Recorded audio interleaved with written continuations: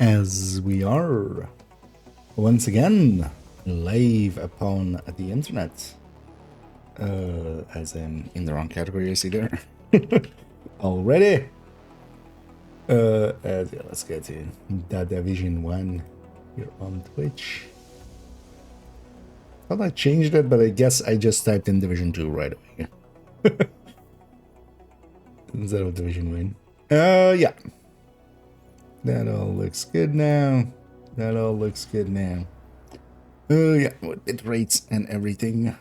And yeah, let's jump in here. We'll jump into Div 1 for a tiny bit. And then move over to Div 2. So actually, let me in the background already fix up this. It's just working on the folder for the sheriff, as the title says. To record that video fine that I've just been putting off mostly. Just not been feeling it, with also like being a little sickish and stuff. I got some. Now entering a safe area. You ever think about what's gonna happen when all this is over? I let myself daydream once in a while because really, But first let's jump in a little bit here in the one. glad to hear your old friend was We'll at least do a named run. I've been doing some thinking. And brace yourselves. Grab this character's edition. Just gonna get warmed up and then we'll go to 2.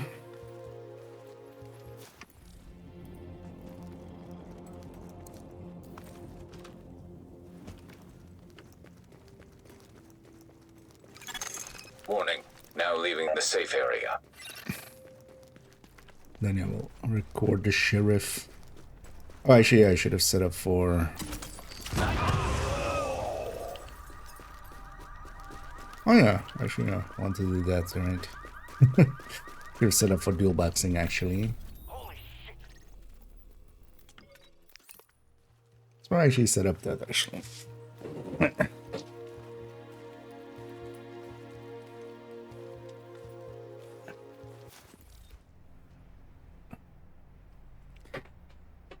Because for the intro, I wanna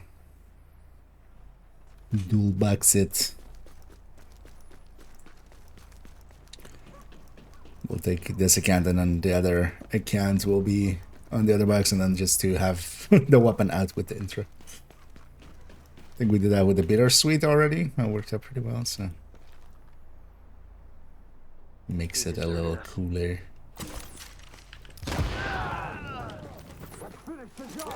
Oh, no worries. Already leveling leveling it up. Yeah, the base game here isn't too long. Like, you can definitely make quite a bit of progress through it. That's what the divisions generally, right? It's more about the end game. That's true here too.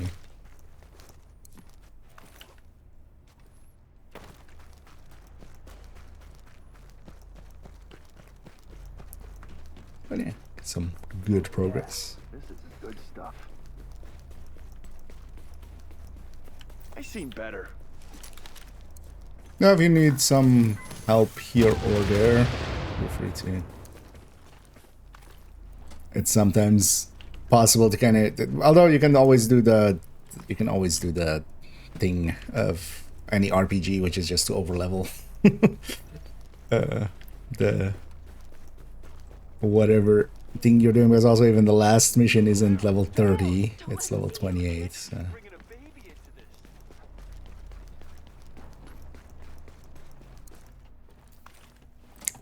But definitely the one has some harder fights, especially some of the boss fights sometimes are. Also some of the bounties, the open world bounties sometimes can be a lot. Let's...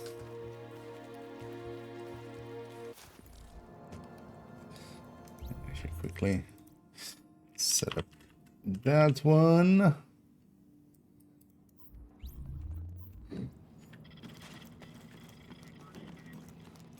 And also, oh yeah, I wanted to actually, but got busy. That's why we're starting late as well. Just planning on looking into. Although that'll more be maybe more something for tomorrow. Just looking into how to kind of get a different instance to go with, maybe like running it through GeForce Now or Luna or something like that. Because I still kind of want to set up for that video maybe tomorrow, where we Everything okay? get Brooklyn. Was starting to think all the decent people were dead. Both running in Div 1 and Div 2, and we just tap between them basically. Real nice. Oh yeah. Div 1 has a whole different kind of, that's one of the more noticeable changes usually. The guns have, it's not just more recoil, it's also, it's like how most games do it. There is random side-to-side recoil, so you're basically have to just Oh, we see you coming, all right. continuously Your prayers. It's a clear shot. you have to continuously be recoil compensating, like actively. Yes, they got him. And yeah, Div 2 is much more, with a lot of guns you can basically do it with muscle memory. If you're familiar enough with the gun. Don't waste no more time. We aggroed these guys. Hopefully it's just Get this over with. the front side of this. 'Cause sometimes there's a few guys in the garage. And they suck if you have to chase them down. Also, that guy took a sticky like a champ. 0 damage. Sometimes when you like direct impact a sticky, especially on a rusher or something that is like moving around a lot, sometimes it just doesn't register, which is super annoying. But yeah, the recoil here is much more random, so you just kind of have to pay attention to it and kind of. But in Div 2, like it's very Readings indicate this consistent, area like is safe. recoils, especially once you kind of. With some Warning. exceptions, You like are the now AUG, leaving the for safe instance, in Div area. 2, it works the same way almost with side-to-side recoil. Negav is very side-to-sidey.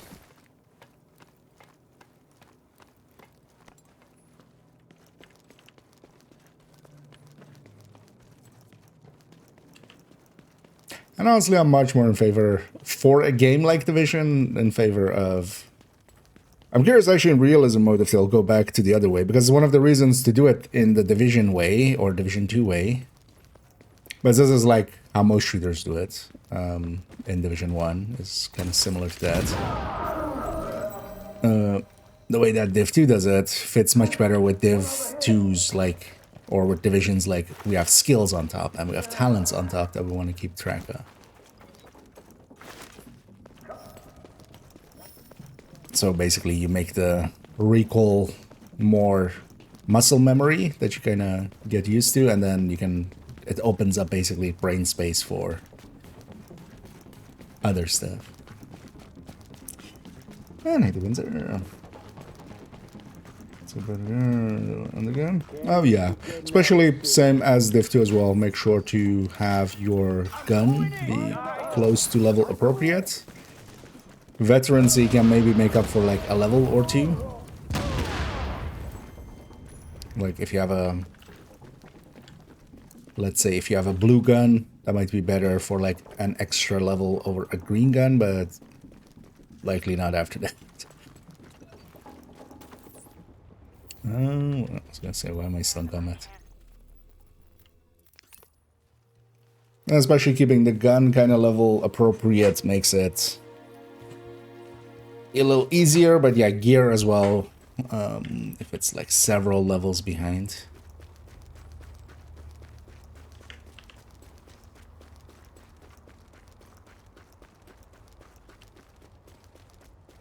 It can add to Take care. Hi. Especially if you like find a weapon with like predatory or something. Predatory can be very nice while leveling.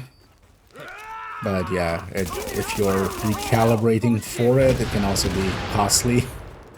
I guess not something you can likely get away with unless you like get stuck or something.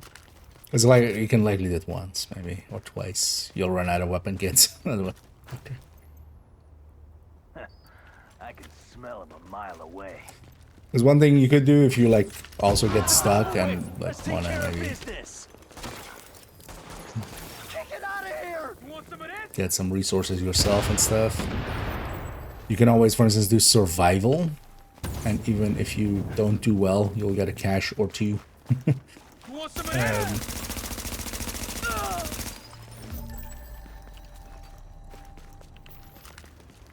And you can sell those items because they'll be level 30 items, so you get a lot of credits for them, and then you could like use that to upgrade gear and stuff.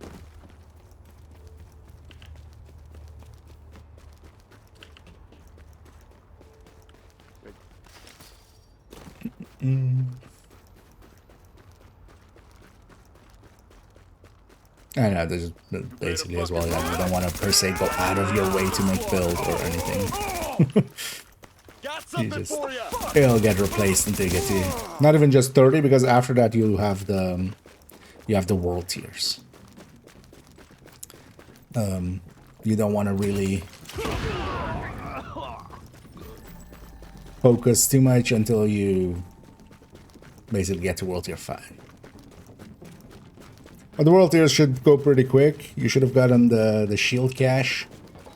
That's kind of nowadays well, nowadays, ever since they introduced them, because, you know, before Division 2 even came out. Getting that, you know, the gear you got from that, equip that, whatever you got out of it, that'll let you already skip like World Tier 1 and 2, I would think, depending on what you got, and if you didn't get like 2 items for the same slot. Keep in mind that likely, although selling also doesn't get you too much anyway, but those resources, because actually in here there's 3 levels of resources. There's like green resource, blue resource, and then yellow resource of the same resource.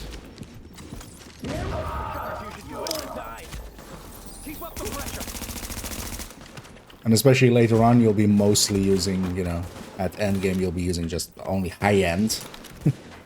And high-end parts you get, like, a lot when you're at endgame,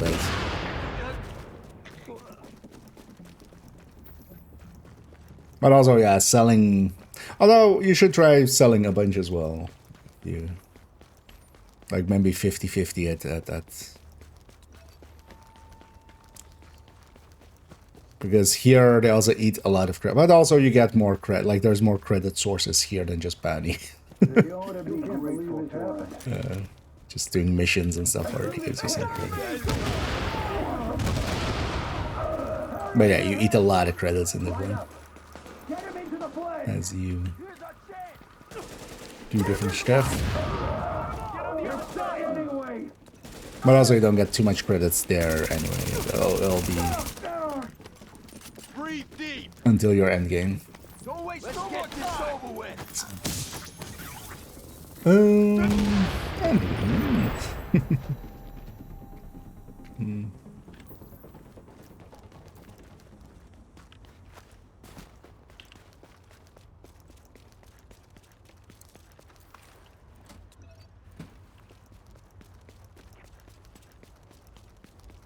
For instance, yeah, here we get the high-end tools.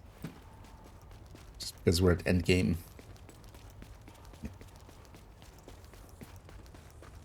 Because you can convert up, but it goes like in trees. So you need like 3 greens into 1 blue, 3 blue into 1 high-end. So Land of opportunity, like, bitches, right here.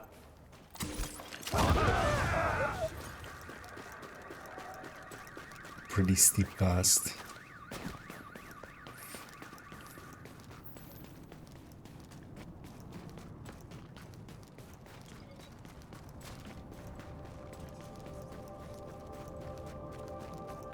Let's come love around coming around this corner and just this street.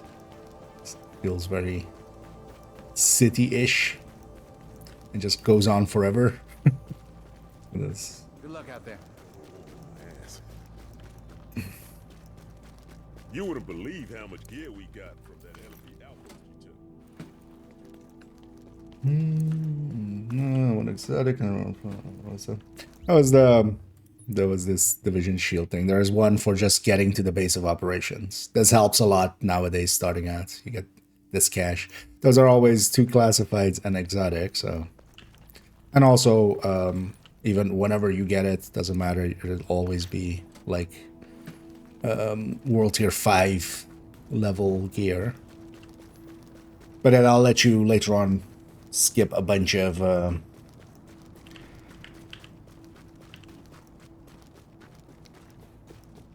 like go through the world tiers much faster. Because basically, the world tiers, I feel it's not a bad idea that they remove them in Div 2 eventually as well. Because it's just kind of grinding just to get higher and higher world tier. At least in Div 2 it was tied to kind of missions and stuff. Here is just, yeah, if you reach the gear score for the next one, you can go up in world tier. Like if your gear score is high enough, you can... And then as you go up in gears or world tiers, the items that drop are of better gear score, so...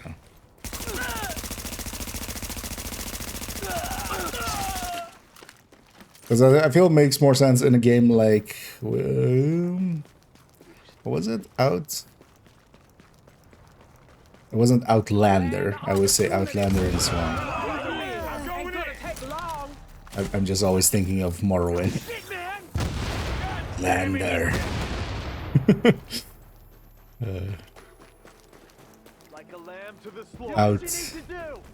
Outfighter?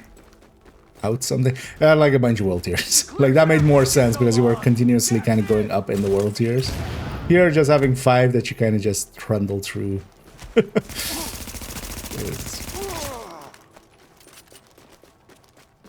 Kind of get it, but also, yeah. Especially because you never also have a reason to like play in low... Oh, Outriders. Yeah, yeah. There we go. Out something indeed. My brain is just always Outlander. Just having heard that just 1,000 times in Morrowind in the past. UNY.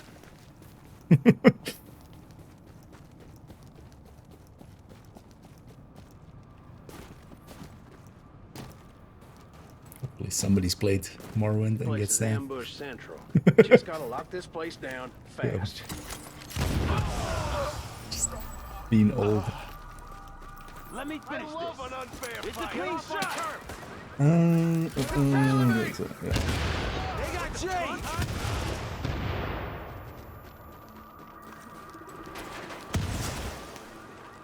Oh, we have both of the ways. That's quite rare.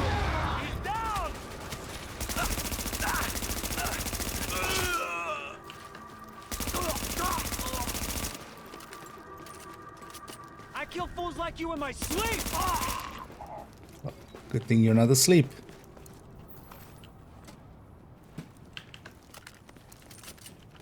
You're awake, so you can't kill fools like me.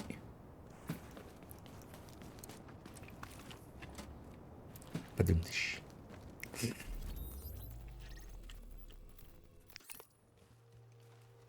But then Outriders, there was like a ton of like world tiers. It made a little bit more sense. Well, it's basically like the same as Diablo's whatever. Also, that's his Diablo 3's Paragon system. It's been like ages since I've touched Diablo. But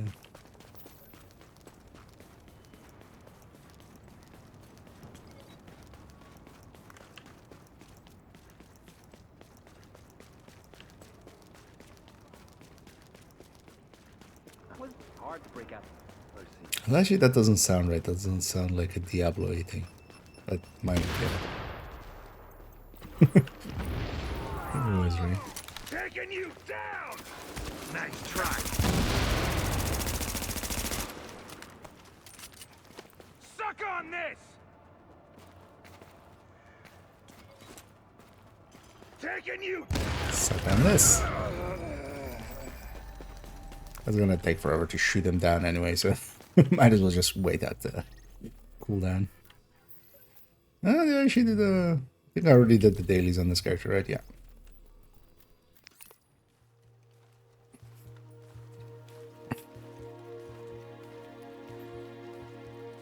And yeah, once you get to end game as well, a good thing to do is do all your dailies. These are always like simple tasks, but each of these gives a cache.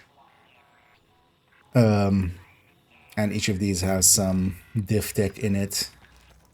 It's one of the things I Now definitely entering a safe area. do consistently is just do the dailies. Warning. Now exiting the safe area. And yeah, diff tech is kind of the optimization resource. It's you use that and credits for optimizing in here. You don't need other stuff. That's also the reason they broke it out into other multiple items. What's your problem, huh? Get down, now! We got a man down! There's more of them! What the fuck? It's actually by splitting it up into different resources, it incentivizes to like, hey, do upgrade some other stuff in there. Yeah, Mask of the Nomad. Classified.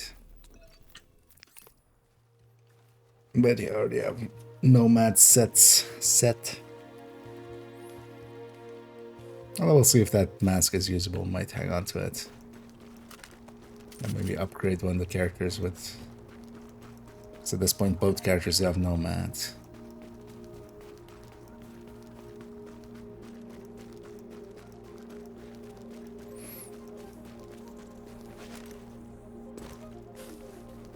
JTF doesn't know what's good for it. Hey, I'm not one of them. Where's that? He's there somewhere. It's like, where's the third one, man? Guess he was hidden out behind the other guy.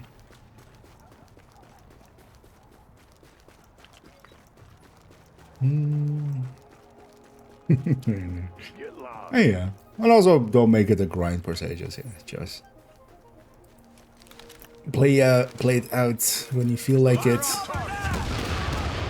And then, especially during the global events, it's also usually busy and a good time to kind of spend some time.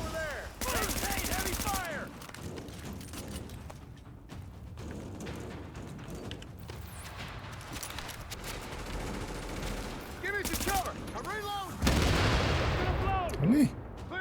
Stickies. Why do you so suck? Or seekers?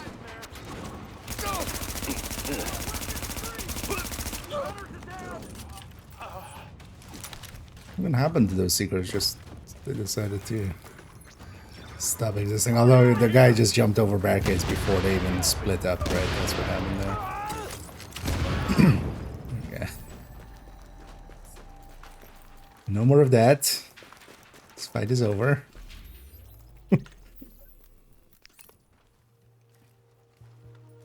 Build with a birdie. I don't have one in the build connection, mostly because while you could use birdie, I end up in basically any healing build using BTS2 data gloves that are just... They're really powerful. Warning. You are now leaving the safe area. But you could take any of the full healers and stick a birdie in there. If you really want to run it.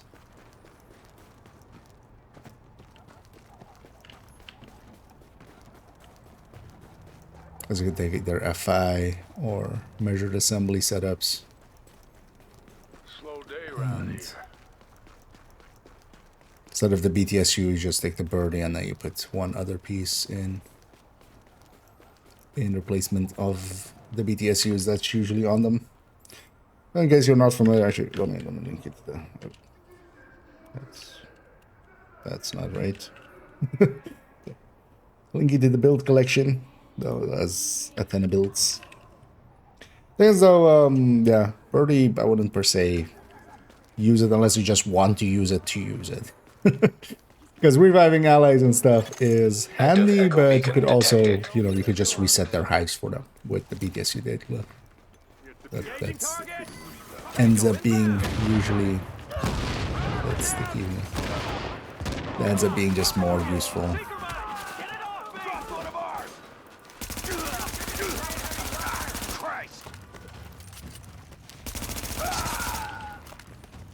There's plenty of gear, especially in Div 2.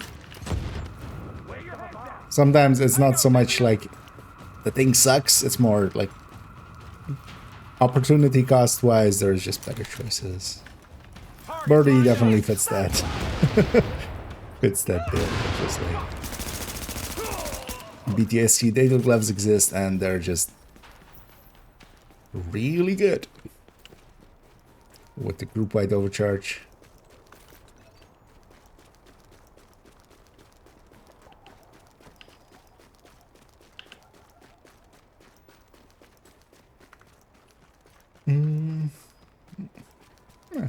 You're welcome.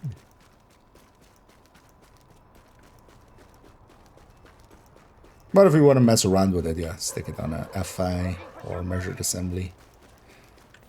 Because I've definitely messed around with it. It's, you know, once in a while you'll get to do a revive and go like, I did a thing!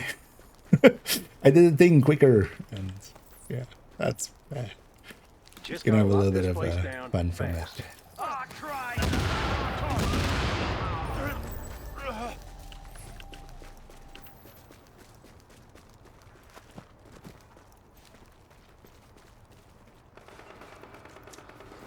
Sticky from that far away. Delete that wave. Let's wait for my sticky to mostly be back.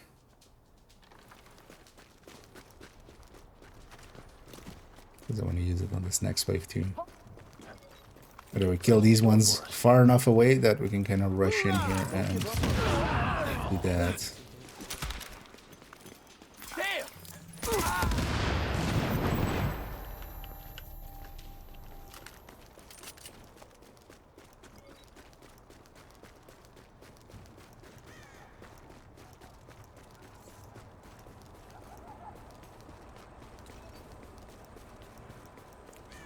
So we have the weapons at the end. I'm gonna take him out. We got a fight on There's more of them. He's hit.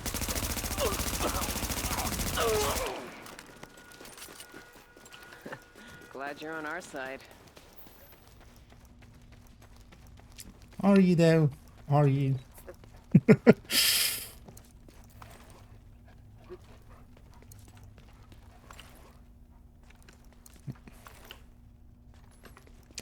Let's take this back to base. And hey there, Merger. And a good day to you too. Hope everybody's enjoying their Sunday so far. Readings Looking indicate forward this area is to, safe. well, tomorrow we'll likely figure out when exactly this, you know, the patch is coming. And then likely, hang on to this actually.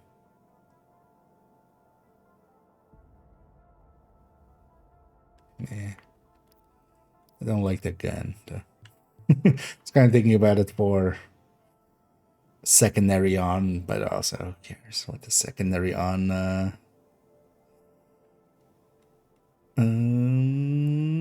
sentry would be.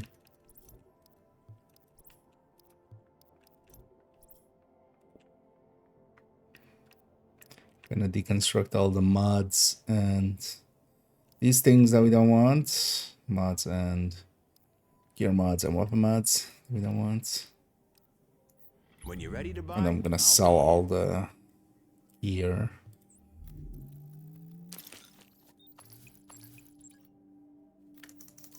So we don't need more textiles. Your attention, please. JTF But I could would like to sell a thank you few. for your patience Oh, they want to keep this pharaohs. Cooperation is appreciated. Thank you. Oh,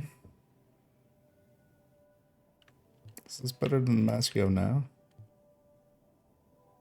No, it's basically the same mask you have now. I think the other character has a much better mask, so... let's check, actually. Don't remember what mask they have.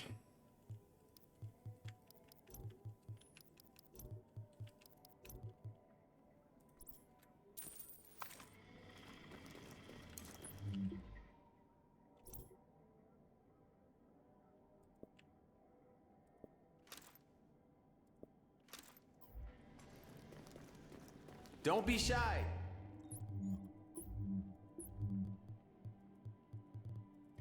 I really have division shield wise was I even got this this one done, the underground hunters one. Collected all the exotics and stuff as well. These are pretty good as well, actually, trying to get them done. Because some of them are also pretty easy once you get to end game, like for instance just getting 25 landmark clears. This is not like 25 different ones, it's just 25 cumulative ones. And even if you get murdered along the way, you can still, you know, you'll just jump somewhere else and get some some kills in. Please register with Dr. Ellis for appointments. Yeah, let's actually jump out to that other character real quick and see if we can maybe get into Last Stand, although I'm not giving it much chance. Let me actually see anybody that's streaming Div 1 in a Last Stand match. Oh, I see somebody there.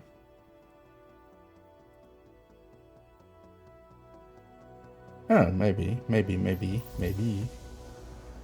I see them being in a matchmaking with like almost a full match. I really want to get rid of this Benitez voice lines here. Actually, nice. Actually, I did some earlier today as well here in Div 1. Just Dash was a little full. Well, this is loading up. Agent, before we pulled out of the dark zone, the brass airdropped in some shade tech stations. Until you to do one coordinate Last Stand local ops. match, it will. Thing is, those tactical sites are still in there, play sitting on all this. sorts of intel. We want it back. And the annoying thing does is, to every matchmake world for agent in the this, city. we have to talk to this guy, What you are And then- looking at is and then watch this video, which is unskippable. Agent, let's get you up to speed on what you'll be dealing with out there. We need you to recover critical data from shade tech stations that got left behind in the dark zone before rogue agents can intercept it. You'll have to capture all 3 stations at well, each actually, objective we'll to start discuss the uploading sheriff data. later on. I'm gonna record a video on it. You can Build wise, enable I'm turret not and gonna pulse give it a fortifications at dedicated certain build or objectives anything. to It's gonna help go into a defend bunch of them. builds. Activating them Coco is a requires really shade good tech spot that for you can it if recover you from use it in enemies groups. and finding crates in the dark zone. Oh, and another thing. Hunter's Be Fury, aware of the 2 obviously. tactical boosts Strikers you as can a use to enhance your secondary. squad's performance. I was Points for running it kills earlier with and OD. point multiplier. Also You can works activate decently these well. with shade tech as well. Remember that you're part of a squad, and everybody has a role. Collecting shade tech to power up tactical boosts or fortifications can be just as important as securing objectives. But it's more Teamwork is the akin key to to like, winning you this know, fight. how you use an Elmo. It's there's I need no the like whole file Elmo before I build. can It's decrypt Elmo it, you so use make in, sure like, we get to here and there 100% and before everywhere. the enemy does. PFE, Good well, hunting. likely it'll become the main weapon as well in the PFE shotgun. That definitely. one of the shade tactical Maybe terminals dropped on into some of the PZ PFEs as a before we pulled out. secondary. They were supposed to help coordinate ops, but Did they already get the match going? I think, or are they a different region maybe even? Let me have a peek. They might have taken too long to watch the video and everything.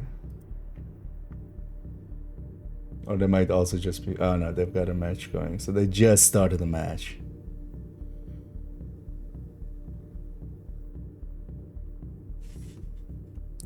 You know what I'm gonna try to do? We're gonna snipe the next one. I'm not gonna sit here the whole time. let's get this something on this character. When they're getting towards the end of their match, because that's usually what's happening. There'll be like one match going. And then when everybody gets out from that, basically, you know, everybody jumps back into the matchmaker and they'll get another match going. It's kind of how it is. So I'm watching somebody who's in a match. Because yeah, I really want to get rid of this. I really want to get rid of this.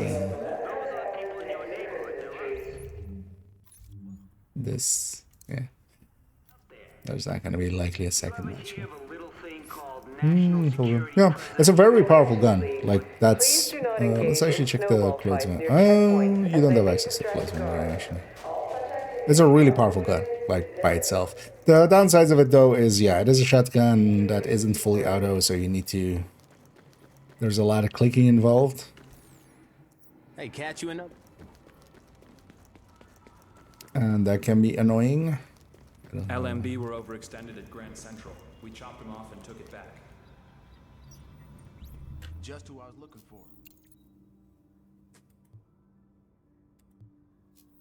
Maybe we just get this just to get the unlocks on there. Well, I've kind of decided, yeah, we're not going to keep the character this way. There's no real use to it. I do want to do one more HVT set with them, but so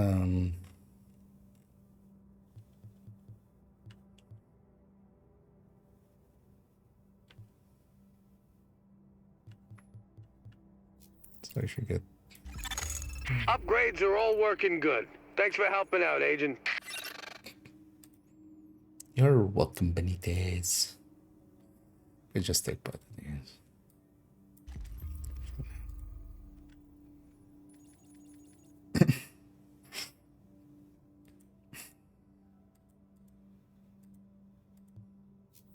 We got a serious threat I need to tell you about. Now we're cooking with gas. You are hereby officially my go-to agent for classing to join up. So we did this character kind of weird, where I kind of boosted them with main accounts, carrying them around. That way, they didn't need to do any of their side missions. I was hoping it would break some stuff. Perfect. Maybe now in the same way that we break. Refurbish weapons, Agent. Thanks to you. Supply line up and running. Now we can load up convoys and move them out to where they're needed. Bounties with bounty cheesing, kind of bringing those this Dark Zone operations West End center will help us plan bounties rescues to. and ops in there, Agent. Great work. Hey, nothing to worry about. I'll see you soon. Do I have enough for another upgrade? Actually, just to get the upgrade message also to go away. Watch yourself out there. We need you, okay? Kind of keeping an eye out on the match there. Because it would be nice to.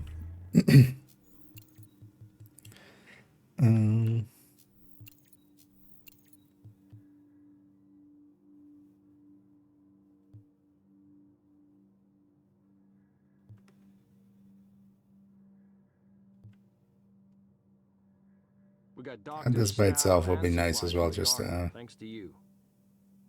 yeah, let's just get that for the DZ resources that we get on this character.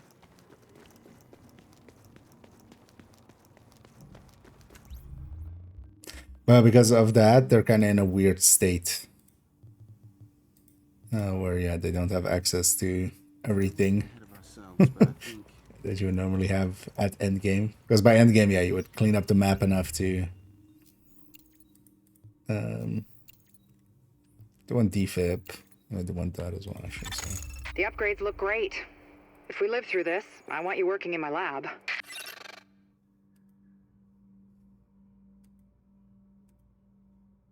Kind of have to have defib.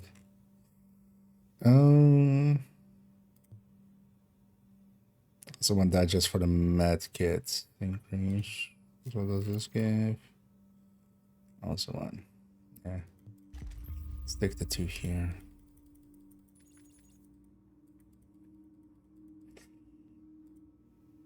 But yeah, but some in a kind of annoying state. And also, yeah, so it doesn't seem to gain as much. Looks perfect. Because it puts the Can't thank you bounty. enough, but I will bring you something It's from my interesting wine that in Div 1, they have Great. that tech, but they're not using it in Div 2. But for instance, the bounty that goes here, it will just go over this, it will displace this, and then once we complete the bounty, this will be back, basically. Which is interesting that they have that tech here, but they don't use it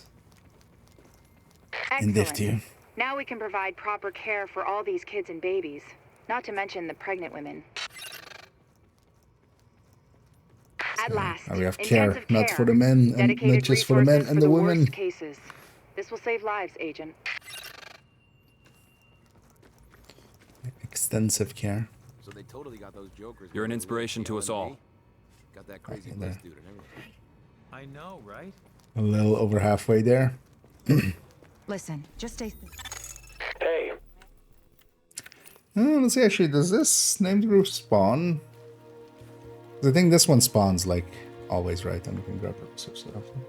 I think the Ravenous is not using any of the weapon damage that is added by your gear. warning. We're exiting the safe area. In what way do you mean? Keep in mind that the stated weapon damage on the thing is... It's kind of like with shotguns, you have to divide it by 2. If you use it in calculations or something, and you're using checking numbers, you have to divide it by 2. Oh, I mean, there's explosions.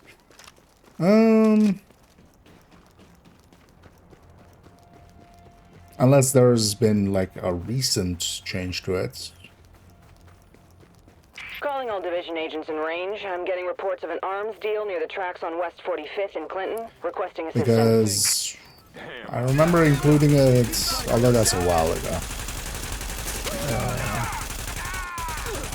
We included it in... But I would be surprised if they touched it since. Yeah, there's not going to be much information on it out there, but it works kind of basically as stated. If both pellet hits, the explosion basically gains a little bit based on your weapon damage, and then when you trigger it, it is based on... Like, keep in mind that weapon damage is basically, yeah, weapon damage plus total weapon damage plus DTA, DTH, and DTOC. It isn't, like, including any of headshot or crit or stuff like that. It's similar to, like, what the Pestis calculation is based on. If you're familiar with it. Detonate use the damage deterrent as well as undamaged, but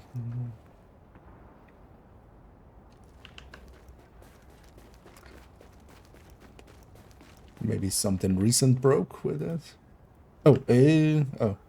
Shit. They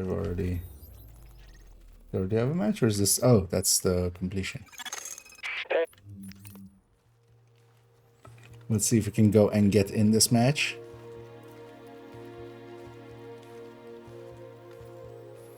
Because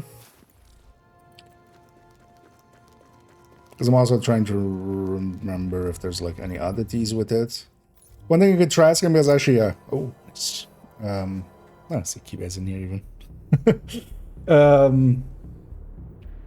You could try asking in the official Discord, because it gets used like in speedruns and stuff a little bit more, so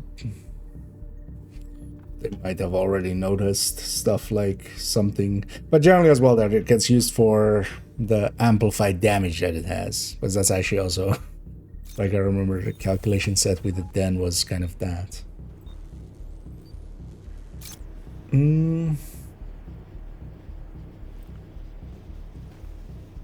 Actually, I should have changed builds, but I forget. Alright, capture and hold objectives to start uploading data. Holding additional objectives increases upload rate. Get out there.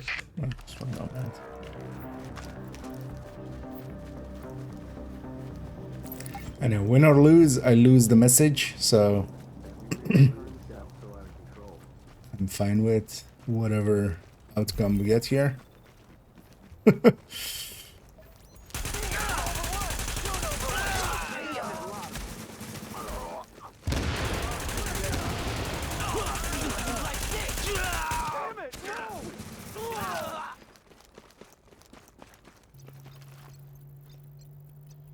Win or lose, I win. We've got Alpha. Your spawn relay is enabled. We've gone ahead. But yeah, I would have to like mess Turret around with it activated too. at Alpha.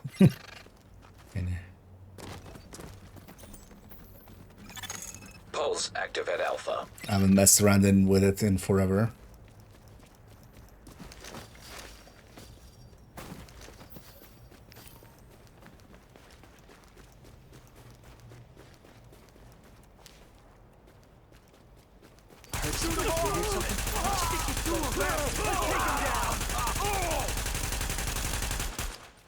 Charlie's under enemy control.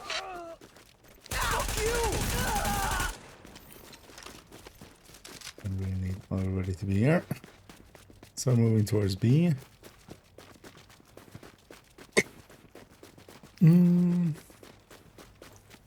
But if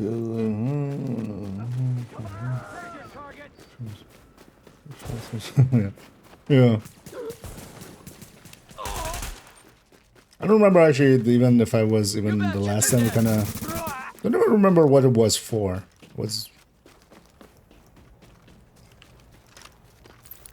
I think it was with Coco. So actually start of this season. Last time I look more at the amplified damage than at the explosions. So, wouldn't be too surprised if maybe something is broken with explosions. But.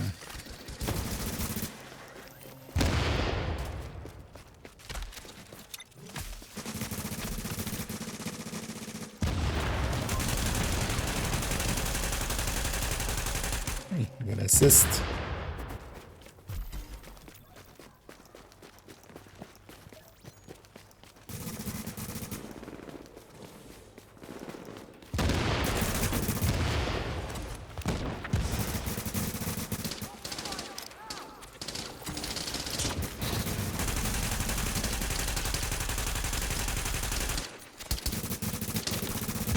Oh, their final measure.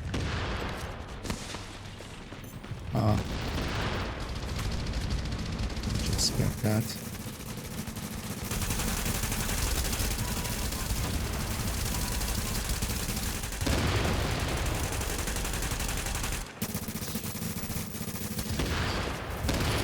That.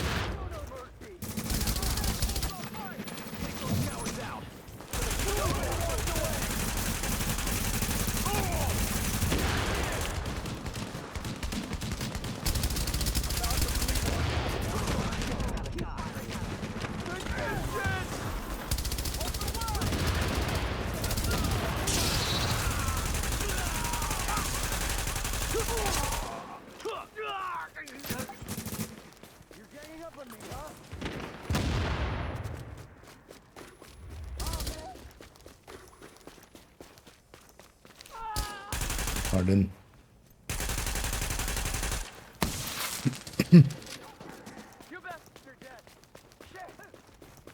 So shouldn't we capture this? Maybe. But yeah, I could try asking there because I know some people are kind of fan of the RAV. I haven't really paid attention to it, especially more recently. We've taken control of Bravo.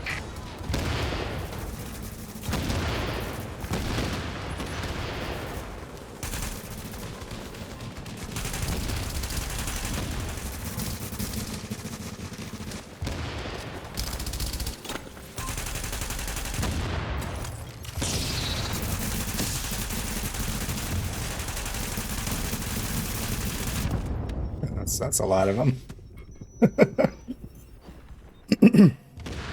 But yeah, they got benched up there.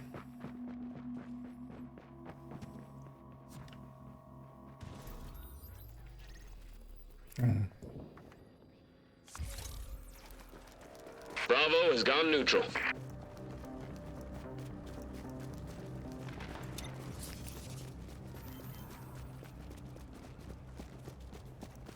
Especially with a mode like this, it's very much about bunching up and moving as a blob. Like if there's a blob of 8, especially, it's kind of hard to break anyway. But yeah, here for instance, yeah, people are going in one by one and kind of fighting their own fights here and there.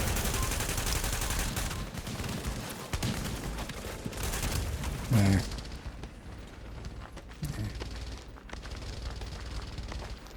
Nah, they're gonna finish me off. He's fine. 60 seconds until tactical boost can be enabled. Did I not? Yeah.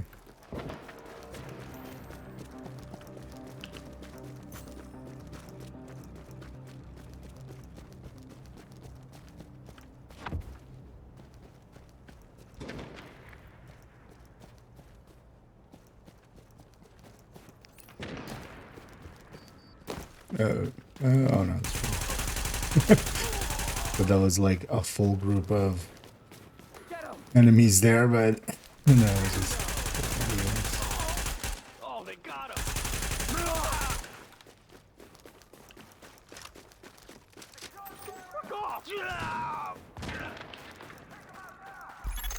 Tactical boost available in 10 seconds.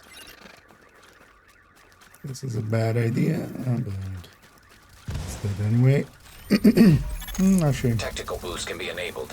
We're mostly here.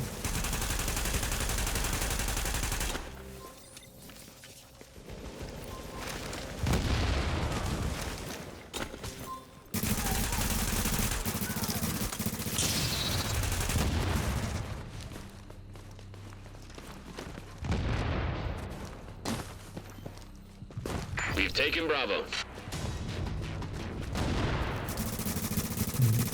Carrying me.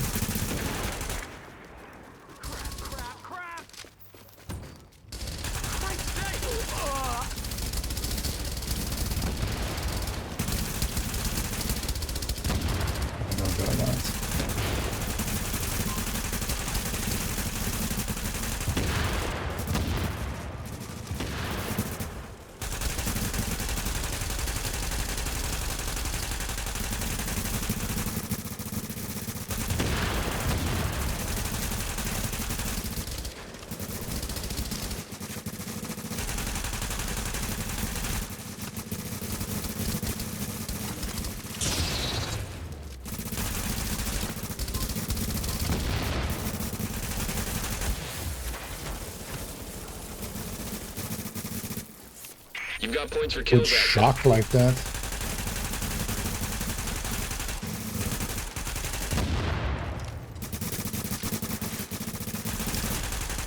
Points multiplier is now live. And yeah, the hit reg in 1. This is the main reason I don't ever want a PvP in the 1. The tick rate here is 30, so a lot of movement. If you put a lot of movement out, it's just gonna, like, this guy is just like, it's not even worth shooting at him. But then yeah, the thing is, the second we stop shooting at him, it's over for us. But yeah, the chicken dancing in the 1 is the main reason why, like, I don't consider PvP here even like an option. It's with a tick rate of 30, and this is also the reason they went to like smaller DZs. Because if you just have 12 people, the tick rate into is like 60. Might not be 60, it might be 50 actually, but it's better than here.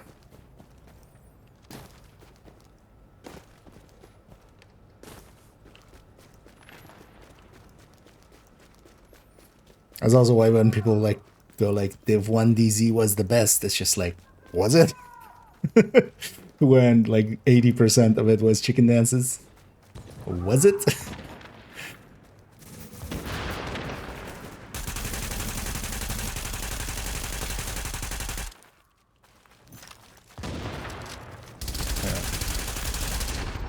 Yeah, I can't trade with players really set up for that. Actually, let's try this. Wait, do we always count as in combat in here? Thought you could change loadouts. Bravo's gone neutral. But unlikely we're enough ahead that we're gonna win the match.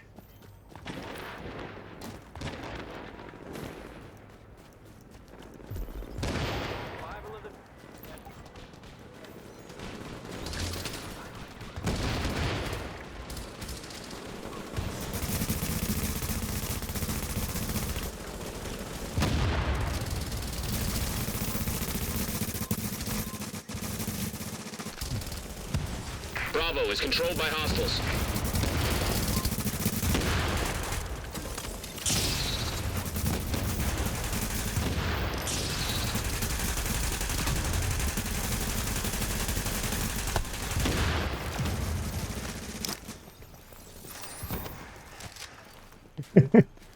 Having a street fight here.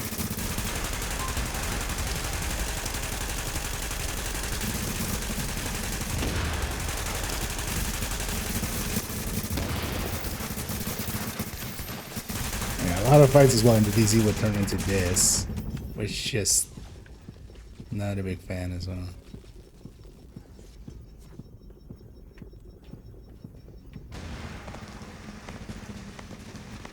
Did they lose? No. Wait, where's him in the back here? Is this like a dead end back?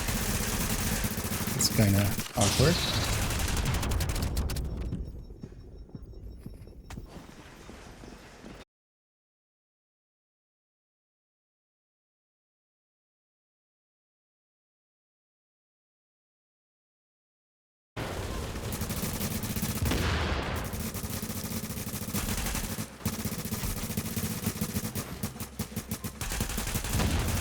Points multiplier is active for the enemy.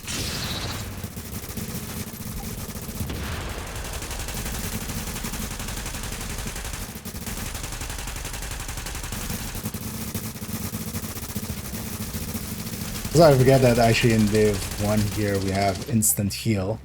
Because I forget to heal actually most of the time. Whereas I should be just popping that like in the middle of a fight.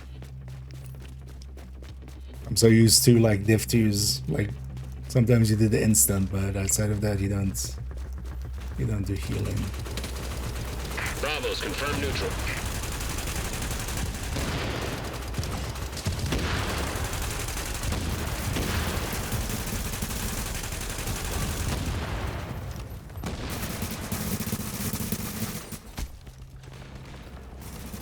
Points for kills is confirmed active.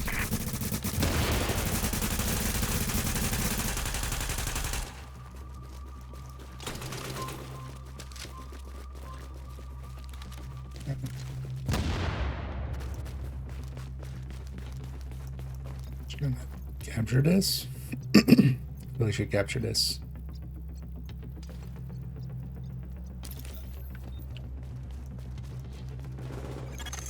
Rogue agents are assaulting a fortification. Fortification eliminated at Alpha. Oh, the easier test will be just to I thought these were friendlies actually. But yeah. So these two running around, I thought they were friendlies actually. I wasn't paying attention.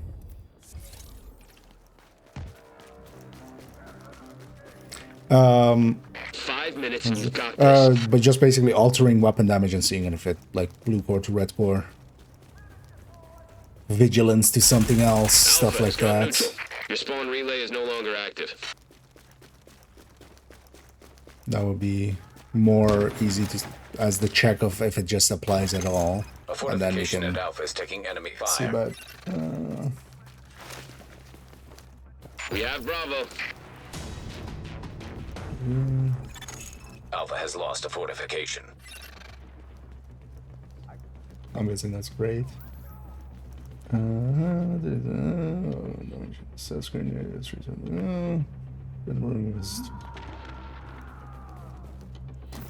Yeah, but keep in mind it's divided by 2. The stated weapon damage is divided by 2, and then DTH, DTA, DTOC on top. So actually that kind of looks about right. Because keep in mind the stated weapon damage is for both shots, unless I'm like forgetting something. Bravo's gone neutral. Oh, they're capturing Alpha even. But also they've lost. Turret enabled at Alpha.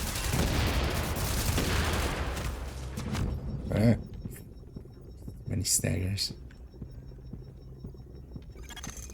Turret activated at Alpha.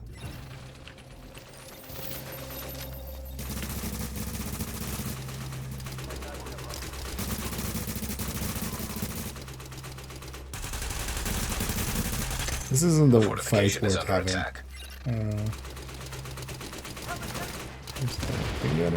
This isn't the fight worth having. I'll be real sorry about Fortification eliminated at Alpha. Stat pad a little bit. Point multiplier is now available. Man, strikers. We've taken Even hit Alpha. so hard. He was Your spawn relay is likely active. fully stacked at that point. That's one for the good guys. But yeah, that we're gonna lose on that. Don't think I contributed much, but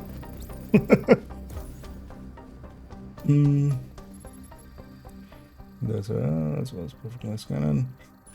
Glass cannon wouldn't be, it would be in the actual shot, but it wouldn't be in the stated weapon damage.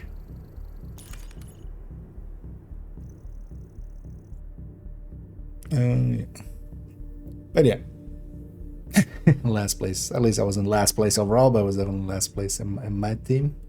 But that's also what you get when you take a PvE build into PvP.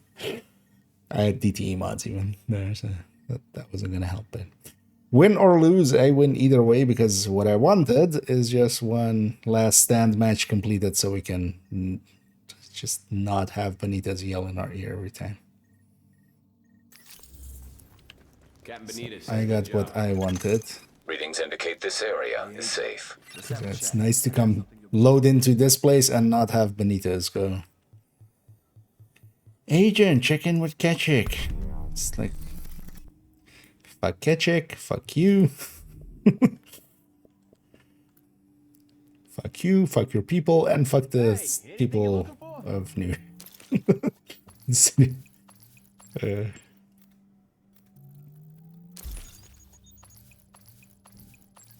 And I'll say I will never play Last Stand again, and I'll have 100% win rate.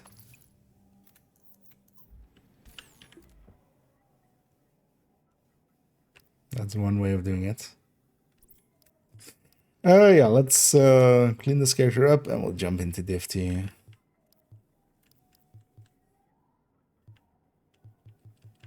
I'll be here if you change your mind.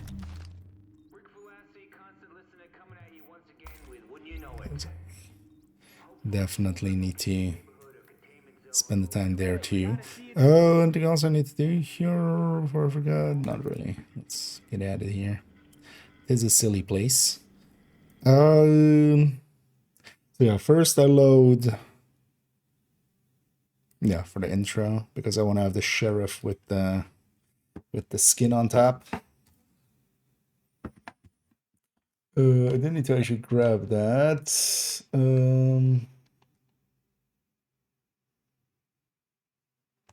Let's get that character then.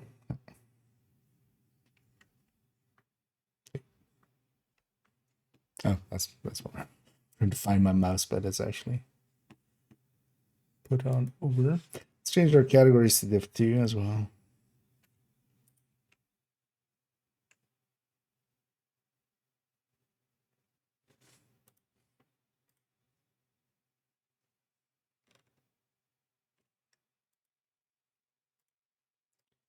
That one. And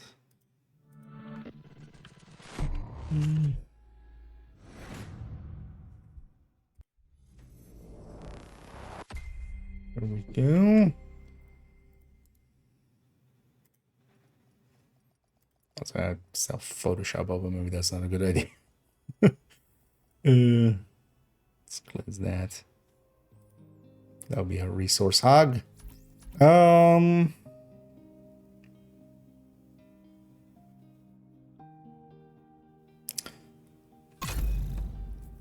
Load up there. Let's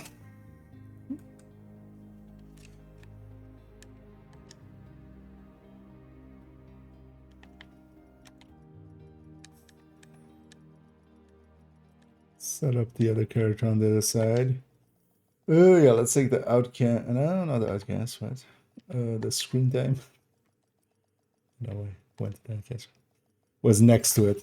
Safe area entered. Let's grab the sheriff.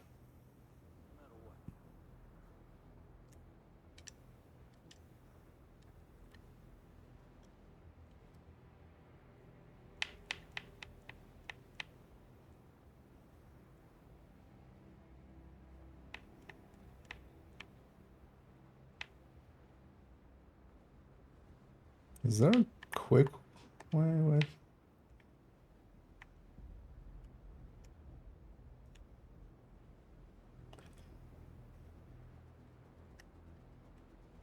Isn't there a quick? Oh shit! Right. To scroll down and like.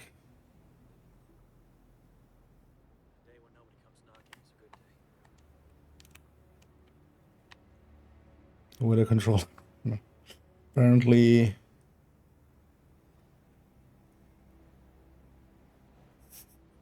Get all the way to the shotguns in the stash here. Basically setting up main account there, just so we can have a better kind of beauty shot.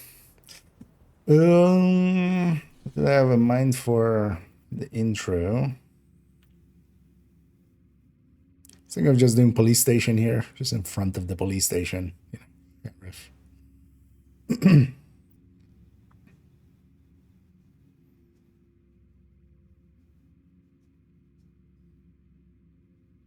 Is there anything else that will work? Maybe better. Yeah, let's just go. Well, let's just go there. What are you running that? Okay. And then after the intro, we swap accounts basically. So for each primer, we devise a house for each primer. No, it's just basically the stated weapon damage is the same for shotguns. So shotguns basically. The number that it says here is divided by the 8 pellets, right? Like, that's how, because otherwise, yeah, it would, you know, it's not doing this per pellet for an ACS or something. For the Ravenous, the way that the Ravenous basically works behind the scenes, it's a 2-pellet shotgun, effectively. That's kind of how it is set up. Because of that, because it's shooting, whenever you pull the trigger, it fires 2 shots, that base is effectively divided by 2.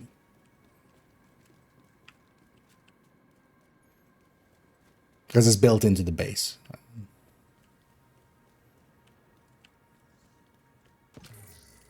That way. So it's a calculation because of the, yeah, exactly. So then it makes more sense because yeah, then it lines up a little. It's dividing it by 2, and then in that weapon damage here, it's basically just the weapon damage. Then you would have the total weapon damage on top, things like class, things like DTOC, DTA, DTH. I'm not 1000% sure those 3. Actually, it would, right? It's most of the weapon damage, especially Ravenous, is early enough that it's not going to be set up incorrectly. So let's clear out this.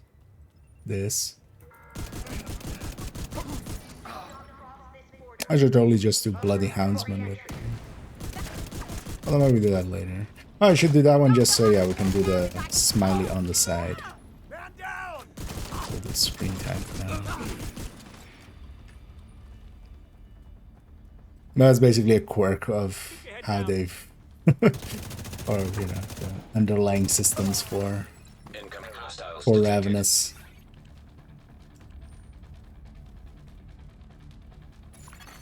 Hostile broadcast picked up.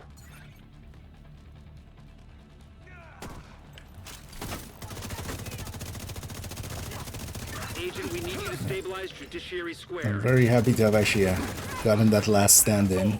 We've been trying here and there all week. And yeah, it makes sense to get it on the weekend.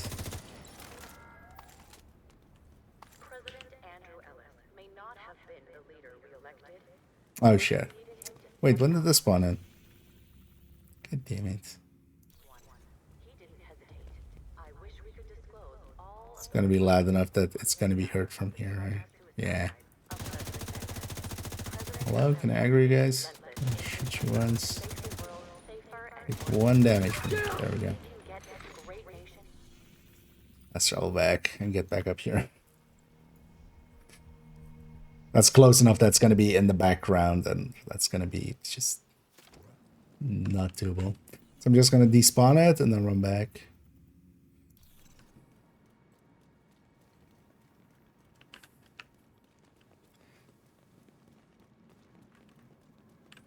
Then that's one of the detail lamps. Yeah.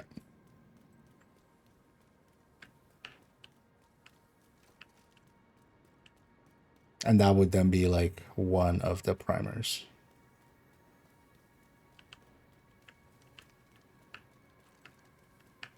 Or, you know, one detonation. I'll check if that lines up actually with like what you're getting there.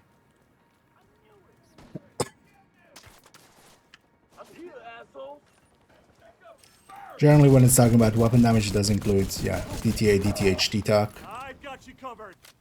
I need cover. But see if it lines up without, but I would guess it would be with. There are some later ones that sometimes don't align with that. It has more gear sets and stuff that got added later. Civilians in danger.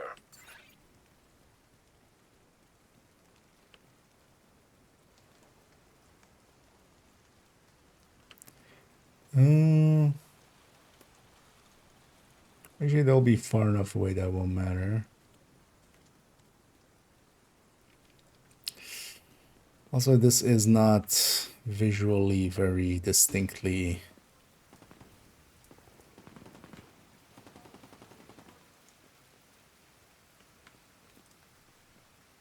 a police station. Also, if these guys are fighting, let's actually go clear this out.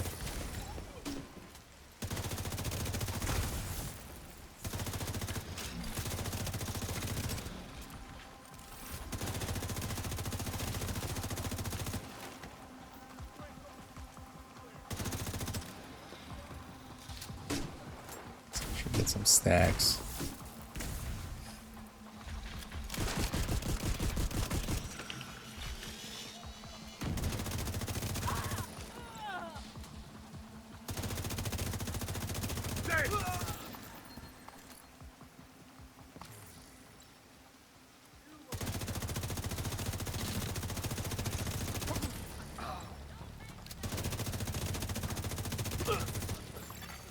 Detecting additional hostile contacts.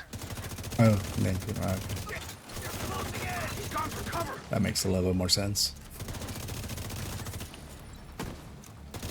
There's no damn way.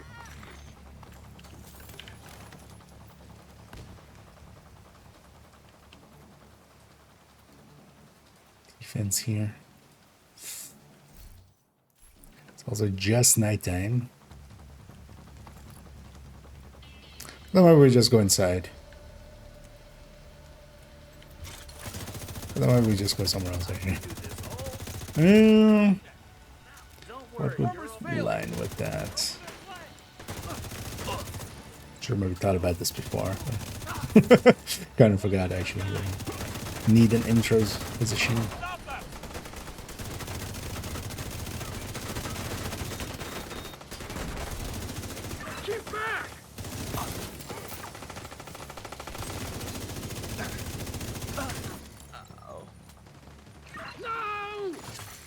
Civilians in distress. That was the last one. Are they dead? Yeah.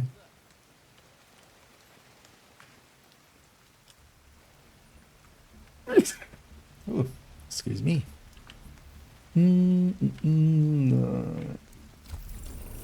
Critical companions, are you gonna miss them? I will miss them. Permanent edition. I think I would prefer them to. I don't think a permanent, like, they work as modifiers well. I don't think it will work well as just an outright permanent edition. But what I would hope they would do is just, like, you know, next season, don't do companions. Do just something else. Do something else modifier-wise, and then in the meantime, iterate on the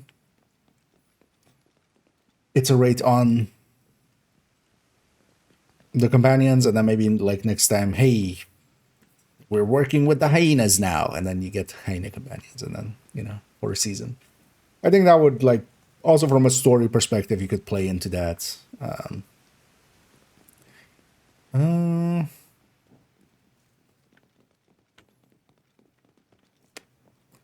Yeah, none of this is like distinctly police station-y. I wish we had kind of the the Div 1 police station. Actually, that would work the best.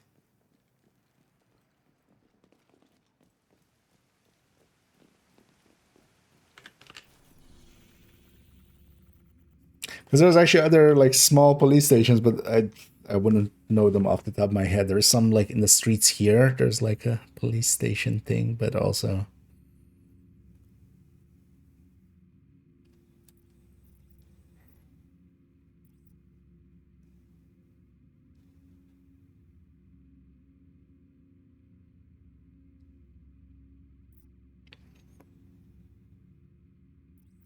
Could go to the start of that mission and just sit under the minigun or something.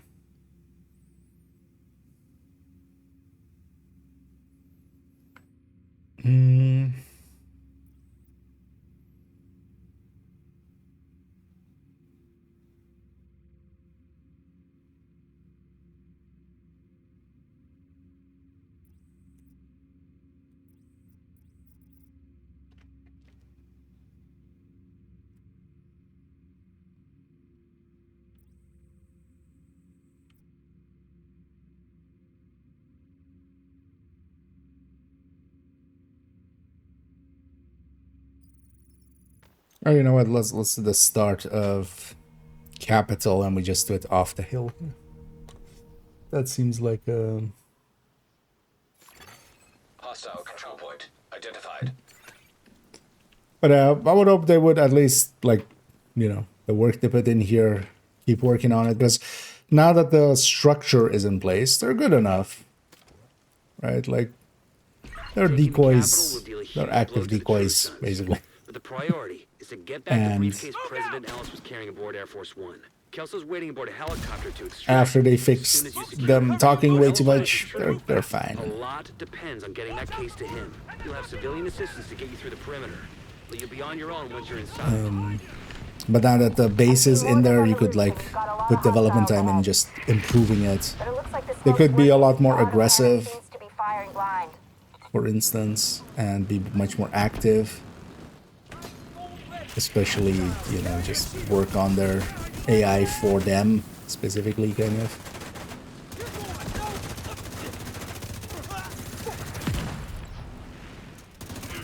Hostile reinforcements converging on your position. As well as well, like, you could make it more complexy stuff, where you could, for instance, have a sniper or something, and you try to, like, place them well.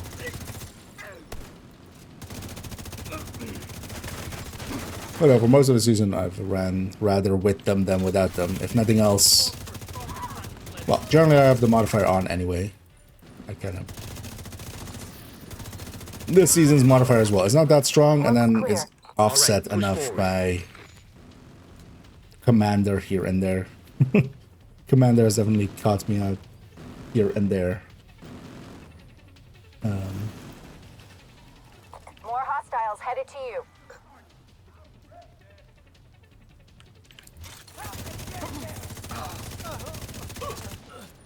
idiot was always gonna get it.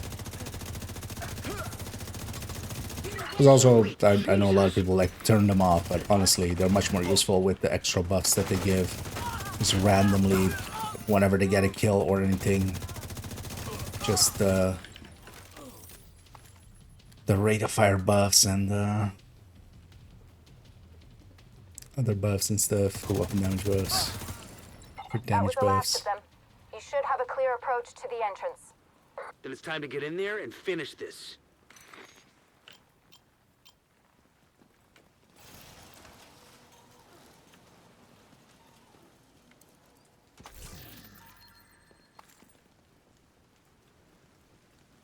That's why we just use this basically. And then this character dressed up as Anderson.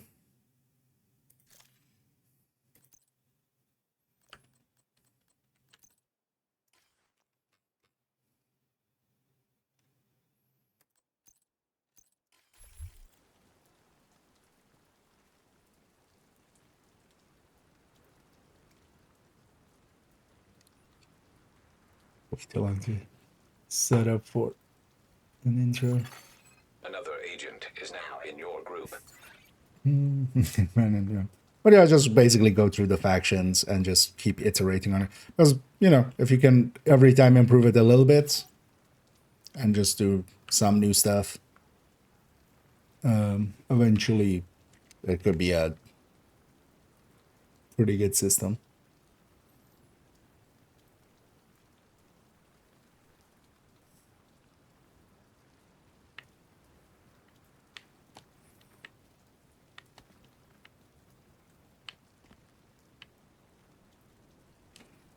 Let's actually see. Also, maybe it's handy if you actually equip it. I need to load that word with a little better.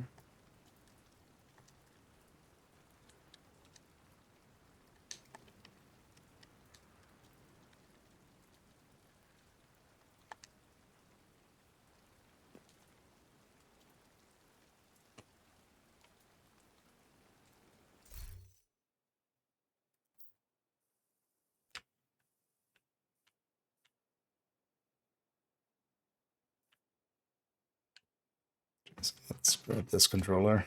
Did I put batteries in this one? I remember it also being out of battery. Although, just put rechargeables in there.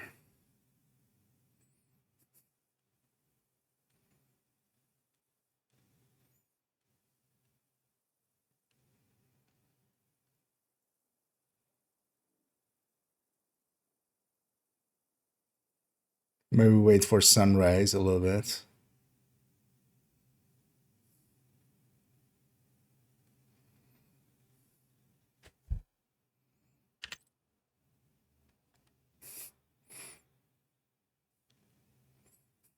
Kind of like this as well with the companion alongside. Although we should have gone like actual male character, so kind of Anderson it a little.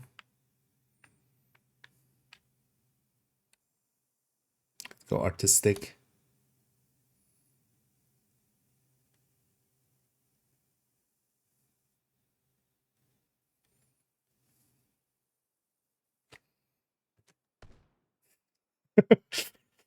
Paying.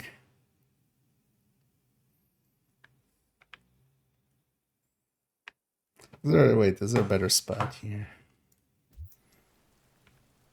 This is likely like the only actual light here.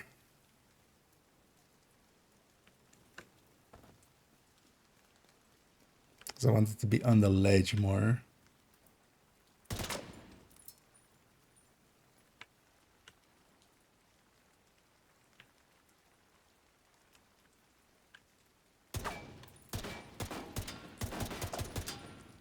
Can I rotate you?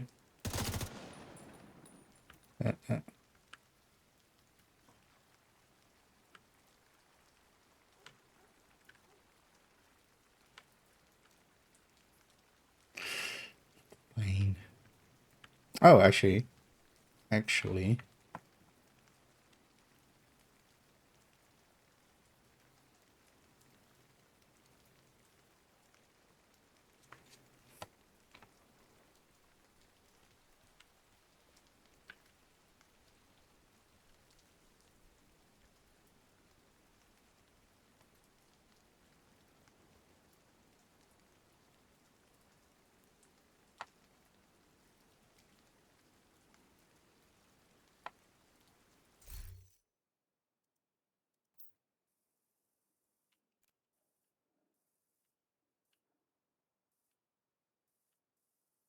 Oh, other way around. Get there.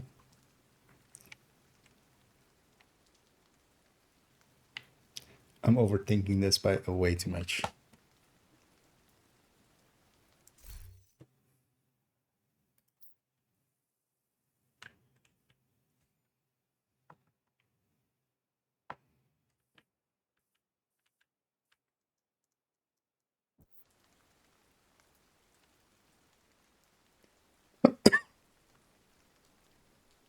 Wait, where did that guy go?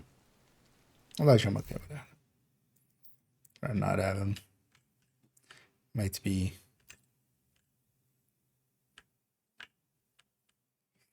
Man, too bad that thing is there. I was trying to like get it like this, but then maybe we take this one to the ledge as far as it can go.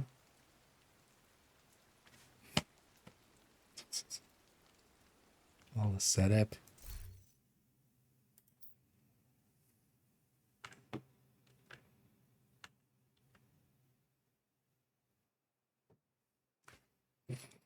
I hate it even.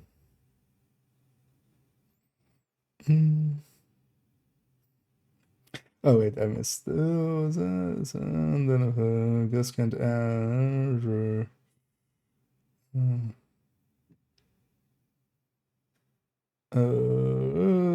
T26. Yeah, what were you hitting before? 206.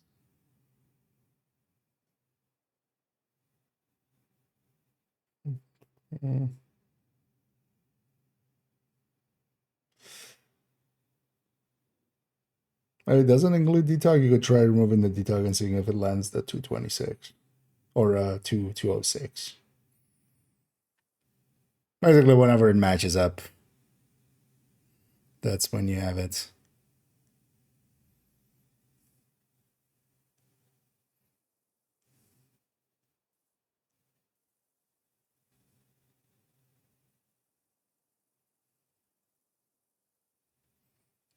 Actually, if I go up,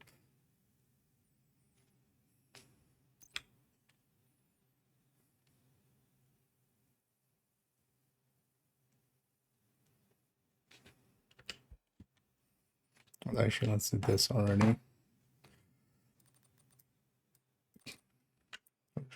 Spending way too much time here, actually. let's just record something. Start recording something.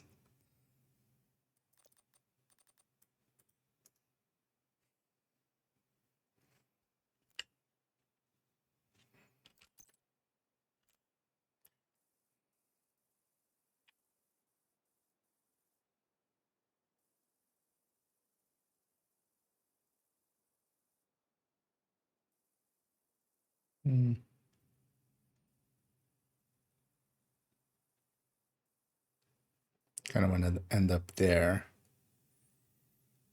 Yeah, let's try a few takes here anyway. Oh well, hopefully like one or two. So yeah, hi Mike. Yeah, in-depth look, timestamps. How it works, and then yeah, go into numbers. Yeah, that'll be enough for intro. Also, hopefully with like the sun now coming up, it'll look even better.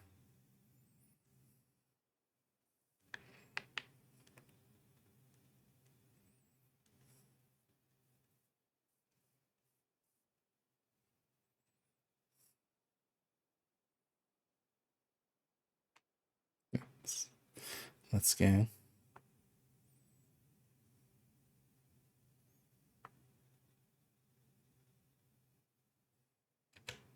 Hi, I'm IKEA. Well, that's energyless. It's also leaning a little bit more. Hi, I'm IKEA, and for today's video, I want to have an in-depth look into the Sheriff. As it's taken a little bit for me to come around to this, as it's been pretty busy for me, and also I've been a little bit under the weather. But definitely, we want to look at this shotgun, and this is a very interesting one. I'm rambling already. Let's be more concise here. Hi. Oh.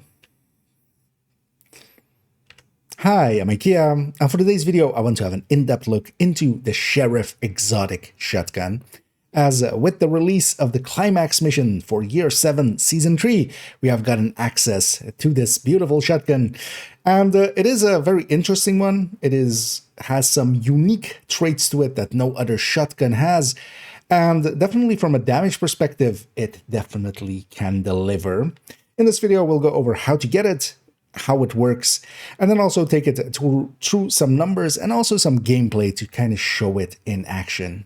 As we do so, we will focus on actually how powerful this can be in the right situations, and also why I don't think it will be a regular use for me, as it does of course require a lot of clicking. But yeah, let's go, get started. Way fogginess game. So as you see if the audio and everything's okay on that. We'll keep that one on. Maybe we do one more take. Can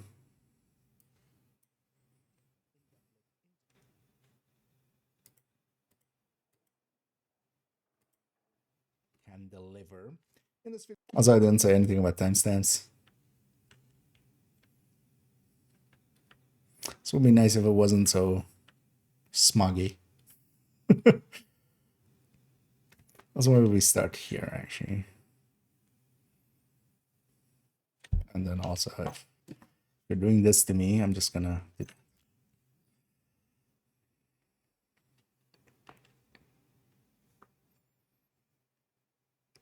Hi, I'm IKEA. Well, it was a little bit too fast on the send in. Hi, I'm IKEA, and for today's video, I want to have an in-depth look into the Sheriff Exotic Shotgun, as with the Climax mission arriving upon us a little while ago, as this video is a little bit late, but this Year 7 Season 3 Exotic that we're getting from the Climax mission is actually very interesting. It does some things that no other shotgun really does. It has a lot of damage potential, and we really need to look at it like that. In this video, we'll go over how to get it, how it works, then take it to some calculations and even show it a little bit in some gameplay. Everything will be timestamped down below so you can jump around as you wish. And let's go, get started. Yeah, that one was like clean. Even though it's like a bland intro because of the fogginess there, but I'm okay with it. Hi, I'm IKEA, and for today's video, I want. Oh, Sheriff. Okay, so now the annoying thing is we need to swap accounts. Actually, let's put you back at White House now. Feel bad leaving you there. Actually, that account also gets to. What's this? We need to swap which account is where.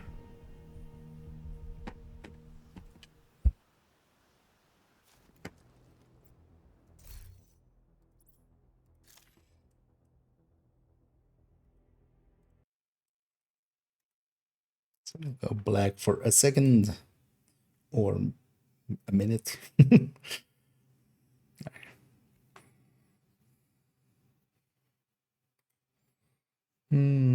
So bye, I'm not IKEA.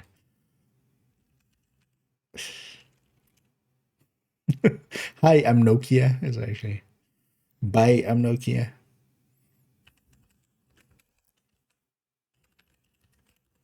I mean, there's already an evil version of IKEA. Canonical one, which is Nokia.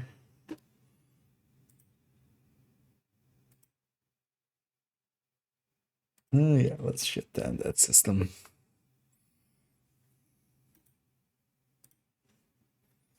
Okay, let's load up here, and then we'll go intro the shoddy. So pour some caffeine in, because why not? Hello, game. Why do I get the feeling you're not actually loading? It seems to be.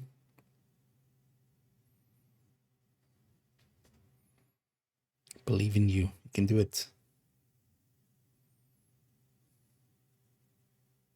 Can you do it? Did you do it? Ah, no, you failed. Did the 0% thing there. The 0% CPU.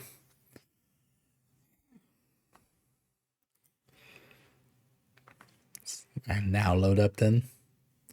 Second time's the charm, right? Right. Maybe wrong, but right. Hi, I'm Ikea. Then they get to some calculations and even show it a little bit in some game.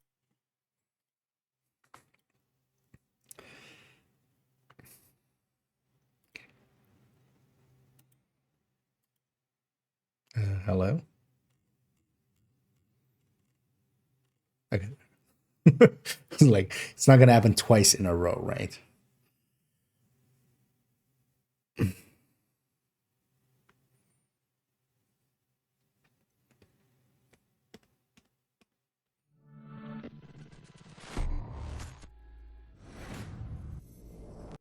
All the clicks.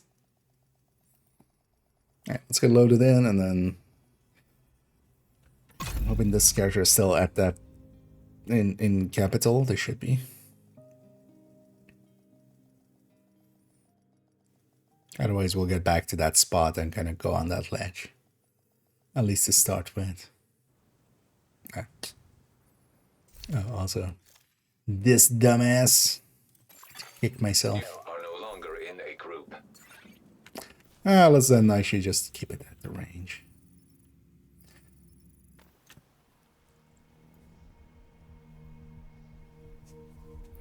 Ooh, one thing I do need is that one in the stash. Because in showing it up against other shotguns, I do want to.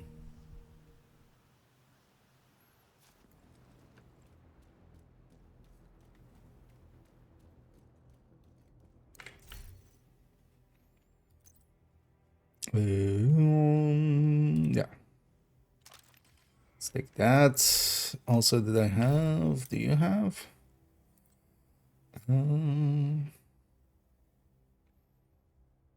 Yeah.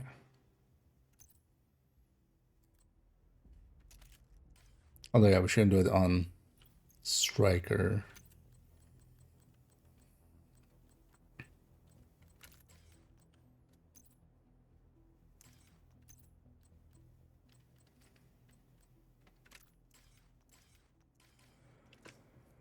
That one, but actually, yeah, let's pick something that doesn't have handling.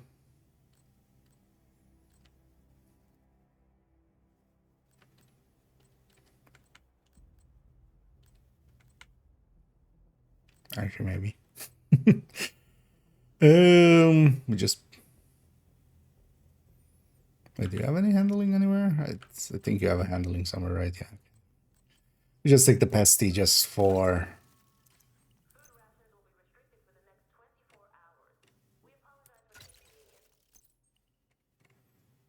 Just for not having any handling. Just the watch there. But that's for something later. Yeah. Let's actually remove the skin for now, and then we'll talk about the skin as well. Do I have a sent here or not? All right, let's keep discussing this thing. Gee, does this work out?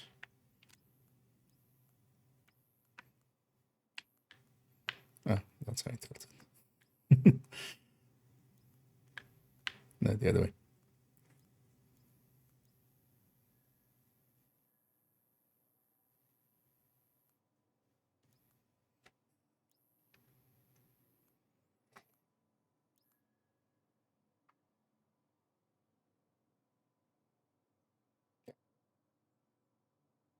Although, actually, first I do where we get it from, right?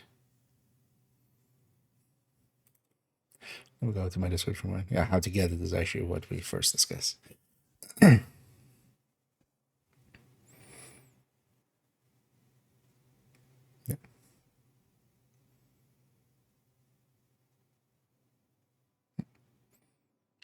And let's do that by starting with where to get this exotic shotgun from. And that is from the climax mission from Year 7, Season 3. And that is the mission that you unlock current season, which will likely be for the next few days. The manhunt, you will have to complete the HVT targets to get access to it. But we're going into the next season, and then it will become a legacy mission, and it will be available basically here at the United Ironworks. It is taking place in where the Iron Horse raid is also located. It isn't the exact same map. We don't fast travel to the exact same point, but you will unlock it through the scouts and then have access to it. There is some bugginess if you are actually seeing this at time of release, where it will only unlock on the character where you have done all of the scouts, or well, specifically the last scout gets completed. They'll get access to it. All of the other characters are eligible on the account, but they won't have this fast travel point. So what you will need is somebody to help you out. If they can basically just fast travel you there, and you then complete the mission on Heroic, you'll be eligible for it on other characters. Then the fast travel point becomes available. But this is basically a bug. But what the bug isn't that the other characters aren't eligible or can't do it at all or things like that. It is just that they don't have the fast travel point. So yeah, you just need somebody to help you out to get there. You can basically, join somebody, ask people to, hey, can I have you for a second if you go there, and then I'll join on you, and then they can leave, or you can do it together. And yeah, that way you can get still access to it even on other characters. But of course, in future seasons, this will be a legacy manhunt mission. And as all legacy manhunt missions are, they'll be available right away on the map. A little stumbly, but we got the points in.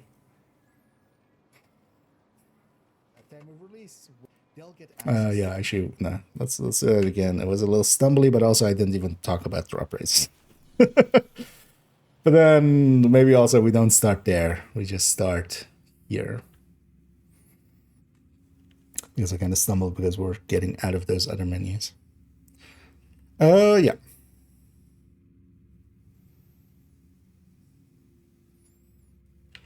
And let's indeed start by discussing first where we get the sheriff. Yeah. And let's first start by discussing where we get the sheriff from. It is from the United Ironworks Climax mission, the Year 7 Season 3 one. And it is located next to the Iron Horse raid, basically. You will get access to it if you complete the manhunt missions, but you don't need to do all of them. As with previous seasons, we only need to do the HVT ones, which is here the 4th and the 7th, and then here the 12th, and that will get you access to it. That's of course for this season. We're about to go into next season, and the second this becomes a legacy manhunt mission, of course, it'll be available right away, the way that all legacy manhunt missions are, so you can just fast travel there. There is some bugginess currently where once you unlock the manhunt, only the character that did basically the final manhunt step will get access to that mission, that fast travel point for it. All other characters on the account are also still eligible for it, but they just don't have the fast travel point. So what you will need is that at that point, somebody to help you out just to get there.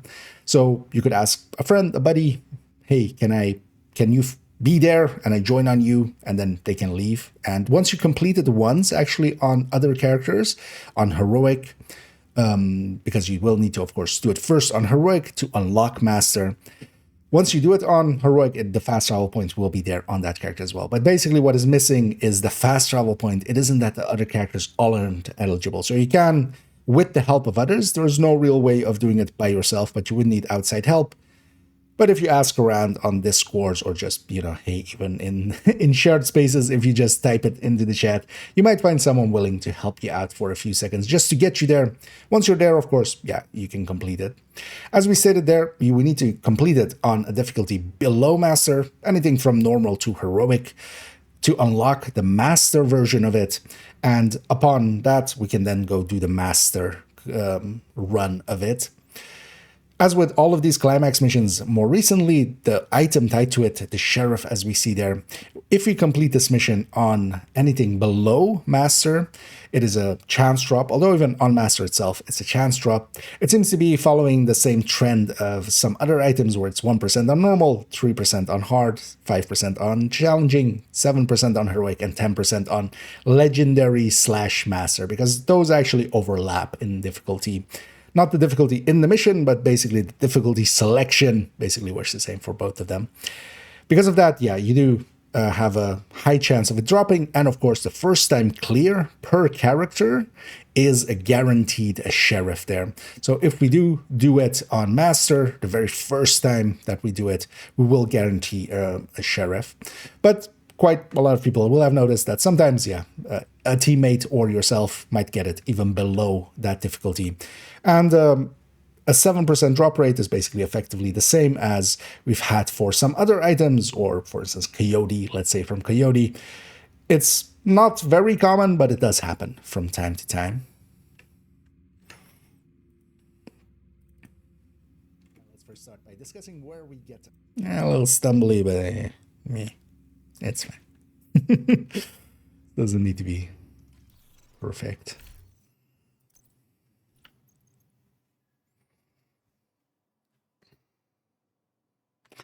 Oh, yeah, let's go into this.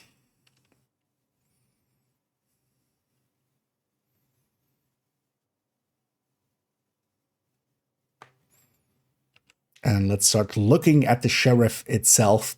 The sheriff here, an exotic shotgun, and with the flavor text, "It's about to get real," not attributed to anybody. Somebody somewhere said this at some time.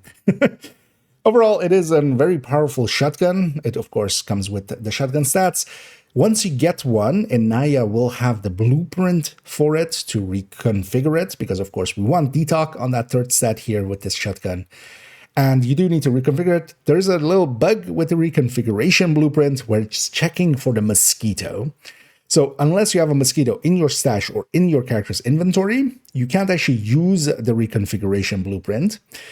It isn't actually doing anything with the mosquito, but the check is basically set up incorrectly, where it's checking if you have a mosquito, and then it's just allowing you to reconfigure this weapon. This bug might get fixed already by the time you get it, if you're doing it in future seasons. But for the time being, yeah, it is annoyance, but mosquito isn't too hard to get. It is in targeted pistol, so yeah, just go farm for it, and also its blueprint is available through retaliation. You do want to reconfigure it to have detox, of course, as yeah, that is a big boon to it. Overall, though, it is good that they're at least putting that blueprint right away. We don't have the snafu that we kind of had early on with the Tempest, where, yeah, we had to farm until we got a detox one. That wasn't pleasant. And, of course, yeah, last season, once the Tempest was available through the climax mission, the blueprint was already there. It is kind of annoying that, yeah, the blueprint is misaligned to what weapon is basically checking for, but at least it's a weapon that we can pretty easily find, that mosquito. Then what it has as traits is especially that it has a 35% weapon damage. This can be a little bit deceiving. This isn't just all weapon damage as a stat. Its base is basically 35% higher than the Super 90 that this is based on. This means that this 35% is effectively a separate multiplier. It isn't additive to the all weapon damage. This is just to the base. And because of that, it is, you could see it as an amp or as a separate multiplier. So it is a full 35%. Then it has 100% accuracy through the talent. And this will actually come into play in a second, as we'll explain a little bit further. And it has no damage drop off. That's basically achieved here as having an optimal range up to 100 meters. And hit registration basically just goes to 101 meters, effectively, for most weapons. There's a whole discussion there to be had, but this basically hits out full damage up until the hit registration basically ends. And these are, yeah, built into the base weapon's base stats. It doesn't have any mods further on, and accuracy coming through this talent actually causes some issues that might get fixed in the future, but currently still exist.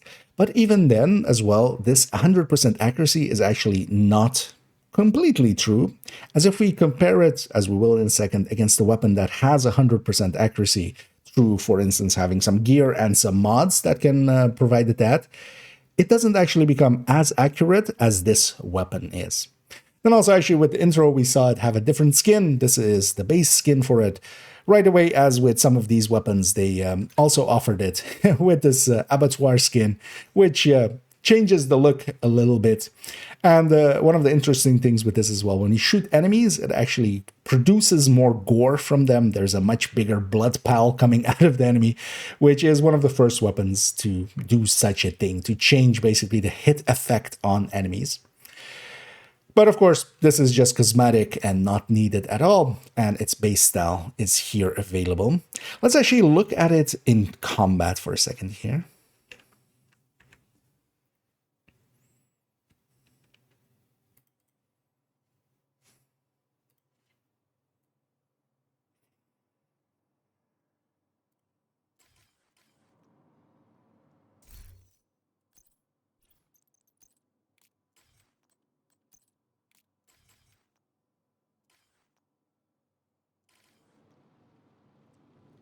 Yeah.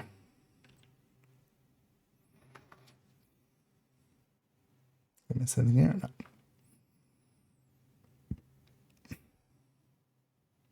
And just to start putting some rounds through this thing, we'll grab it here with not a build that really aligns with it, but we're just going to use it because it has no weapon handling at all, except for, of course, what I have from the watch. We're running it on that pesty setup here.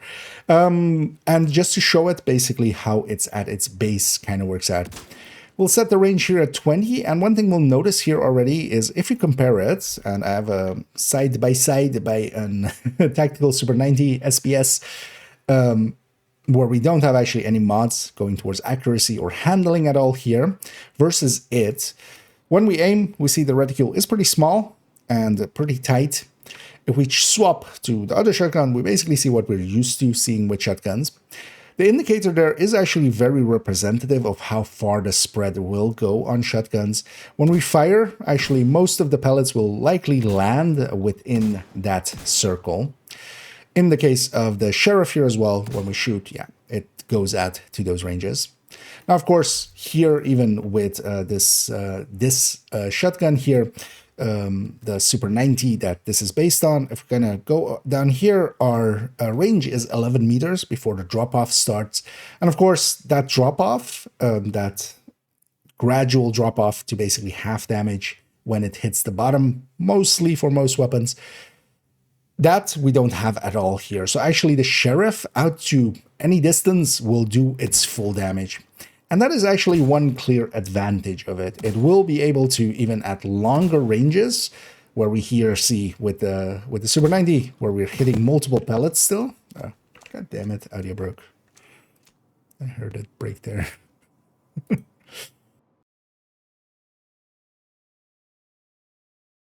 Yeah. Thought we were doing fine. Oh, that's fine. Yeah, let's stop that one. 90, where we're hitting multiple pellets still. Oh. Yeah, it's perfect. At least I got it right away.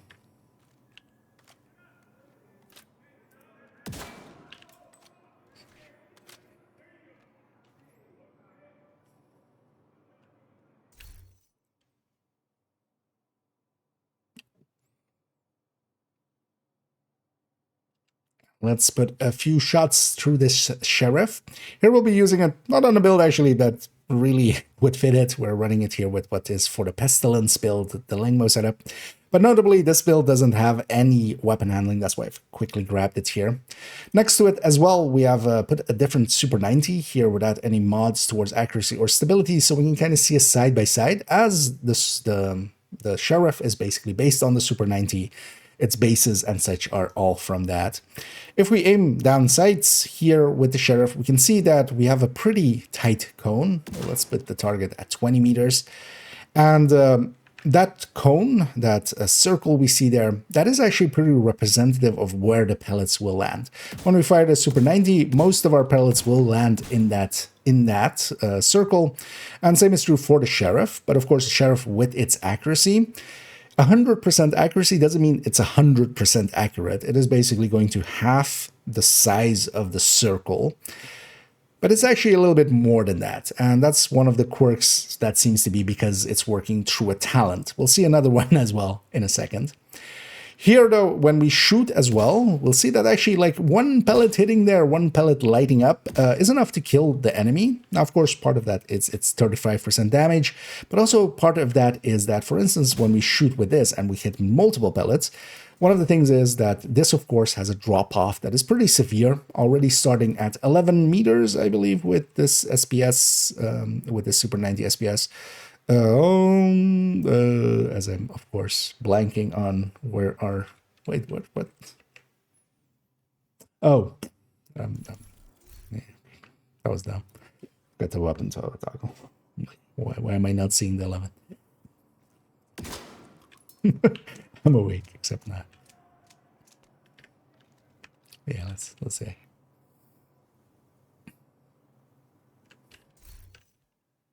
I could try to like edit that one, and it's gonna be easier just to do it from fresh.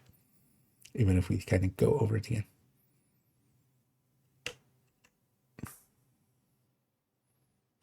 And here to put some shots through it at the range just to test it out. We'll put on not something that is actually aligned for it. We're taking the Langmo setup here for the Pestilence, but we're taking so because it doesn't have any weapon handling, where Strikers or such would have some on top. If we then look at the Sheriff and kind of how it just behaves, we see that we have a much tighter cone than if we compare it to the Super 90 I have in the second slot here. And the circle that we basically see there, the pellets will land in that circle. That is quite commonly the size representation of the pellet spread on shotguns. You can already, for instance, with Golden Bullet and such, see very much that, yeah, shotguns can become very accurate if you have a ton of weapon handling going into them, or accuracy. But 100% accuracy doesn't mean 100% accurate. This isn't a slug thrower. Generally, if you're doubling the accuracy, the circle size will be halved, effectively. It is a stat adding onto it, and basically the size is reduced by 100, by basically 1 plus 100. It is in the same way as weapon damage or something like that would be. And because of that, we have diminishing returns in that effect, but also it doesn't become 100% accurate. It is basically basically a 2 multiplier to its accuracy instead of it being a 1 multiplier without anything there. Then when we fire as well, we'll notice actually that with the Sheriff, we're actually killing quite quickly on this enemy. And a big part of that is that optimal range that it has. When we look at the Super 90 here in the stat, as we toggle through it, it has an 11 meter range, and that's when its drop-offs starts to occur already. Its damage drop-off is pretty severe, and of course the Sheriff doesn't have that. Even though it doesn't have basically an effective range up to 100 meters, because if we're shooting things that are way further away than, let's say, this 20 meter one, we still, yeah, we're not hitting many of our pellets there. But because we have no damage drop-off here, especially when we are landing most of our pellets, we're going to get the kill. Even though, for instance, when we swap to this, we still are landing a bunch of our pellets, but the damage drop-off is already triggering in and, yeah, dropping off that damage quite a bit. There is definitely something to be said for a weapon that, yeah, doesn't have really any damage drop-off, especially because shotguns are very much balanced around that fact, as we'll see in the numbers later on. So having a weapon that already has a really strong talent from a damage perspective, this is basically a 35% amp, as this weapon damage is. And yeah, that's basically perfect sadist, always active, without even any conditionality to it. On a weapon, because also on the shotgun and the Super 90 and the SASG are basically the burst kings of the shotgun category. So from a damage perspective, it can definitely compete, and we'll see that also in the gameplay. And then, of course, yeah, it has this accuracy going for it and not having that drop-off. For the time being, and this might get fixed in the future, it's already on the Trello board, there are some quirks to this. If we go into cover, actually, and then aim, we see that basically the weapons are now the same in their circle size. This has what I've taken to calling basically inverse braced. Whenever we go into cover, it actually does not apply that accuracy. And this is a quirk of it being a talent and not just being done through a mod. Because if it was just 100% accuracy through a mod, this wouldn't happen. Most likely it would just work as if we have 100% accuracy stat going for it. But because this talent is weirdly set up in some way, yeah. And it is definitely, it's not just visual as well. The spread is much bigger. Interestingly, it is only when, it is basically just applying to when we are looking at it from ADSing. Because actually when we don't ADS, it is still way too accurate for basically a weapon that we're blind firing. So it is still active there. And actually that makes for a decent good use case of it, just blind firing it from cover. Then if we compare it to a Super 90 with equivalent accuracy, we see a little bit of an issue popping up. There we'll cut it because, yeah, first I needed to cough, and also that's a decent place to cut it.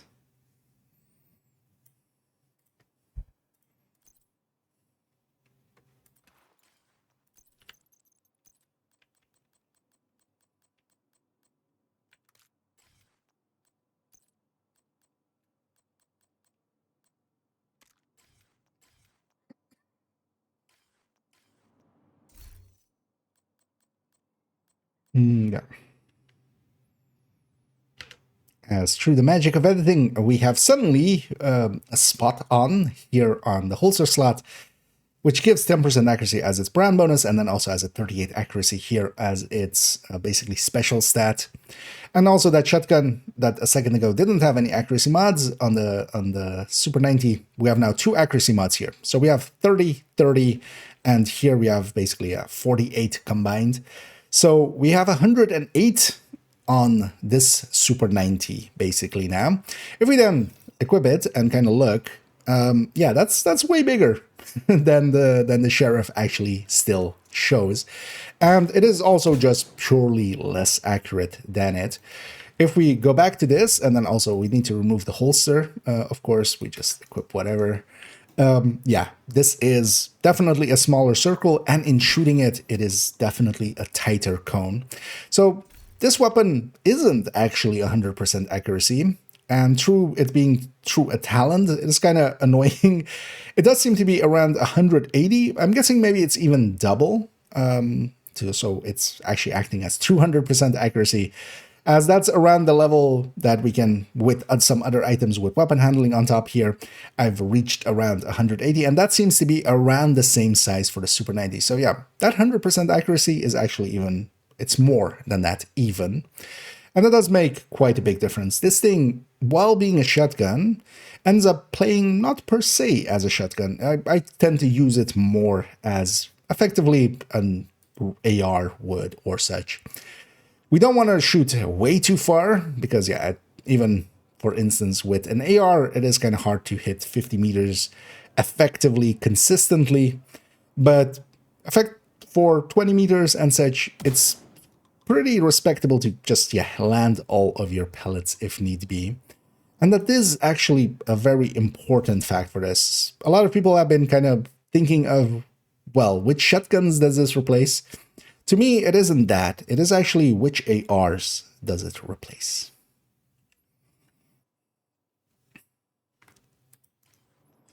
Did we cover all the things? Accuracy there.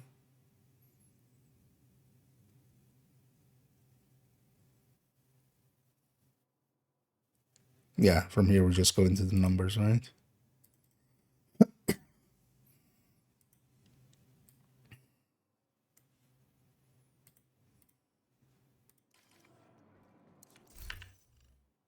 Put this away before we forget.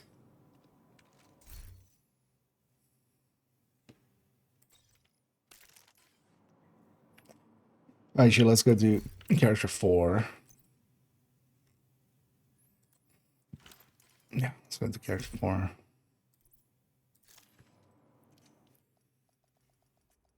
Something here. No. Because we need the Hunter Fury. Then we need to be here. And then here. So I should already take the link here.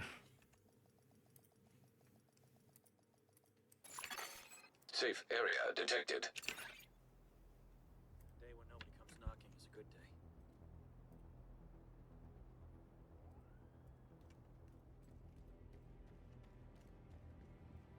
I've got the biggest inventory in DC.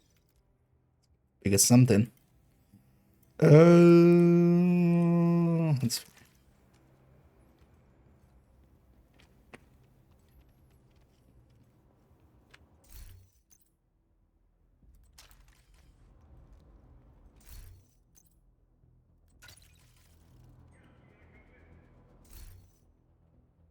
Oh yeah.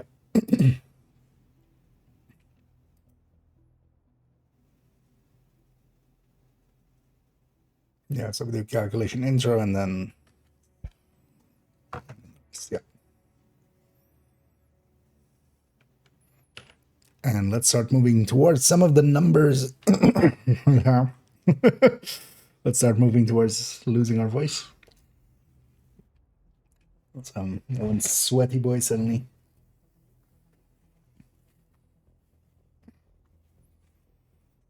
That's fine. Yeah. And let's start checking in on the numbers side of things. For that, of course, as always, I've prepared a spreadsheet here. We'll be looking at 3 multi-calculators here. And of course, this will be linked down below so you can go basically, yeah, have a look at it for yourself or even copy it and alter some of the stats. If you copy it to your own Google Drive, you can edit the stats if need be. These are multi-calculators of my design. They go over, or what? I lost all energy there. Let's try again. And to go into some of the numbers now, let's go and look at this spreadsheet that I've prepared. This will be linked down below, of course. You can go and look at it for yourself or even copy it to your own Google Drive if you want to fiddle with it and like try other builds that might interest you. These are, of course, multi-calculators of my design. We see them quite a lot in the build showcases and in these in-depth looks. They are, of course, available for anybody that wants to go through them and that wants to use. We'll go through them. My brain is. This is also why I haven't been doing videos lately. It's been kind of sick still, so my brain isn't working at all. Take 78. And let's start going through some of the numbers. And for that, we'll, of course, go to this spreadsheet over here. It'll be linked down below where we have a trio of multi-calculators to go through. We'll look at the Sheriff here on Hunter's Fury and then comparing it mostly against other shotguns to kind of keep it within the class. Then we'll actually take it here to a calculation that is going for Striker's Battle Gear and putting the Sheriff up against actually different weapon classes, putting it up against some SMGs and some ARs and even an LMG there to kind of look at it holistically because it, yeah, as we discussed there, I don't think it just actually competes with the shotguns. It definitely competes against everything, kind of. And then also one of the builds that definitely stood out as this is getting the Sheriff in there. So I wanted to kind of look at how I wanted to set it up is actually the PFV for shotguns in the build collection, 516, I believe it is. And I've already made some decisions there, and they'll be implemented actually with the start of the next season. As always, I will say that, yeah, these are multi-calculators of my design. There is a video on my channel going over how to go through these and fill them in for yourself. Input happens down here with the stats of the gear and the weapon base stats going into here, together with the weapon stats going up here. And what we especially get at is a damage per mag, a burst DPS, and a sustained DPS, and especially percentages to compare between. We can fill in up to 10 builds, and we can compare up to 10 builds. Let's go start on this first one. All right, that was a little cleaner. Or was it more Rikers? Da-da-da-da-da-da.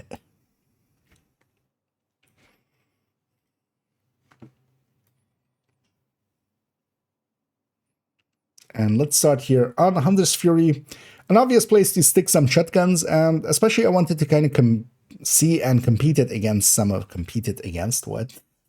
Compare it against.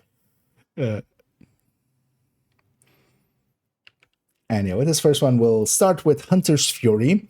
I wanted to compare it against some of the other shotguns and look at how it competes with those.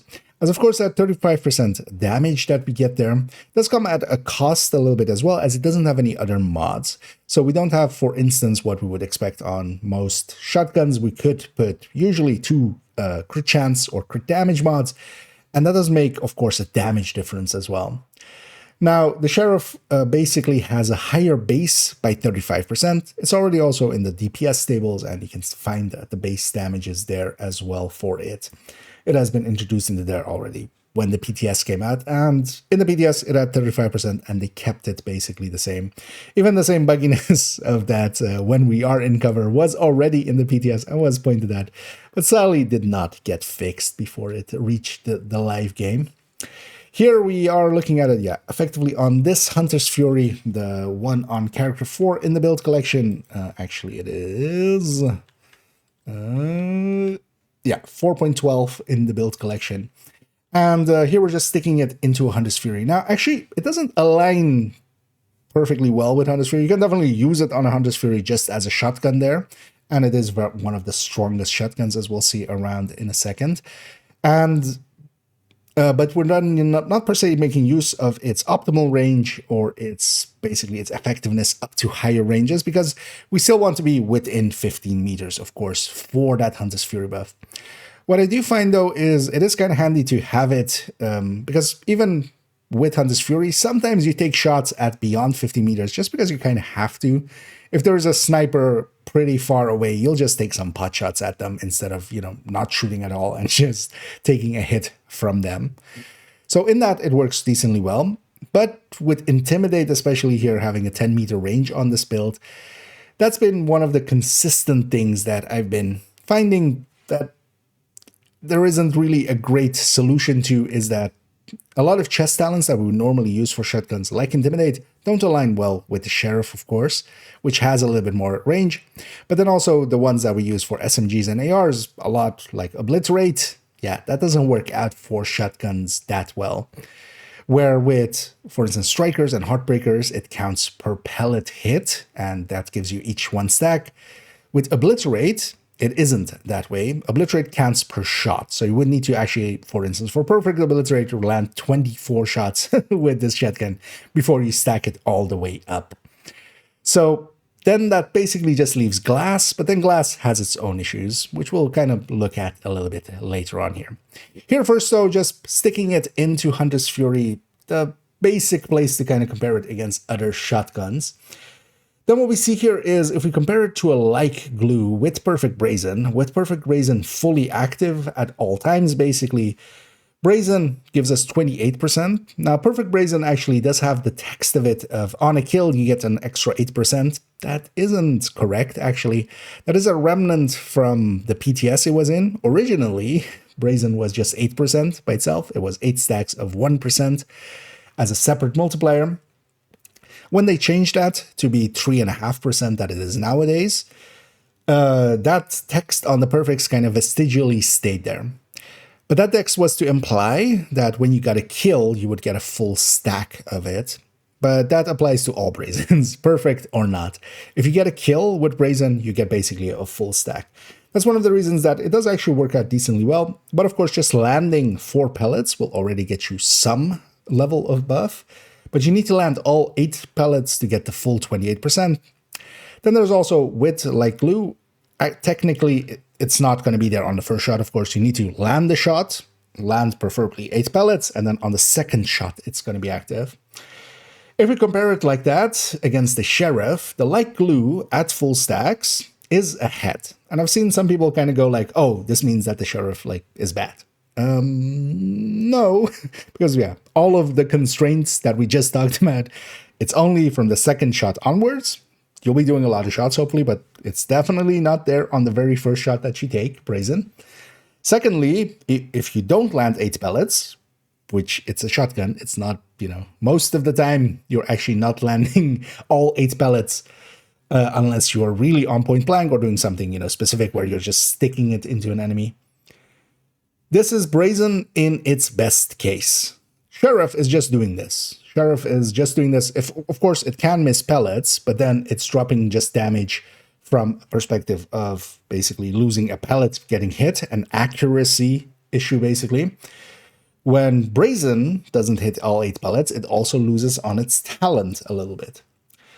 Now, of course, this is though, because, yeah, Brazen by itself is 28%. And effectively, what we see here, because the Super 90, of course, is the base weapon of the Sheriff.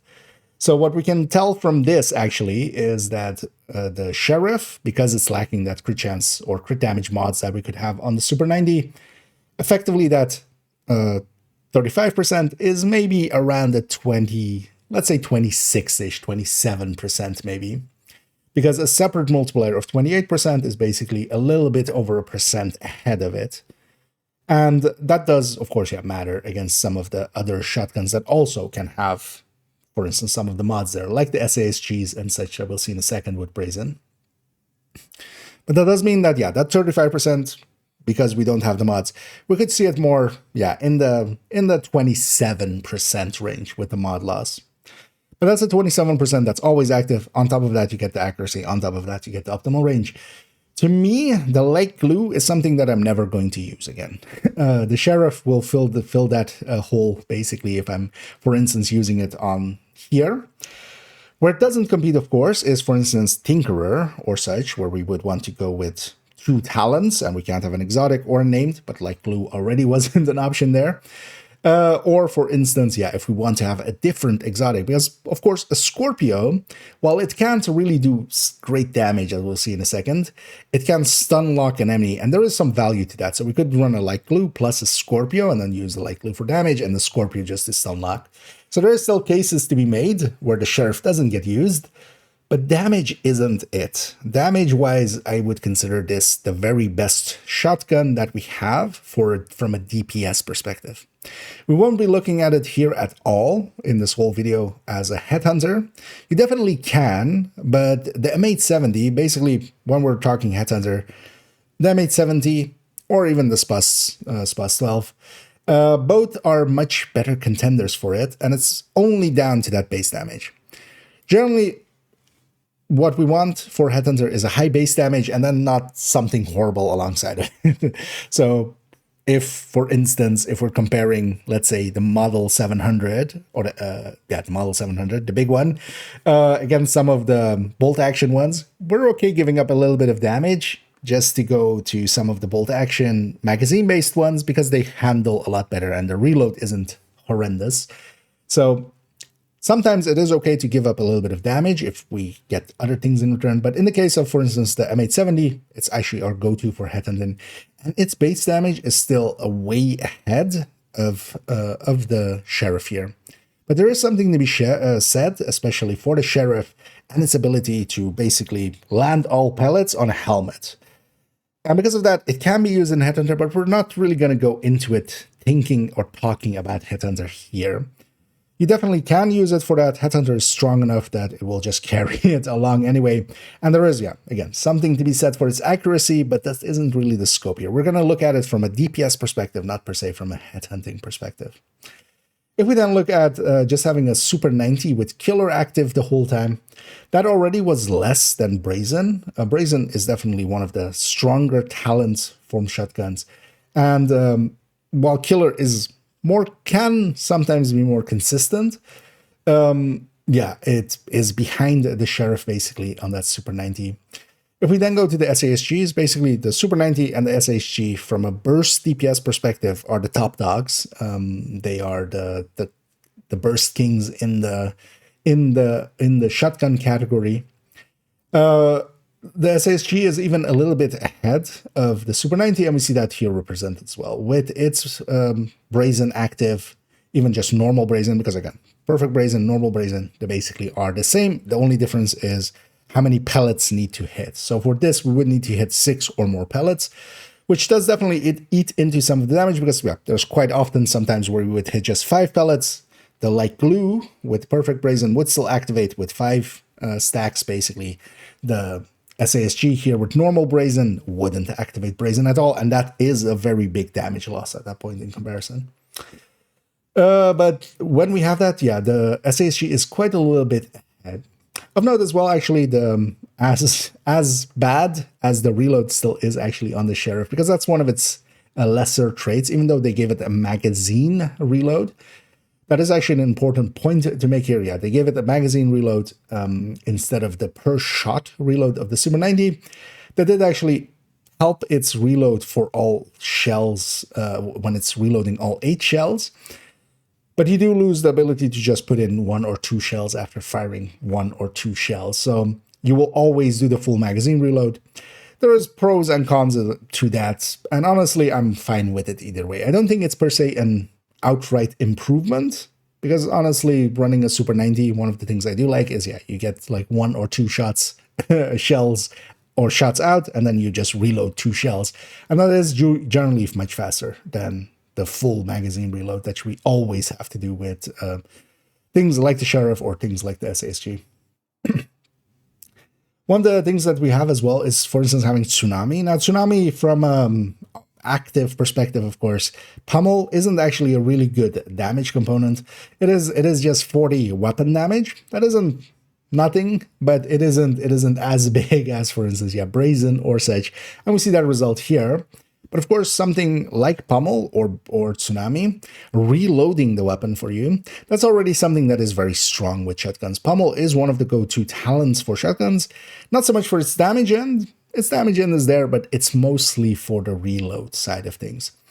So we shouldn't per se look at it in that way. One thing we can look at here is actually if we just take out the reload, put this to 0 seconds. This isn't realistic, but just for the sake of argument. Then the sustain end of things actually does bump up quite a lot. So if you're consistently getting 3 kills, even though we're losing some of the burst here with Pummel, with that Tsunami, after 2 kills we would reload it, and that is pretty consistent. And from a sustain perspective, that is actually very much the way to go, of course. If we're just always basically evading that reload, that's going to pump up the sustain by a lot, as we see there, in comparison to the pretty slow reloading shotguns around it. Then looking at the ACS definitely can output a lot of damage. Its damage per mag especially is really good, especially with Brazen as well. And yeah, it can output a lot of damage very quickly with Brazen. The thing with it though is you wouldn't use it as a general weapon, especially for instance for Hunter's Fury. You would just run out of ammo. We don't have very big ammo reserves for shotguns the way we have for ARs or for, well, ARs and rifles, especially for instance. Even with some of the faster firing rifles, you have a lot in reserve. Here, the shotguns, definitely the ammo pool is kind of based around, yeah, some of the slower firing ones. But what we see is that actually, yeah, from a sustained perspective, just because they fire so much longer, the ACSs actually do work out well in the sustain end and in the damage from mag sense, but they were never keeping up on the burst. Now, of course, ACS for stacking on Striker and such, still very much a competitive tool because, yeah, we're not gaining the same RPMs, and of course the full auto nature of an ACS does mean that versus all of these other weapons that are not fully automatic, we're actually outputting this burst DPS. Here, unless we're doing perfect clicking, basically macroing it, unless we're doing perfect clicking, we're not actually hitting this burst DPS. That is actually an important note that we need to consider when we especially go against more automatic weapons consistently. Then we have the M870. Now, M870 is much more the headhunter king of the shotguns, but it can actually compete decently well, especially on the sustain end versus some of the other shotguns. It has a really fast reload in comparison to the Super 90s and such. But from a DPS perspective, it definitely falls behind.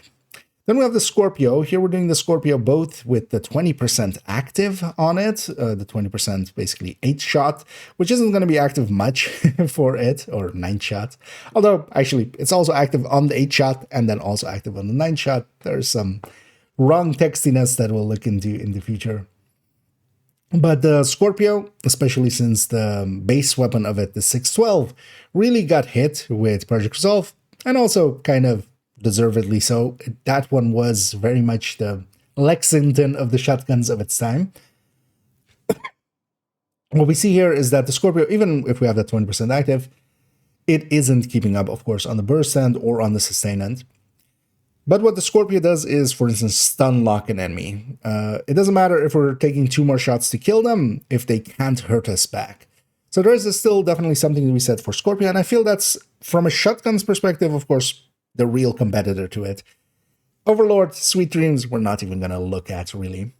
What we can take away from here is that this Sheriff is actually kind of on par with a Light Glue at full output. And then on top of that, we have accuracy and optimal range increases to it as well. Let's take it into action and see it for a bit.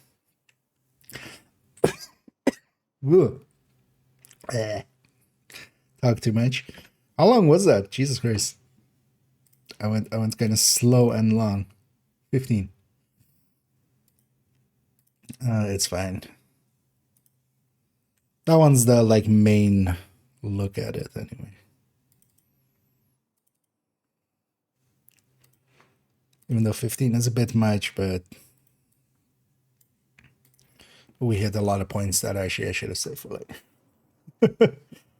later. Location here. This we it does not include detox. Okay. Yeah, that could very well be. Yeah, if that lines up with it, because yeah, that kind of looked already there to be the difference, right? The 10%.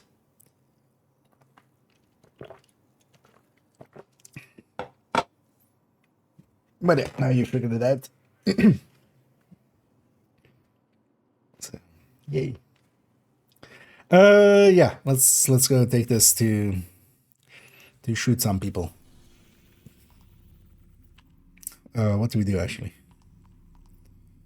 I was thinking of doing like the start of the UA, kind of, maybe. Either that or doing some summit. Where are we on summit actually?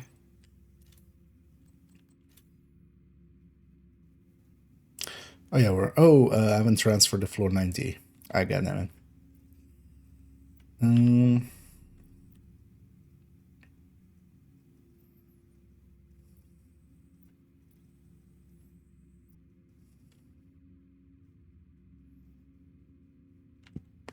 Now we do the start of the UA. Yeah. Let me get you over here. I need to pay this. I went a little long, and yeah, at the end I was about to have a coughing fit. But that's just, yeah. That's also why this video is kind of late. Last few days, my voice, now I was like, I'm not gonna stress it too much.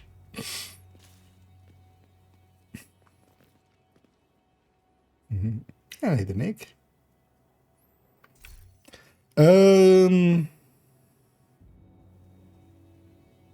Yeah, let's just do the start here. Yeah, there we done. Let's turn off the modifier.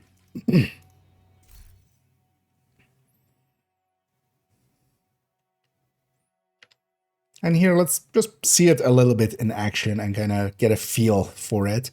We are taking that Hunter's Fury. As we said, it isn't per se in line with it, and we'll see some other builds in a minute. But what we are taking here is Hunter's Fury with that Intimidate. We want to get close to trigger Adrenaline Rush to get Intimidate going. And we're kind of going to use it as if we were using a Light Glue. So if I was using a Light Glue, which I was using in the past for this build, either that or Tsunami, I would get close and just shoot people in their pretty faces, pretty dumb faces, or pretty faces, either way. Now we can still, of course, do that here. Nothing is preventing that from happening, but we have more options than that. And that especially is kind of, yeah, why this, to me, really isn't the Hunter's Fury weapon. Now, there though, with that medic that kind of got away from us, we could still very easily take him down. If I was running, for instance, around with, let's say this, actually, what is it, SASG with Killer here, I would need to actually close the distance a little bit, or I would rather close the distance a little bit, just to get all pellets on target. But with the Sheriff, we can actually reach out a little bit further. We are giving up our Intimidate. If we do so, we are giving up if it's even longer, because Intimidate reaches up to 10 meters. Past that, Then at 50 meters, we also lose Hunter's Fury's buffs.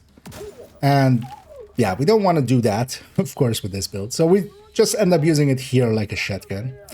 One handy trick, actually, if you are running Intimidate, we've already discussed this in the Shotgun Hunter's Fury build showcase. If you pull out the shield, the Striker Shield, now of course the Striker Shield already a really good damage bonus, but one of the traits that it has as well, it has this cone, of course. That cone actually is 10 meters, so that is also our Intimidate range. I use that as well quite a lot as my guideline, as we see on the wall there. So basically, when we get into range of it, we can very easily notice if we are or aren't in the Intimidate range. And then, of course, on top of that, we get the Striker Shield from Firewall Specializations bonuses there. We do also want to be close enough to trigger Adrenaline Rush. Now, my shield isn't the strongest. Even though I'm, kind of pushing it a little bit. We'll get revived there, though. And we overextended, but that's fine. Now here, though, normally with a shotgun, these ranges would not work. But here with the Sheriff, it does.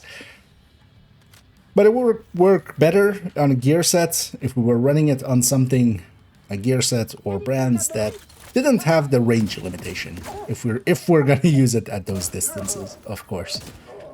And the accuracy is enough, for instance, to go through the eye or through the little ledge that they have. Oh, Jesus Christ, why am I playing this aggressively? Also, wait, isn't this? Oh, I was running it with Memento earlier, wasn't I? Oh, we are going to cut it there. I don't have any blue cores, do I? Nah. Get there. That'll do that. We were running it with Memento a different time, so I took the blue cores off. It's like, why is my shield melting this fast? Like, I have a 2-tier shield. No, I don't. I don't have a 2-tier shield unless we make it a 2-tier. Also, the overlay was on, actually. So, we need to restart anyway. That's how awake I am. Yeah, that's far. Pointing it in.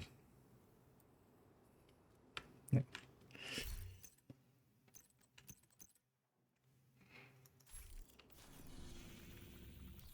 Yeah, we'll leave that in as a for people to know to spot it.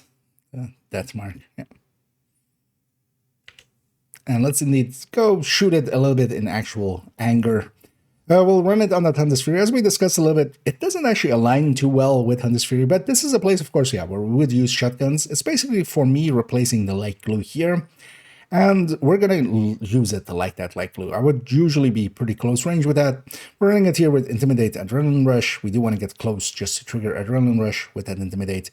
We do have 2 blue cores here, extra just for the shield, and we're running that Striker Shield, of course, with Firewall. I do have it graded actually here as well, with this Sheriff is already graded to 30. So it is, as good as it's going to get.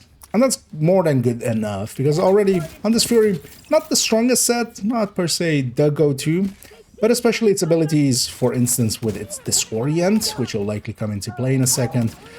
For instance, on a wave like this, when they're all spawning together, I'm going to just kill this guy. Oh, well, these guys were out of range, but yeah, it disorients the rest and gives us an easy kill. That is actually one of those things from Hunter's Fury that is very strong and kind of gets forgotten sometimes. That Disorient is actually really nice. We do need to be in 50 meters, so we need to be close enough for that to actually trigger, of course, but yeah, that is a different story.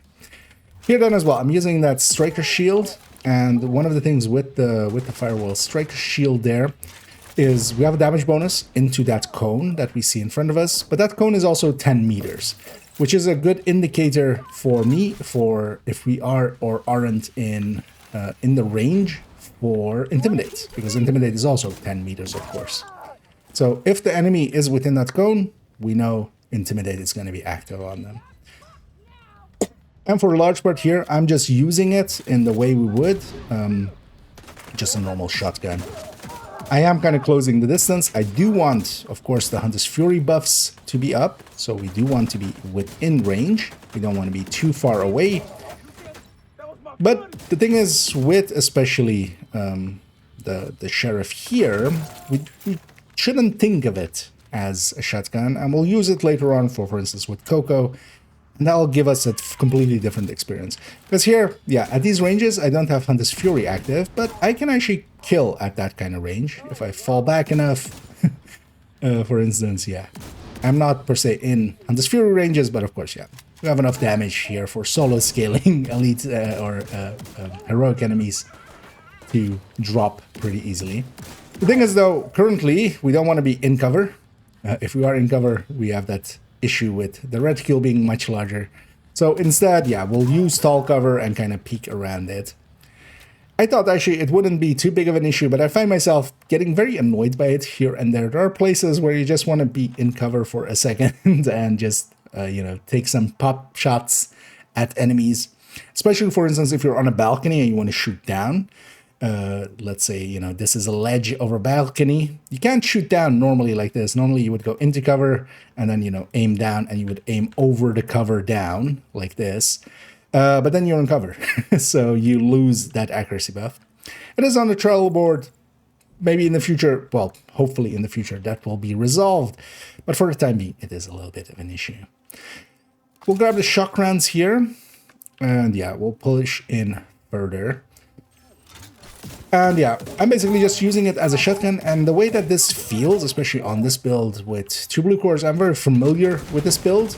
And this feels a lot stronger than basically any, especially here without modifiers and such, even on, you know, no global event or anything to boost our damage.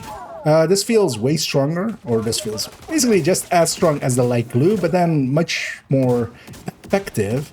Because also, for instance, on a heavy like this, even at the range I was at there, let's say a little bit over 10 meters, with light glue, I would expect all 8 pellets to hit, but I wouldn't expect all 8 pellets to hit the chest plate. It would hit maybe the helmet, maybe the legs a little bit, maybe especially the arm.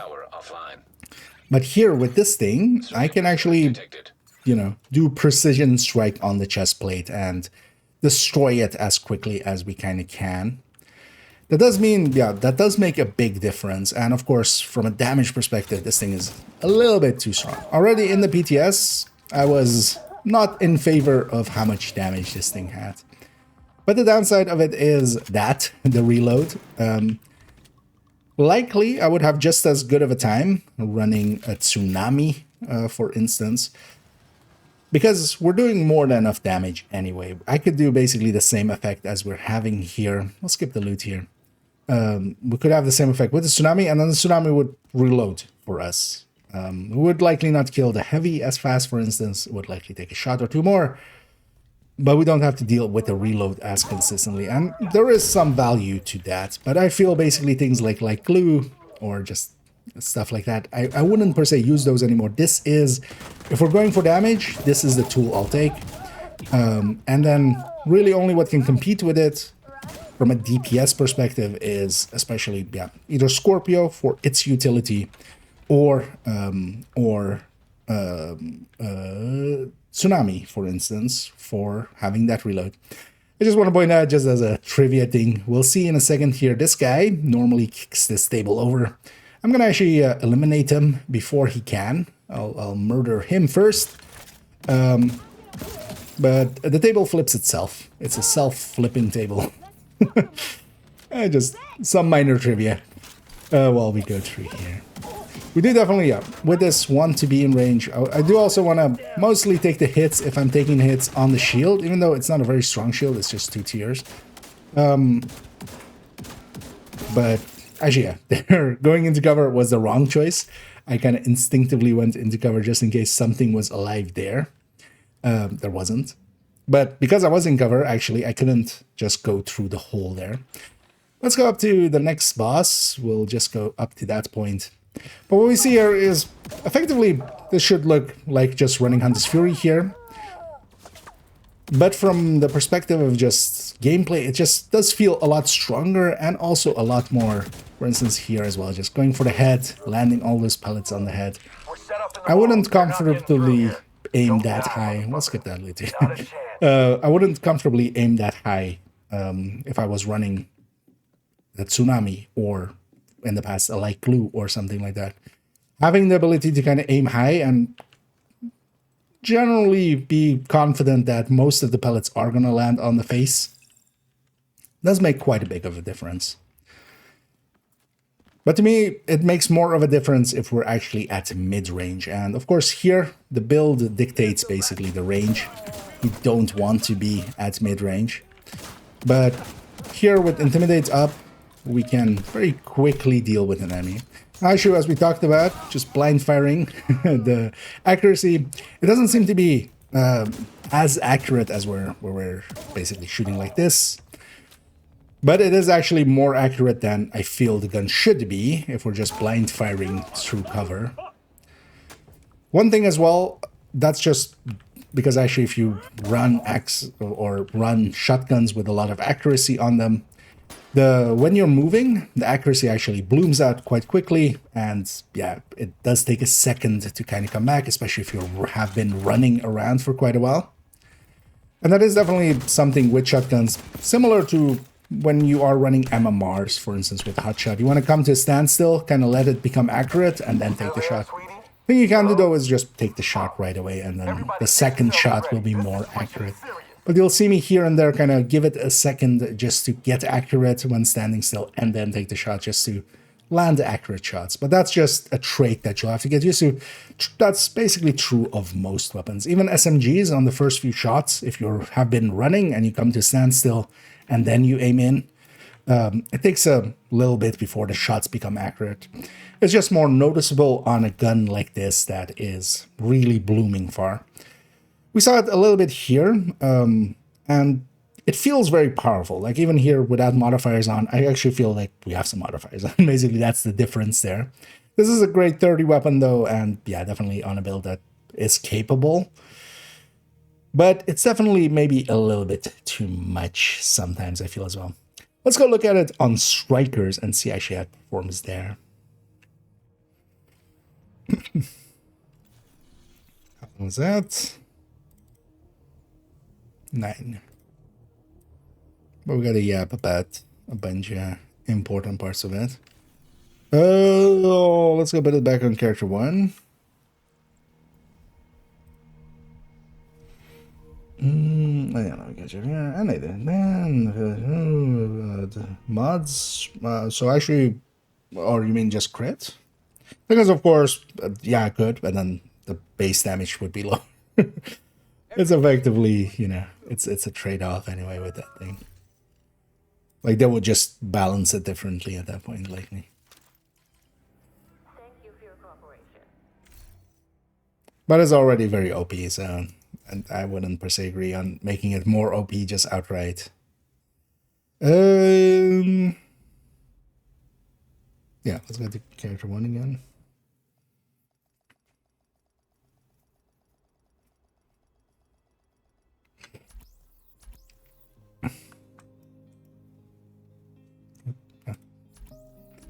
Or do we go somewhere else? No, let's go character 1.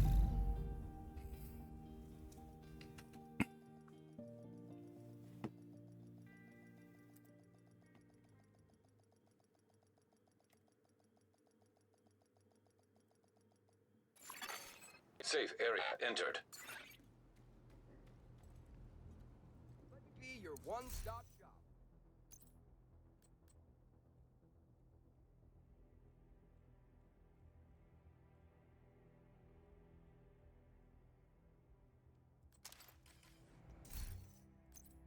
Curious to see though if they fix the accuracy, if it's going to become less accurate. Because the thing definitely is. Not at 100% accuracy.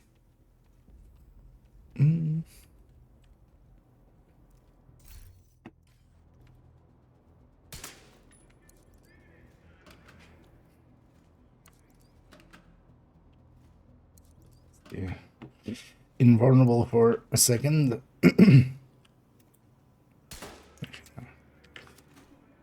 I need a ban. Yeah, let's go and record this. Sure, set you up. Also, let's turn off Moody Fire. Already. Well, likely we'll take it into combat with Coco.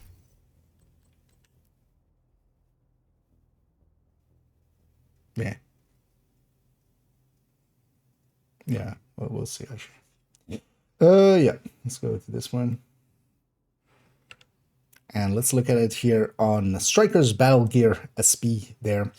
The reason we're looking at it here on Strikers is, yeah, we can of course use shotguns already for Strikers with stacking quickly with the ACS especially. Now the Sheriff isn't the ACS, definitely not, but it also isn't a slouch. One thing we can kind of look at is that, yeah, we have here 192 RPM with Striker's extra RPM on top, of course, there.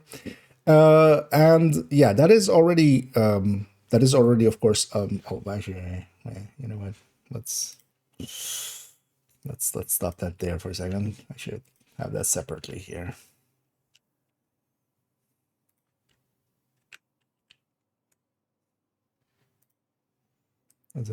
This for both of these.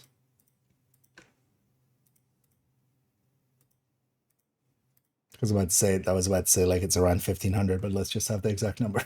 Why not?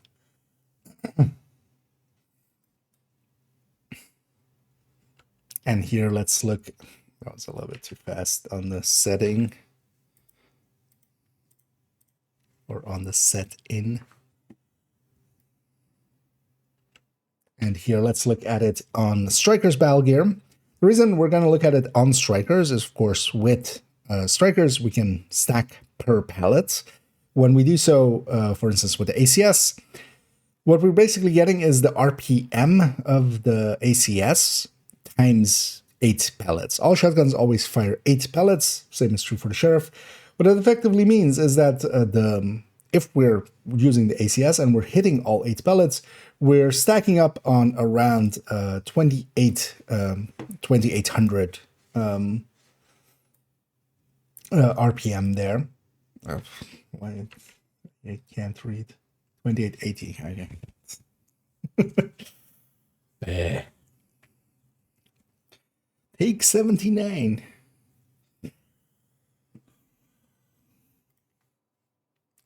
Should have just powered through it, but yeah. And next up, let's look at it on Striker's Battle Gear. The reason we'll look at it on Strikers is twofold. First of all, Strikers, of course, doesn't have per se the range limitations that we had with Hunter's Fury, but also Strikers, as famously we all know, can stack with per pellet with the shotguns. All the shotguns always fire 8 pellets, and especially the ACS is the go-to for that, of course. Here on a Strikers with equalizer on top, so we have 20% rate of fire on it total. Even a normal ACS, and this isn't even a stack broker, we're taking just an ACS, that is already 2880 RPM effectively, basically taking this RPM times 8. If we hit all our pellets, we're getting 2800 stacks per minute. Now, of course, that is a lot of stacks. We can't fire for a whole minute, but we can stack up pretty quickly with an ACS. Sheriff, if we were to fire it at its full RPM. Now, of course, the difference between these two, one is semi-auto, the other is full auto. With the ACS, we just hold the button down, it's gonna fire at that RPM. With the Sheriff, we need to kind of click a lot, and trying to hit the RPM perfectly is just never going to happen the way that it will for an automatic weapon. We can get close, but if we were to hit its perfect RPM and hit all 8 pellets, we have 1536 as our RPM. And that is, of course, a lot. Even if we aren't hitting it perfectly, we can kind of consider it in the range of around, 1400 maybe. And that is actually close to, for instance, a Vector. Definitely better than some of the ARs can stack. Now, the thing is, though, for instance, here I am running it actually with the equalizer, also just as a direct comparison for some of the other ones where they will work decently fine with Obliterate. Now, of course, we could replace this directly with Glass for the sake of discussion, but just here, to keep it simple, we have taken the Obliterate variant. For Obliterate, it is per shot, so there it's counting it every shot. Now, with the ACS, we can put out 20 shots pretty quickly. With the Sheriff, 20 shots, or 24 shots actually, that need to hit and have a crit in them. Although every shot will likely have a crit in it to be counted. Yeah, that's going to take a lot longer to get Obliterate going. Here, though, just for the sake of argument, we've done it with Obliterate. And then especially we're kind of trying to compare against some of the SMGs and some of the ARs here. And that is, of course, the interesting part. How does this actually compete against not shotguns, but other things? Because shotguns are actually really high in their DPS. Their biggest downside is their optimal range. That was always their limiting factor, and because of that, and also their accuracy at range, this shotgun, of course, really mitigates both of those. It still has a long reload, as some shotguns do, as most shotguns do, but the accuracy and the optimal range is actually mitigated quite a lot.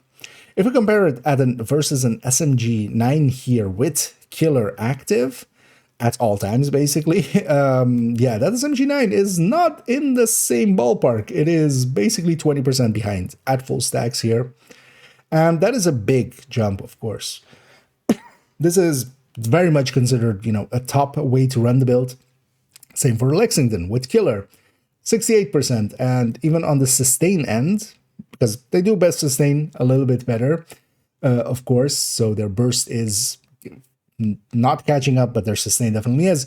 And that's always going to be the discussion here, because the sustain will very much matter, because here we are firing 8 shots, and then we have to hit the reload. It isn't even a 50 round mag, and its firing time is way shorter than all of these. But even from a sustain perspective, they don't actually catch up to this shotgun. And of course, landing, you could likely say that you could land more shots with the Lexington at 30 meters than you would land with the pellets, basically here with the Sheriff.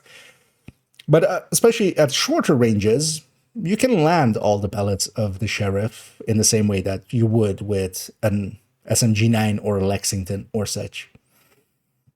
Of note as well is actually if we even take strikers with backfire, and for that as well, we're just taking a full red striker. Even with a full red striker, so it doesn't have any hazard protection, the backfire at full stacks is just barely keeping up with, on the sustain end or on the burst end, with the Sheriff. Now, on the sustain end, it is way ahead, and that will mean also still for the places that we use the backfire, like the incursion and such, we can get to that 200 stacks, or well, to the 200 crit damage, the 100 stacks.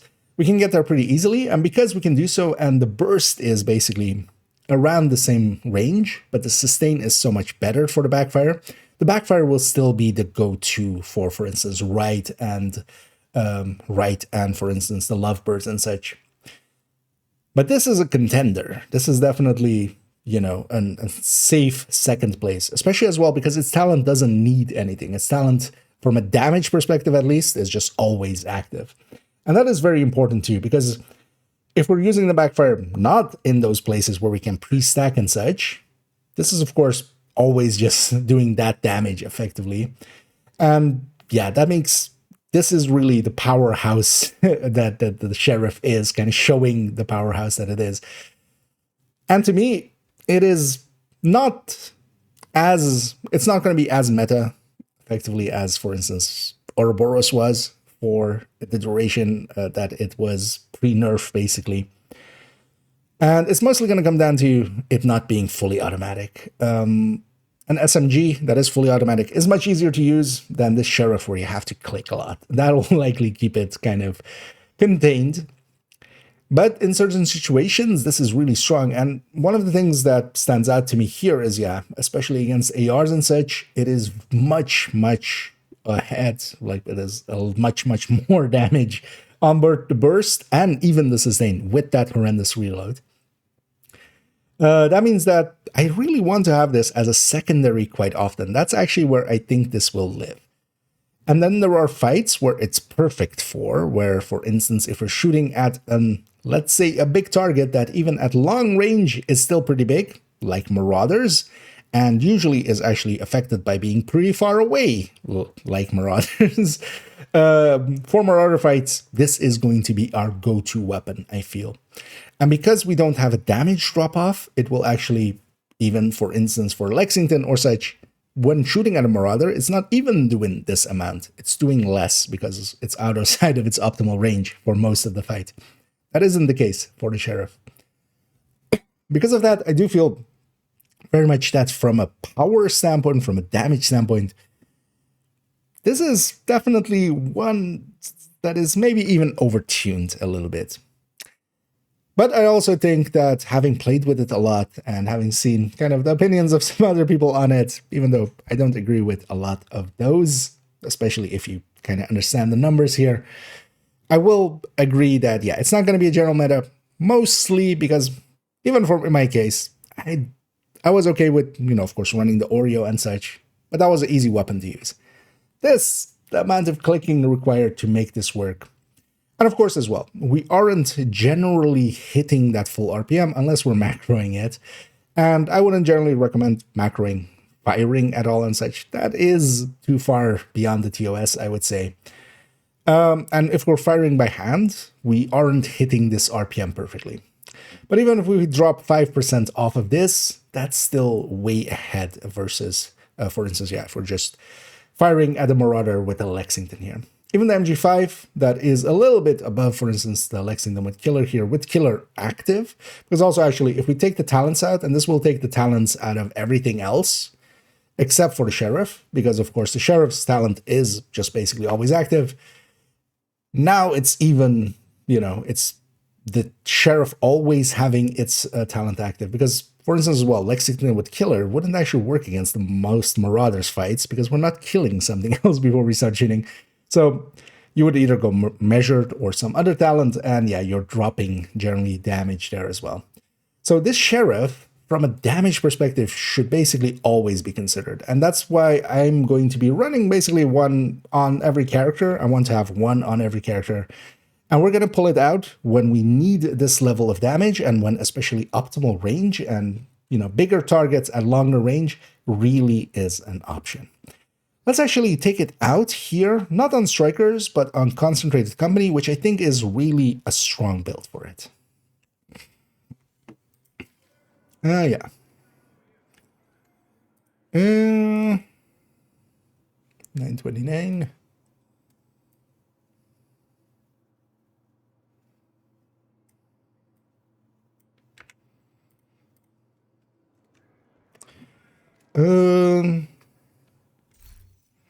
Yeah. So actually, we need to pass it along. No, and then I should show the building name. But that doesn't. As long as the same build for everything. Oh, yeah.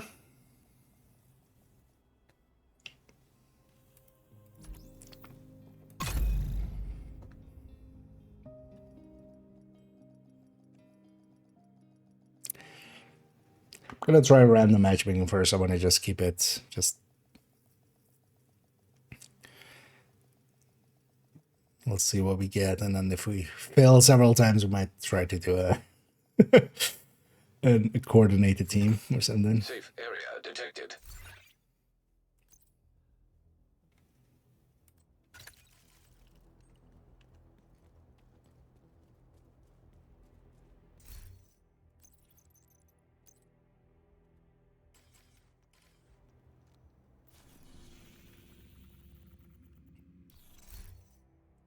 I know it actually. Let's intro this build and then we'll take it out.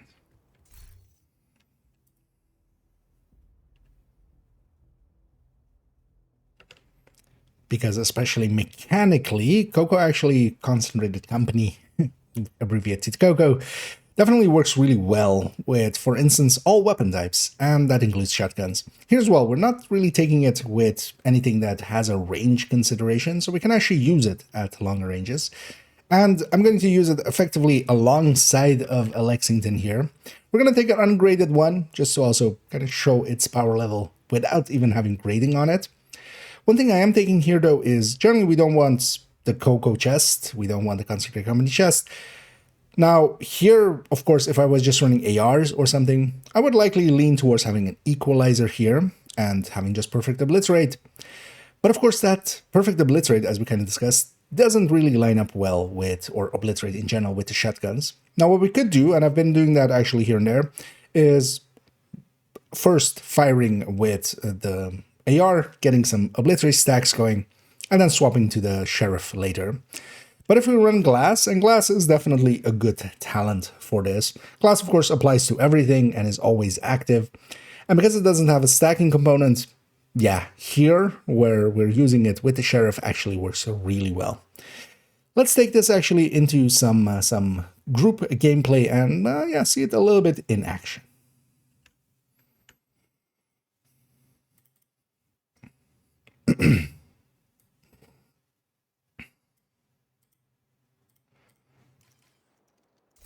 I'm just gonna try and ram the matchmaking and see if we don't run into too silly stuff. Invite to another agent's group. Receive. And here we're gonna accept a mission into air and space. Now, of course, with Concentrated Company, we'll build showcase it later, but we've already in-depth looked at. It's definitely a group build. I don't want to run this solo really at all. In solo settings, you can't stack too well just because of the mechanics that this has. Agent, priority objective. It's running 5 directives. You have left the group. I have left the group. I just went. I was running 5 directives in like stretch goal time, when there's also like no real benefit to like. I mean, gee, some people always want to level, right? Let's get set up again. I was hoping for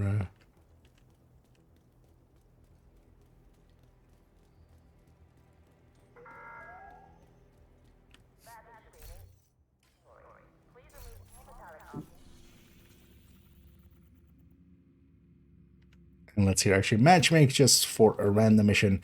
This on heroic, and also just to show actually a thing I haven't showed in a while, and a lot of people I know nowadays again don't know it.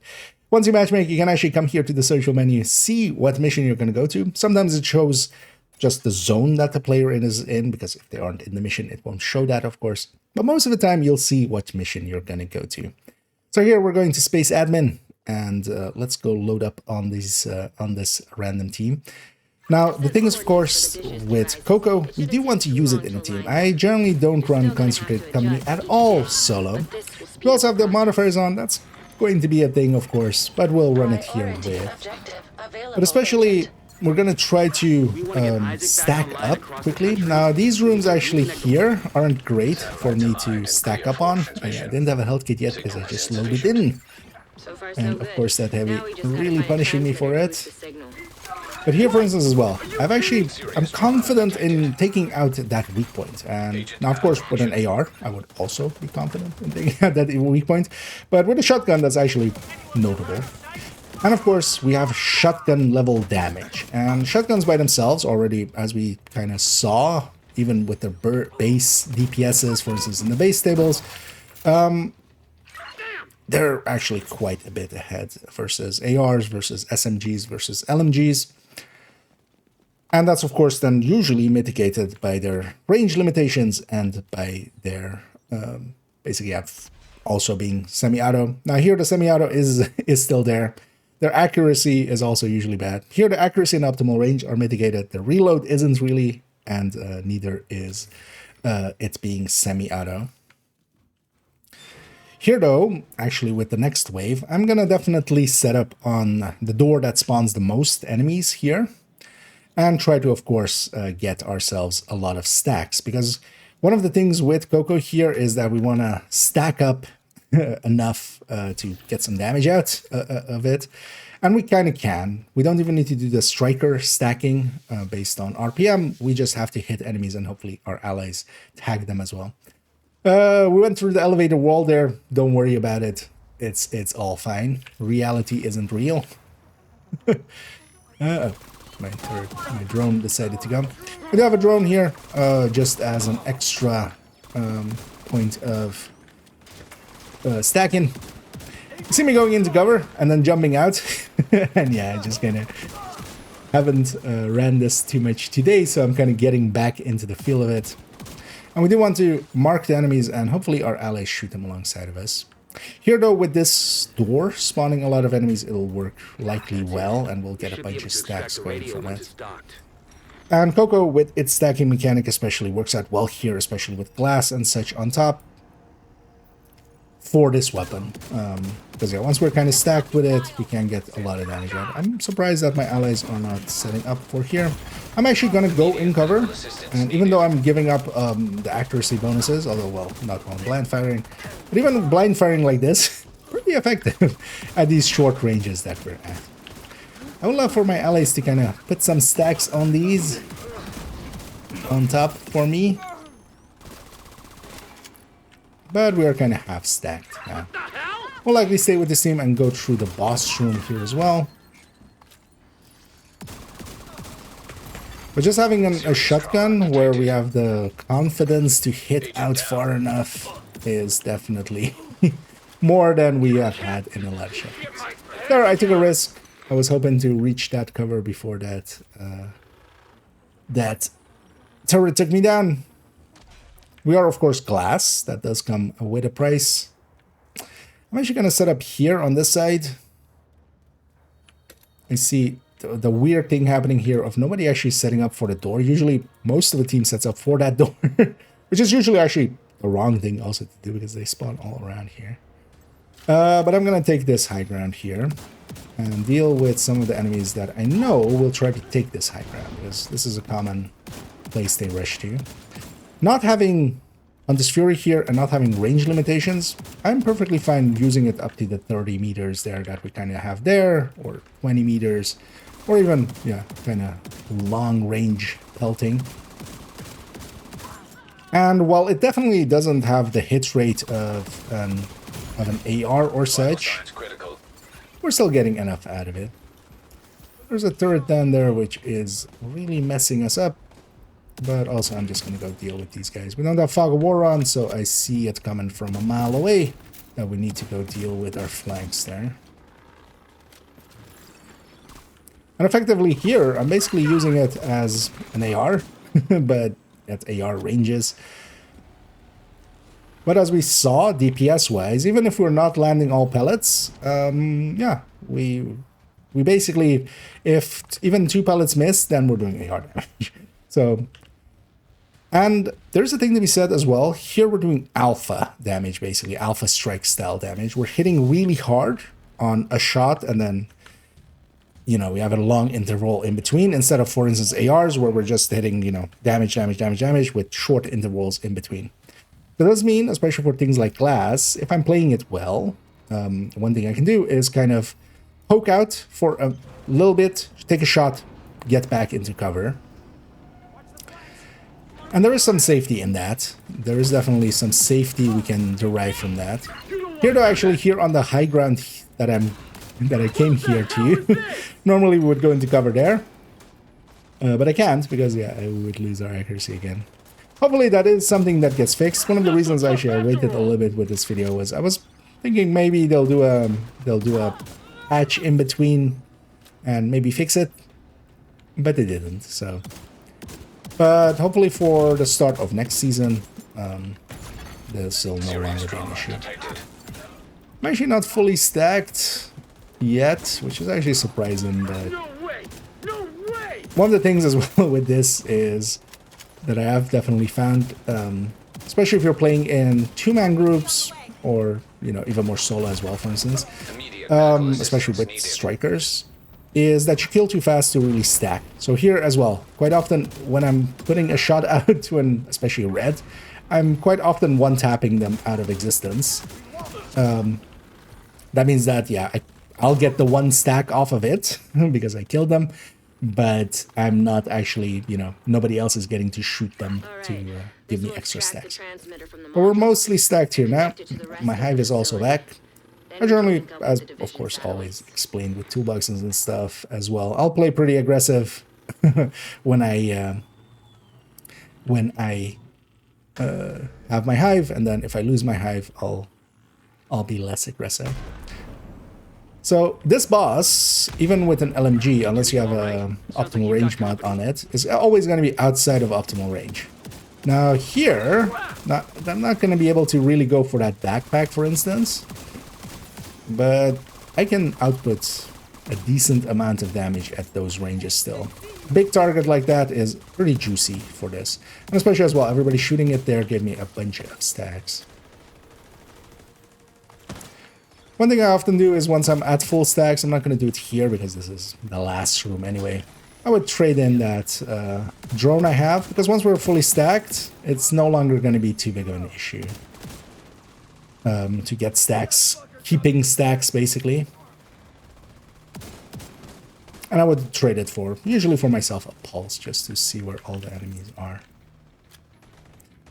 But here, especially with Coco and that glass chest, we're kind of giving up the limitations we kind of had with that Hunter's Fury. Using this thing kind of more mid-range is very effective. This thing is actually a powerhouse. The biggest downside of it is you kind of get, for those maybe familiar in the past of having run a classic M1A, it very much feels like that. It's similar RPM and stuff, and that does mean a lot of clicking. Not as much as, for instance, yeah, if you're running an ACR SS in the past or something, those were way more clicks, but still, it's a lot of clicks, and you do feel it after a little while. I feel that's actually going to be the balancing factor here, is that it isn't fully automatic. But there, yeah, we took out some damage. Now here, we'll look at the end stats here. I'm going to give it a second for that to load up. Although here with True Sun missions, the damage end of things is only really going to be based on who got the most, who has got the most weak point destructions there. And even though we joined pretty late, we did have a contribution there and even almost got up. But yeah, the damage is definitely from the weak point that I do go for quite a bit. There we saw it with Coco. Definitely, I think this is one of the stronger places to use it. But most of the time, I would just be lazy and use this AR. Trying to just always run this outside of, you know, when it is needed. If you're tryharding always, sure, but I don't tend to. I'm okay doing less damage, but being a little bit more comfortable. But definitely the damage on this should not be forgotten. You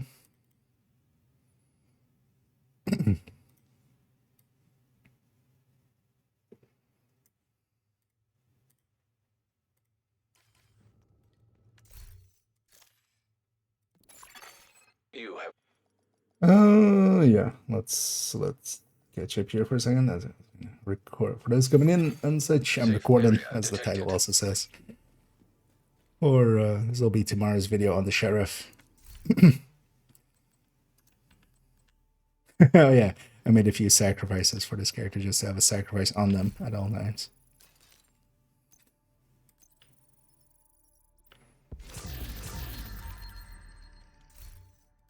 Hey, gotta stay awake. And skin this one. And then yeah, we discussed the PFE and I show it, but I'm not gonna take it into. Although maybe, shit.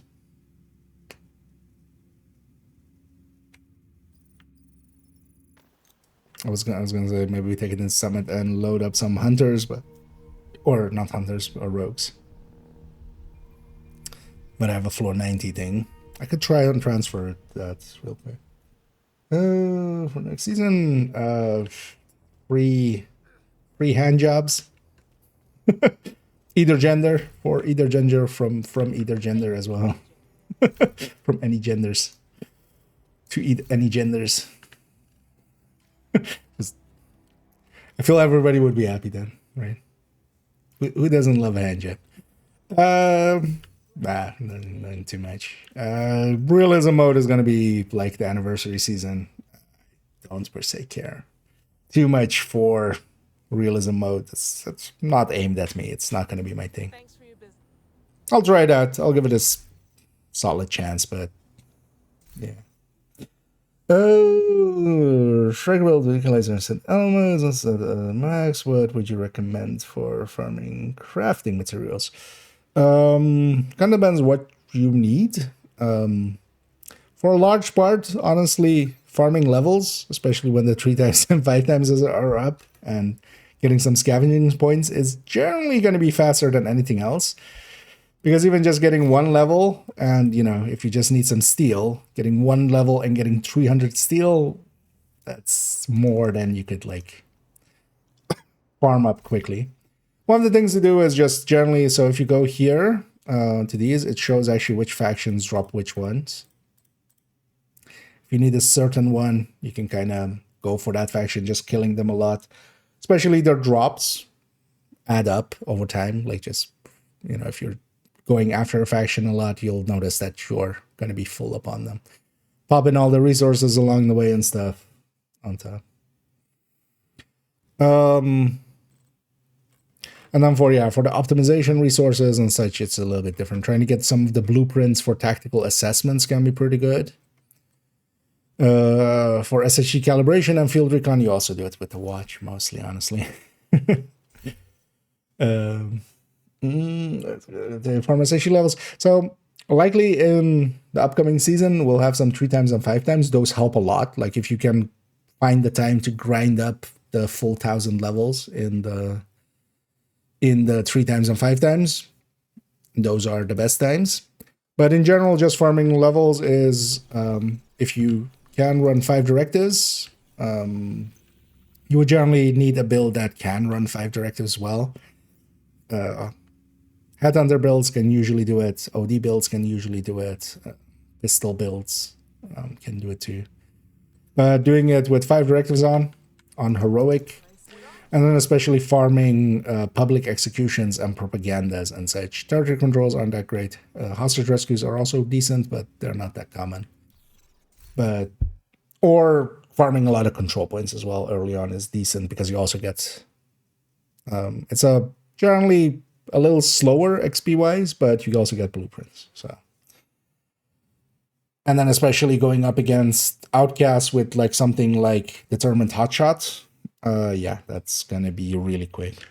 I'll link here actually to the recommended build list, because some of those builds I just rattled off, they're in there if you're not familiar with them. Where are we going? Oh yeah, although I don't even need that. Let's go to character 4 and just quickly discuss the buffer.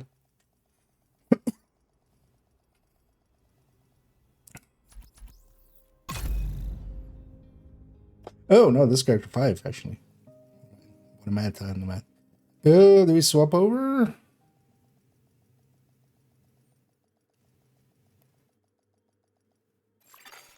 Entering safe area. I mean, we kind of need to. I totally forgot actually. Yeah, we need character 5 there. Yeah, let's go to character 5. Oh well, I count 2 for character 1 there, which is character 5.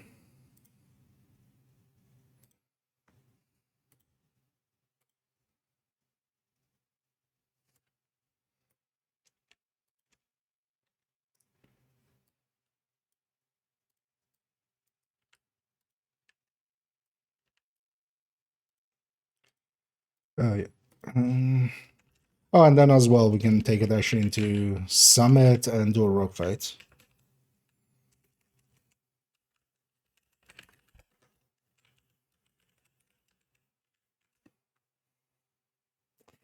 Yeah, you're welcome, Randall. Also, yeah, just playing a bench gets you already a ton of resources, just regularly deconstructing. Although starting out, yeah, you want to fill in your library and donate a lot, so you don't get much resources. It's a little bit easier later on once your library is filled up and you're not longer, you know, donating as much to expertise.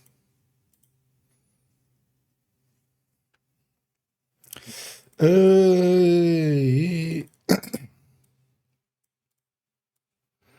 long is this already?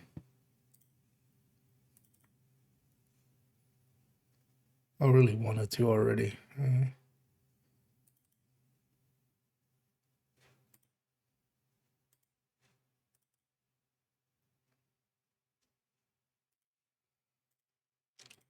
Yeah, we just do a short part here and then. Yeah, let's go to the second account here because I need the PFE on this account. Totally forgot which PFE this was.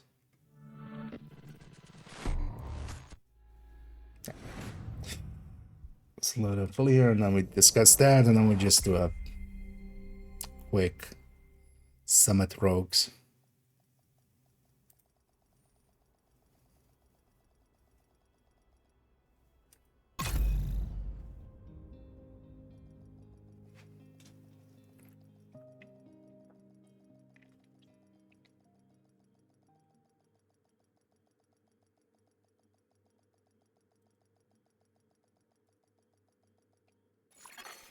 Entering safe area. Puffer.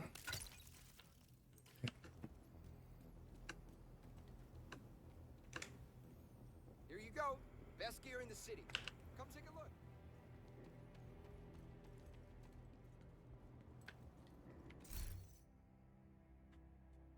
Why do you have random item there? Oh, it's from earlier when we're doing Capitole. Oh, I think audiobook? Audiobook? Maybe. Sounds a little off.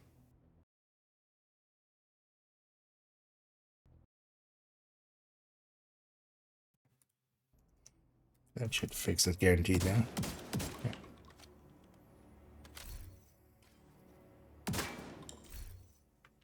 Yeah, let's take it here.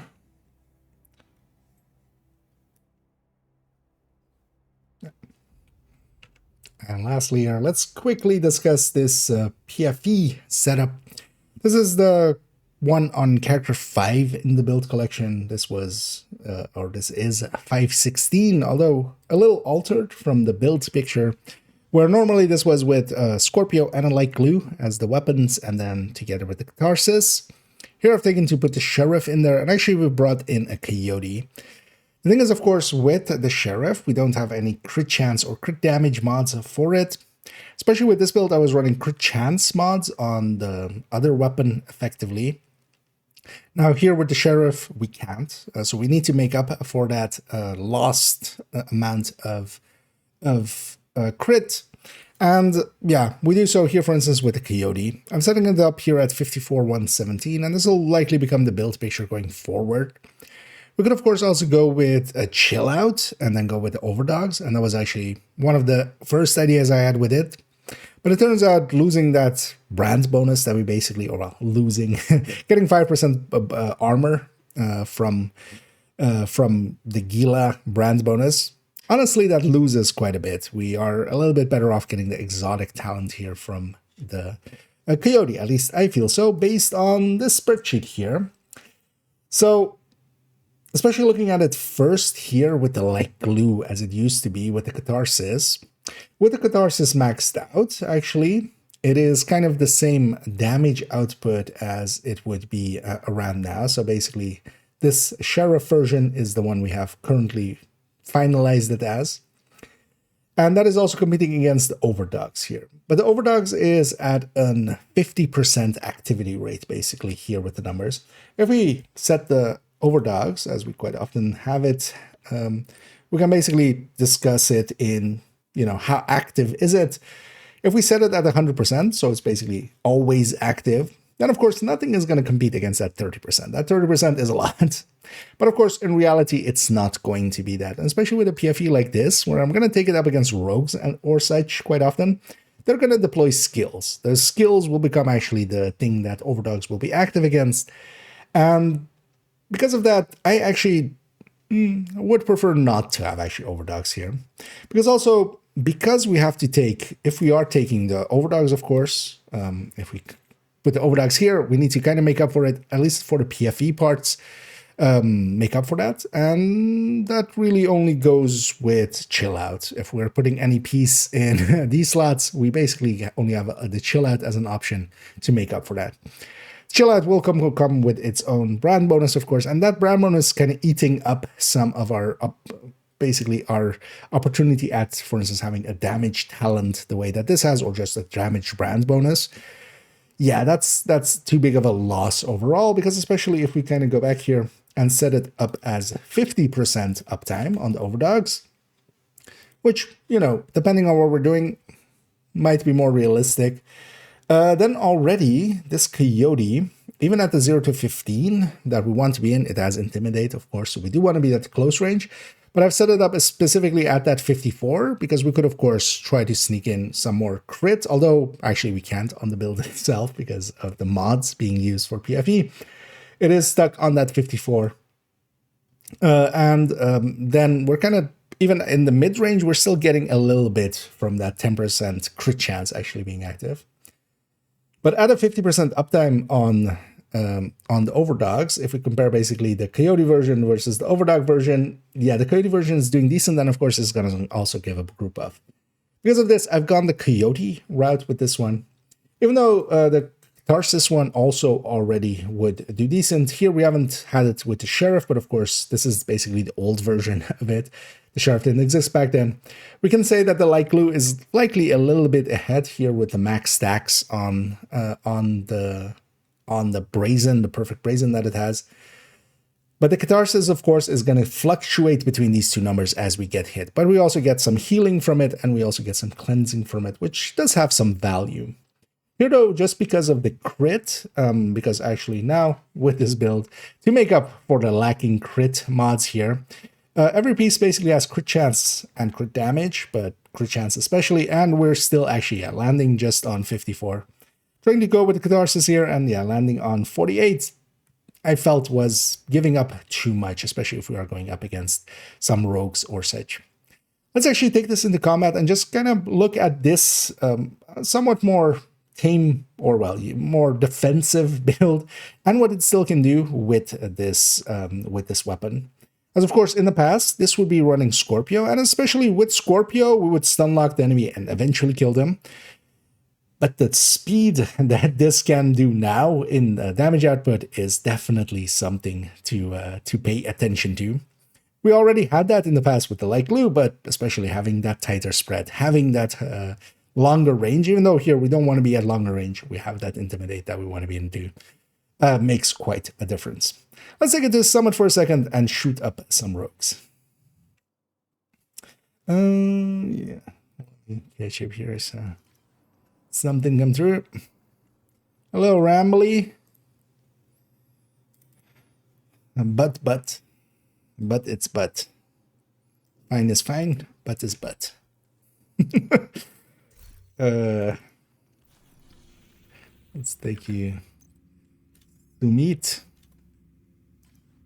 Oh, you have a floor 100? Although, yeah, that's fine. We'll reset it here. Actually, we need to do it there, don't we?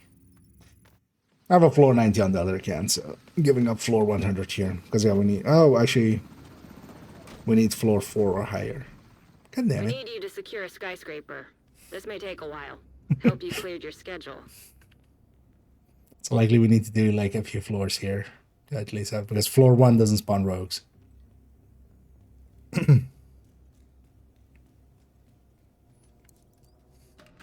But first things first, let's reset the checkpoint. Are there any orbals that deal with damage? Actually in that recommended list, just above you. Go in there, the tech tanks, which are style of build. So this is, for instance, the Heartbreaker and the Striker tech tank. These are my go-to for solo play and such. They're pretty tanky, especially with their shield is tanky. You do need a memento for it. You do need technician unlocked for it. So it's not per se very much a starter build, but once you have those pieces, this is my go-to kind of solo play. They're tanky enough and have enough damage for anything heroic. Oh, actually, Palm, if you're willing. Because that saves some time. I could steal that from me.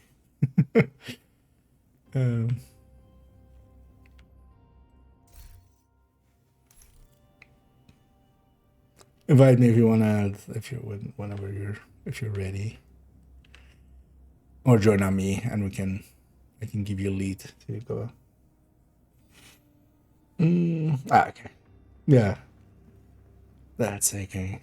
Yeah, finish up what you're doing, especially. Because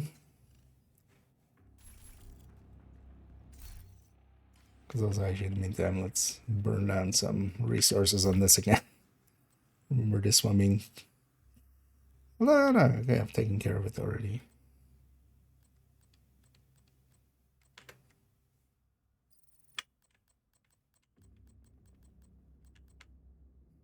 Outgas is low. It's surprising.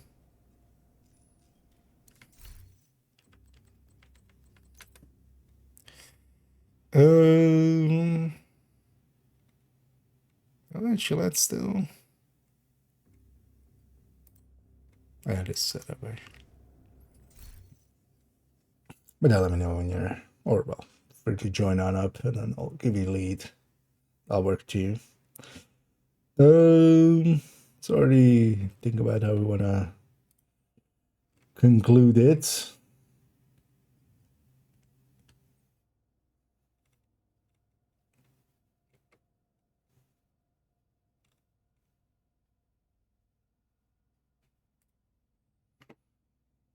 Actually, let's pull up the build collection as well here.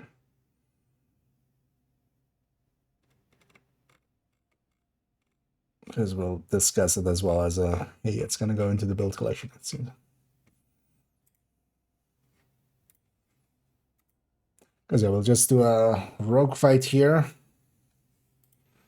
Just want to strangle some rogues, and then we'll basically take it to conclusion there. Another agent has joined your group. Is this all of the parts? Still need to actually open up all my caches and stuff, and open up all my caches. Another agent is now group leader. On main account. What is your tipping skills? You end up with what would you sacrifice? Yeah, definitely take it to 100 to 60.5. Even with the other one, even 62. Yeah, I just made your lead, so it'll be your checkpoint if we go on.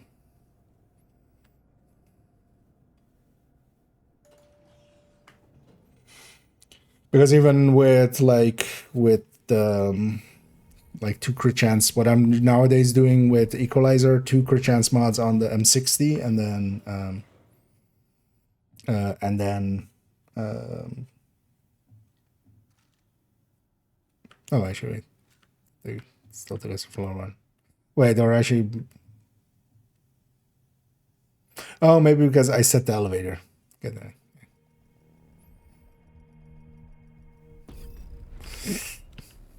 It is when you set the elevator, isn't it? That's it. It's not just going in.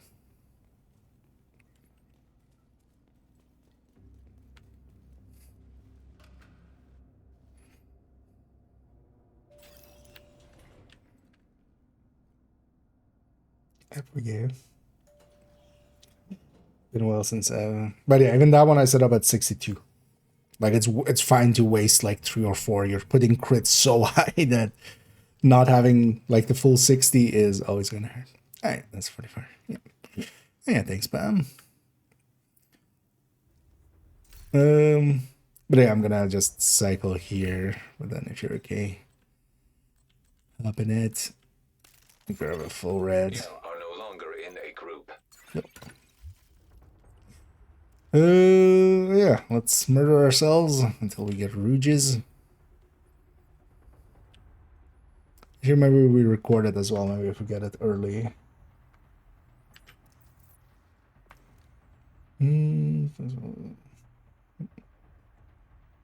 But yeah, definitely put 1 more crit chance in there. Because also the crit damage is kind of,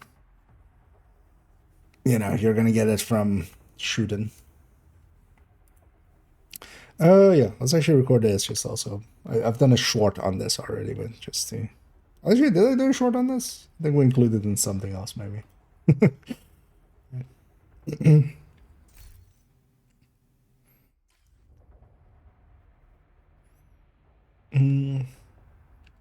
And also just quickly to kind of show how we're gonna spawn some rogues just to fight. I've come here to the summit. We're on floor 44. Basically any floor that isn't the boss floor and isn't floor 1, there's a chance at rogues.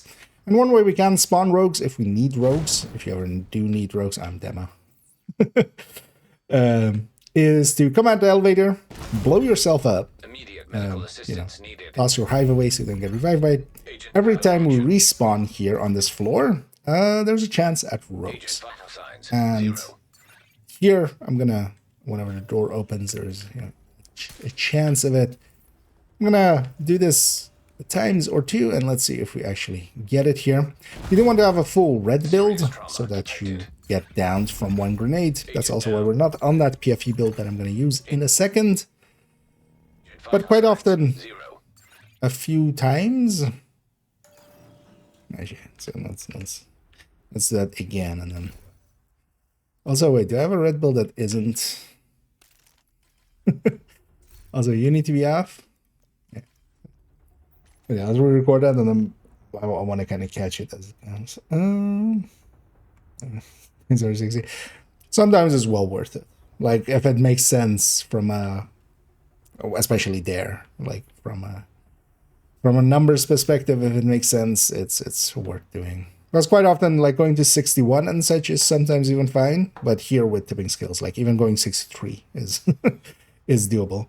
The 64 was kind of a limiting one in the past. That's why we went 58 with the Cheska chest, but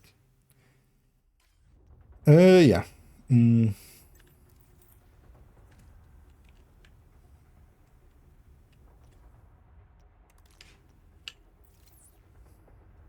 Actually, let's be on the other grenades first.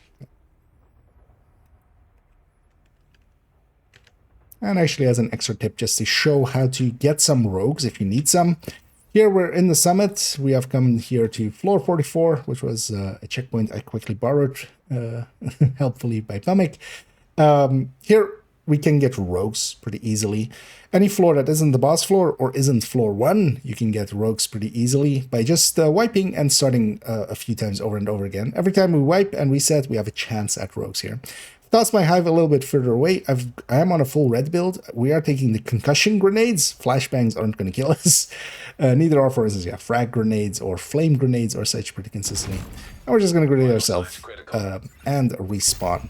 Every time we do so, we basically get put back in the elevator. And every time we do that, there's a chance of getting rogues. So when the door opens, actually, we got very lucky there on this first try. Although, I'll give away that was the third try. But we're going to load up that PFE now. We'll take it in without any modifiers on top or anything.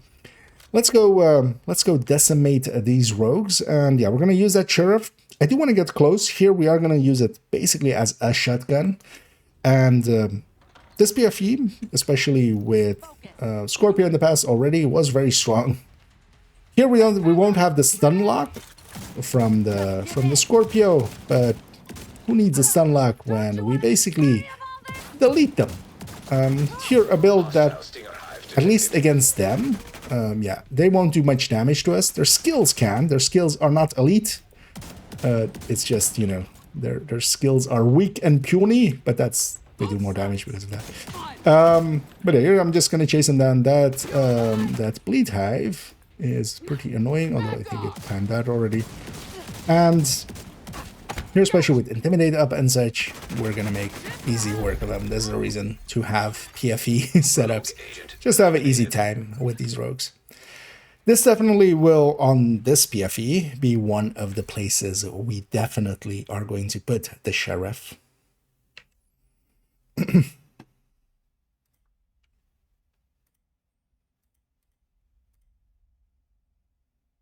Let's go here.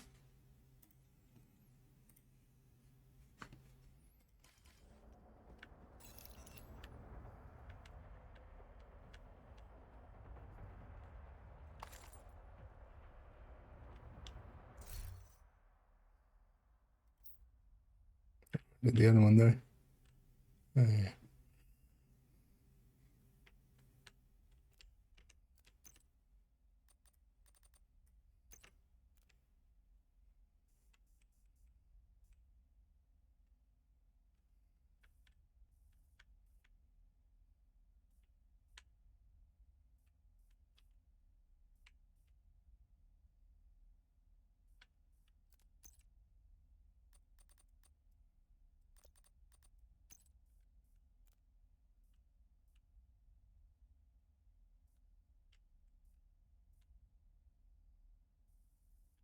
Not sure what we could do.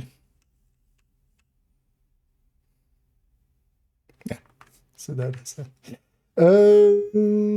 Yeah, let's.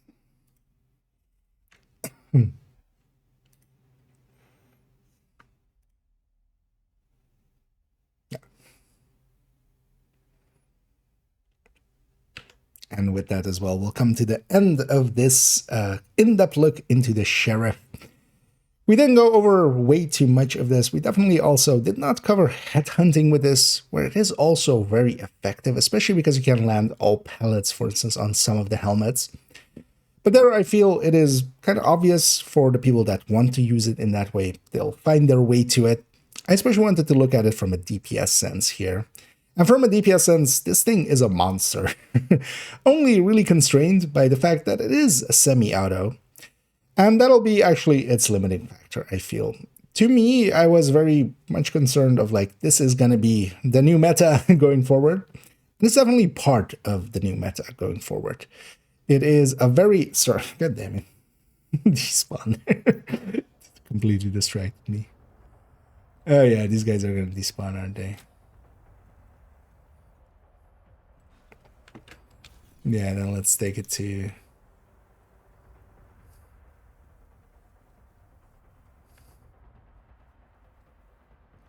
Let's take it back to base. Maybe. Oh yeah. I forgot that they are not going to stay there that long.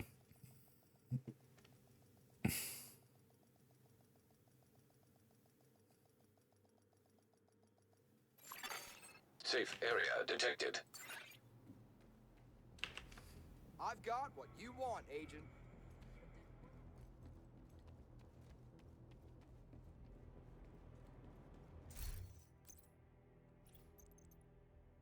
Actually, I will just be in this.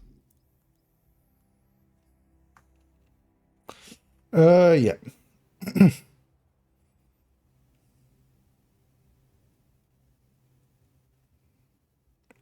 I hate guard duty. Oh, one of these assholes. God damn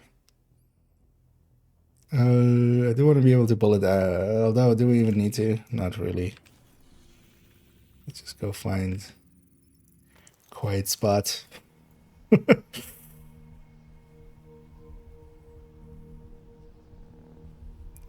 people don't hate guard duty.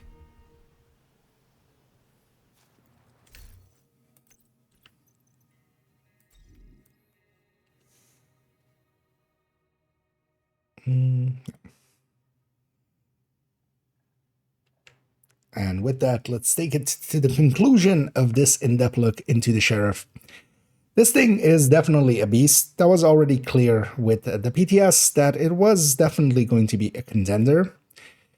It isn't going to be the general meta going forward, the way that, for instance, something like the Ouroboros definitely was in its first incarnations coming out.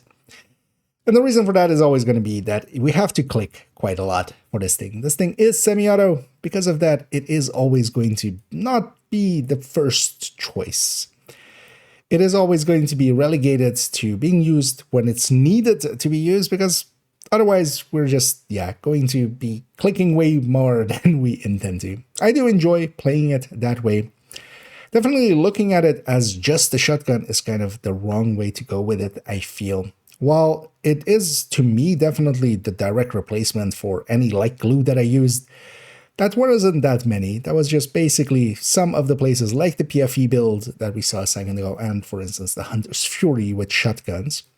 There they'll replace them, just not per se making use of the range or such of it, but just using it as the damage powerhouse that it kind of is. To me, the place where it is really a threat is going into strikers, going into, for instance, as well, Coco, as we saw, and taking it as effectively a secondary that we use against certain things. Warhounds in the distance, heavies in the distance, and marauders in the heavy, far distance. To those things, this is definitely the go-to tool. But even without that, if you are willing to click, if you are also able to click as much as this thing needs to, because definitely not everybody is going to be up for that, then yes, you can make a lot of use of this.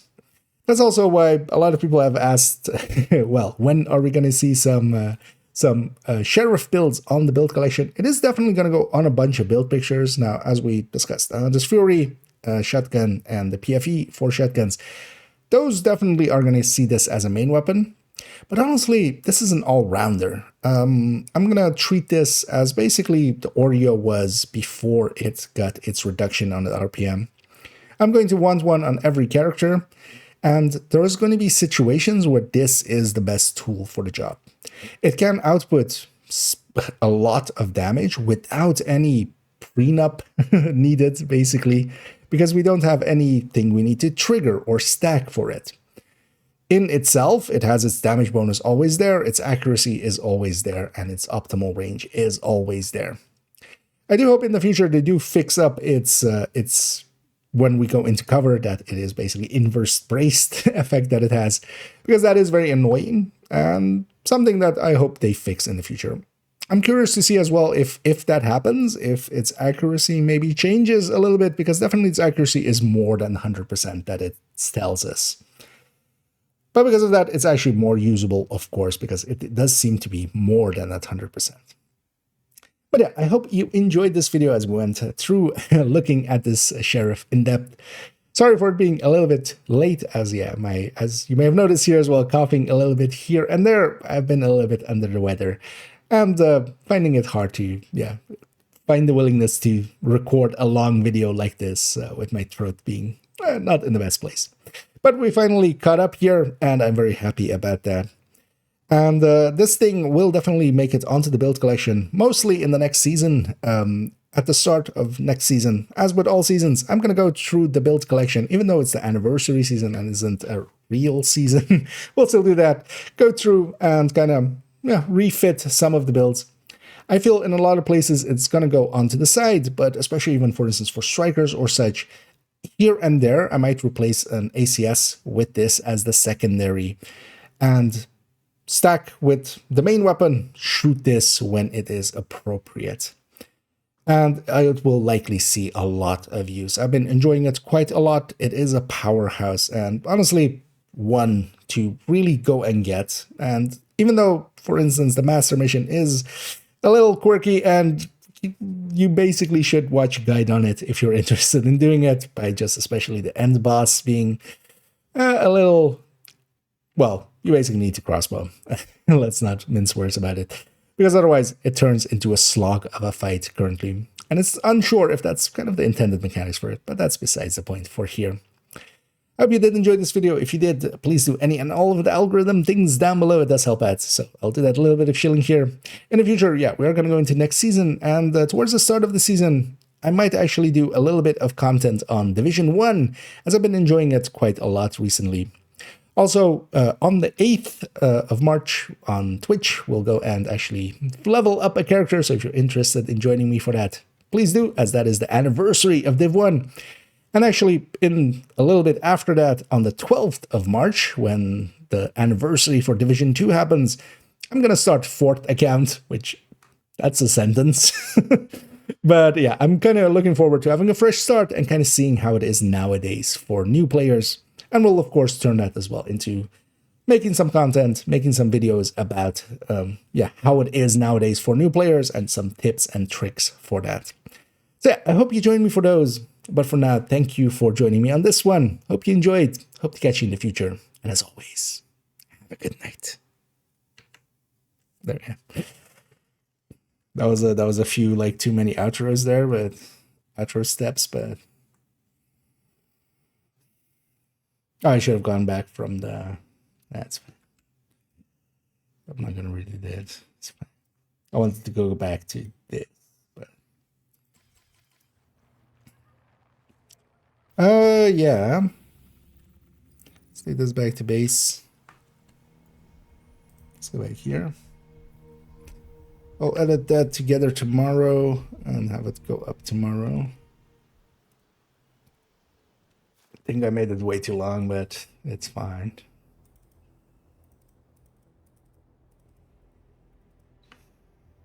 $114. It's kind of in line with a lot of in-depth.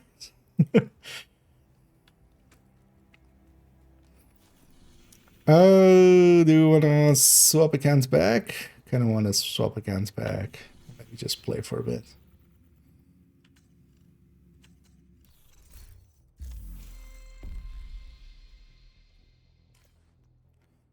Because you don't have any, yeah. Let's swap accounts back. It'll take me. I don't want to get extra caches there.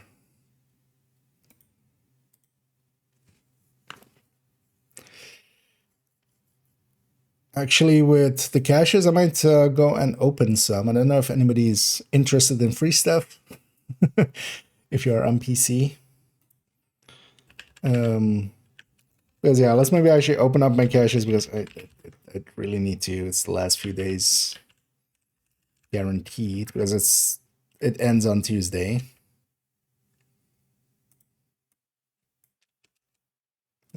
Delete that. I think it's supposed to use the Oregon on the bus. Yeah, but it's not like the first part is not.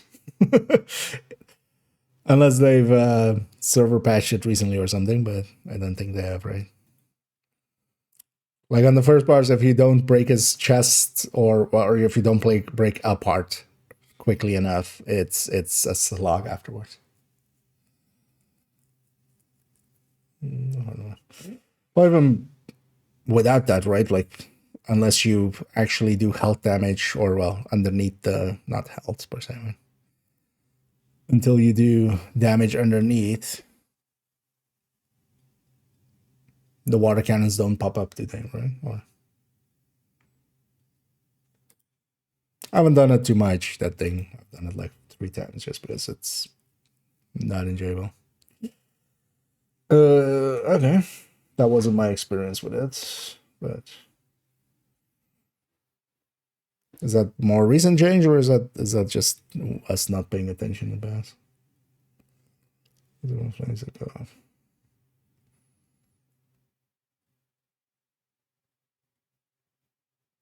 Yeah, mostly just crossbow them to get them to that point.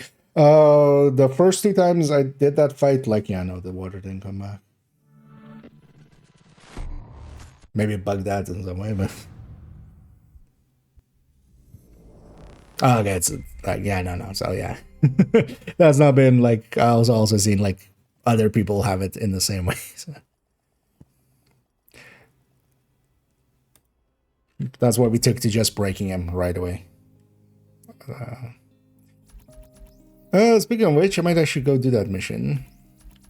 Still need to do it on this character. Let's go do the heroic, so tomorrow we do it on master. Well, actually, no, let's go open caches. Yeah, I don't know if anybody's interested in some free shit.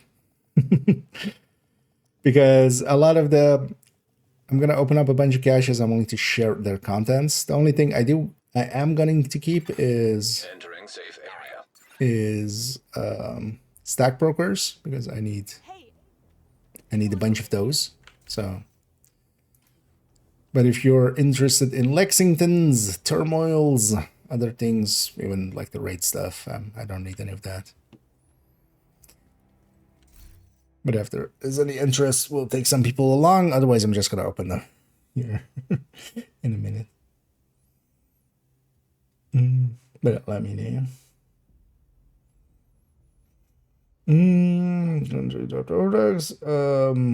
From that it'll be rare, but if you mean just in target loot, you can get it. But from these caches, it won't be a common thing.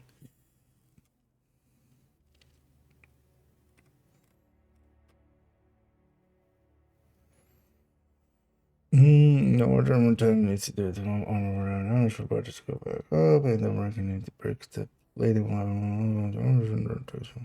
Okay, so that's what we were already can see.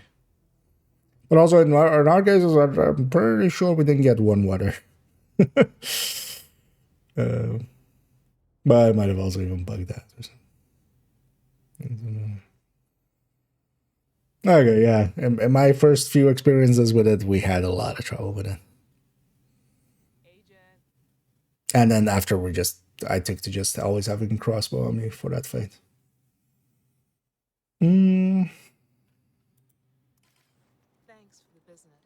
Maybe we'll keep it then for tomorrow.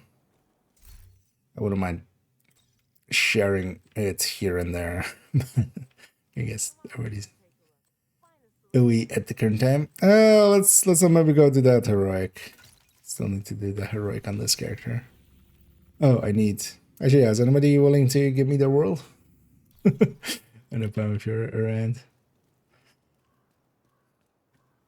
Or give me basically a fast travel to that. Otherwise I can dual box, but... yeah.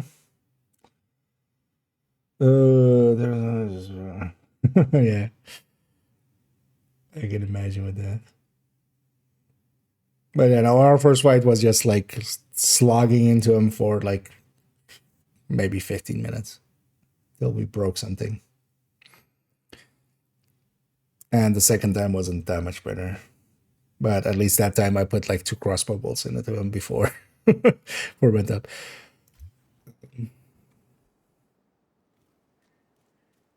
Okay, yeah. Or actually, if you can go to that mission so I can join on your invite me there. Because basically, yeah, this character has the... doesn't have it.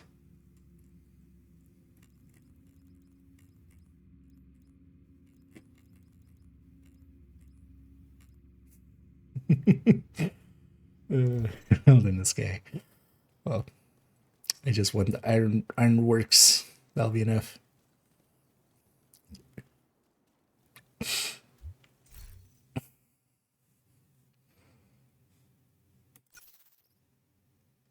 Because yeah, let's go, maybe get that in, and then still need to get this character to master, but we'll do that tomorrow.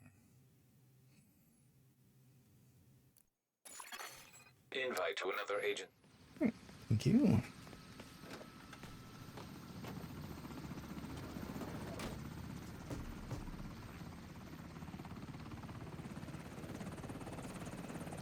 Yeah, barring your summit, barring your mission. Barring all the things today. I don't know if anybody out there actually is interested in maybe doing this on heroic, but... Or if you're also... Or drop home if you're up for it. I just want to unlock the master, basically.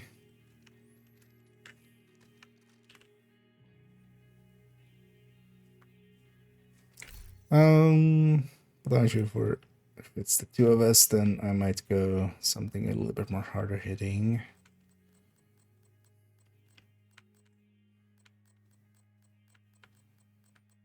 I actually, forgetting Chest Striker here.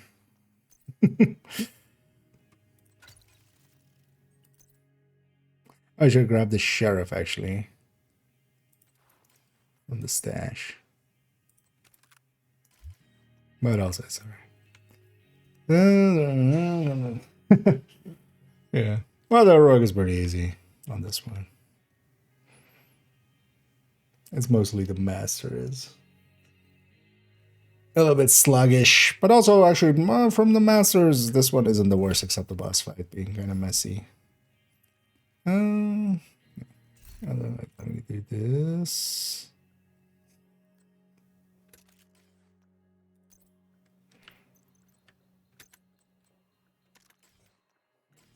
No, that's not true, is it? No.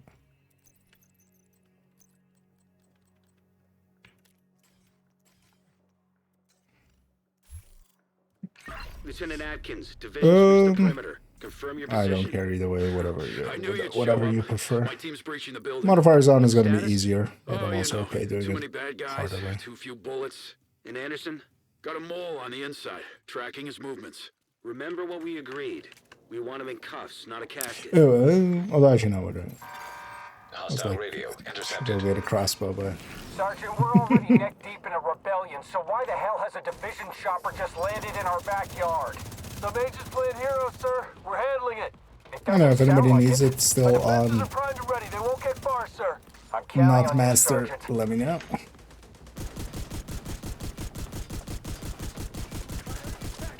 I'll just stack up on that thing. That's what Chest Striker here works out perfectly fine.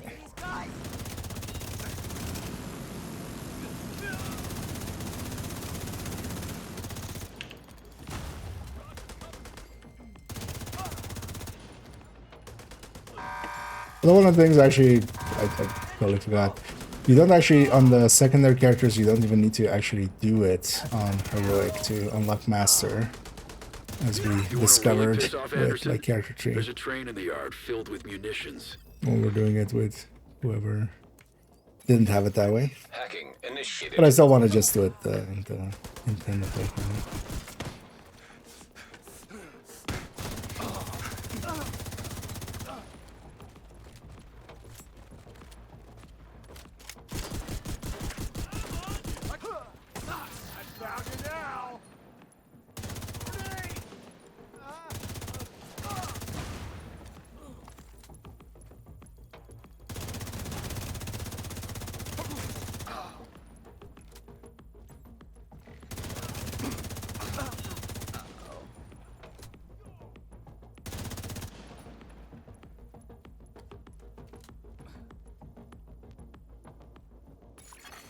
Hacking complete.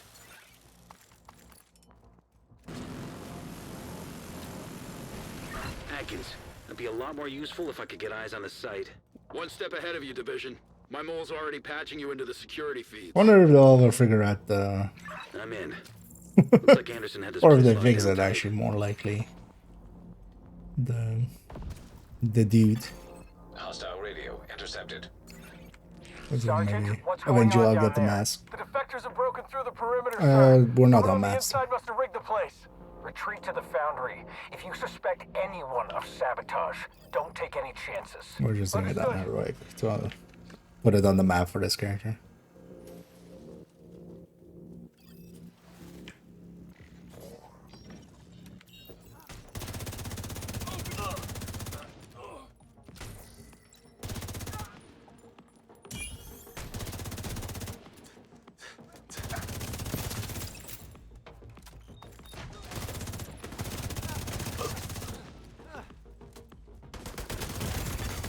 Vital signs critical. Get the weak wind here. Agent out of action. I'm taking a beating!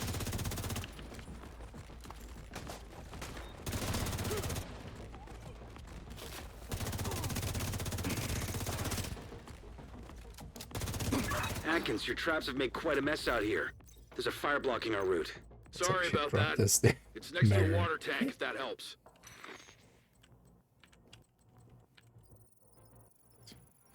Have that instead.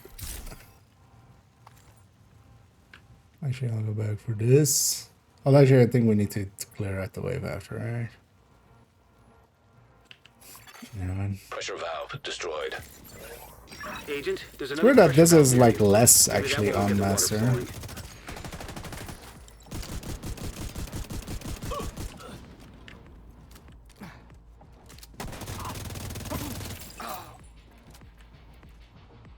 But yeah, you're on heroic. Yeah, we don't need the crossbow.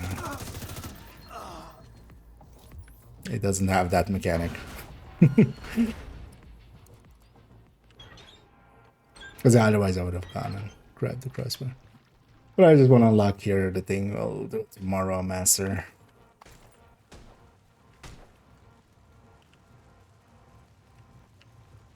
Because also I actually haven't done it without reanimated. Unreanimated looks super easy to play. Hostile radio intercepted. Especially modifier Anderson, plus reanimated. Call off your dogs, and this ends right now. Lieutenant Atkins, so you're the architect of this rebellion. Too bad. We'll stamp it out before you even scratch the true sons.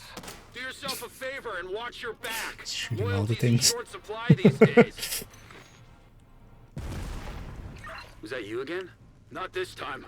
Sounds like the furnace is malfunctioning. Is that a good thing? Not if it blows up the foundry with us inside.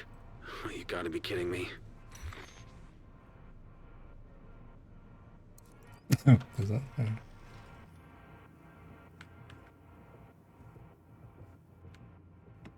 Yeah, it is the same, yeah.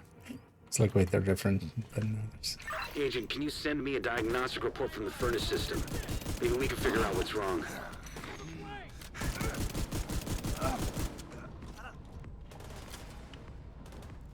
Oh. Why did that? Okay. Go back. Decided to vault up on the other side completely. Looks like there's no coolant entering the furnace.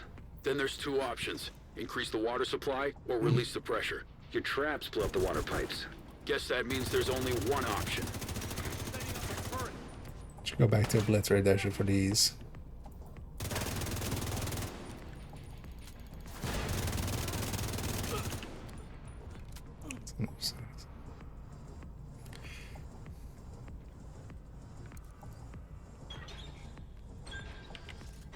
Agent, the pressure's stable, but it won't last long if you don't turn off the power.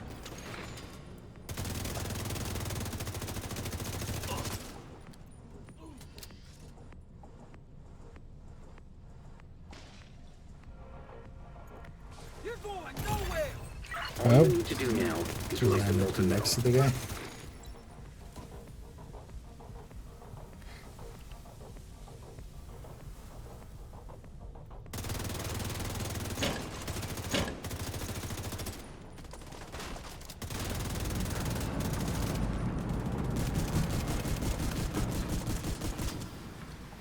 You're gonna keep staying?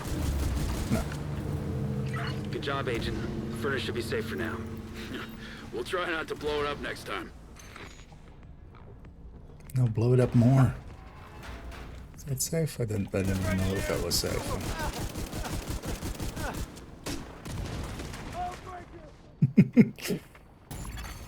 Vital signs critical.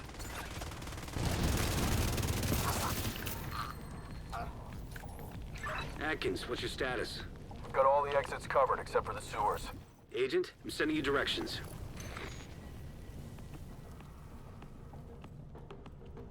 Anyway. Amazing. What's a good LMG? Especially the MG5 is one of my go-tos. The reload is quick. It feels more like in between an AR and an LMG. Otherwise an M249 / Mark 46 is pretty good too. Oh, Iron Lung, yeah. Iron Lung is decent. Actually, even Pesty is decent, especially if you go like Glass Vigilance. Striker stacks don't apply to it, but you can kind of... Striker is just a good damage set, and then...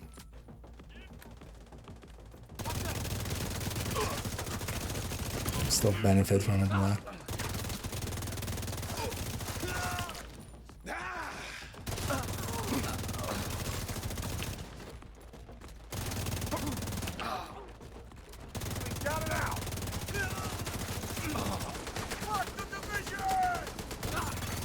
And especially MG5 is just a really good armor, which the Iron Lung is based off of too.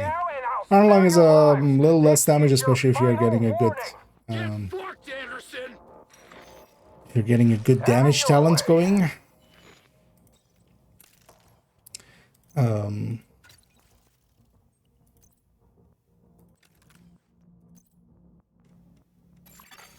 Hostile radio intercepted. Arden, Juno, what's the situation? We're securing the forge. Hold your position. Reinforcements Load en zone. route. Juno acknowledge. Wait, what? Captain Juno, respond. I think I put you forward there. Their signal's gone. Looks like they've switched radio band. Understood. This is the little lady. I repeat, hold your position, no matter what. Serious trauma detected.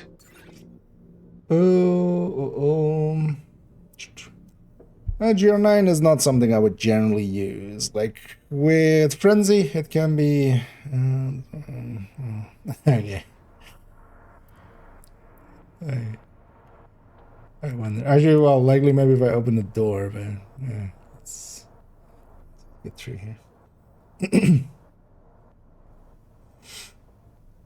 But yeah, GR9 gives up a decent amount of damage for its extra mag size and stuff.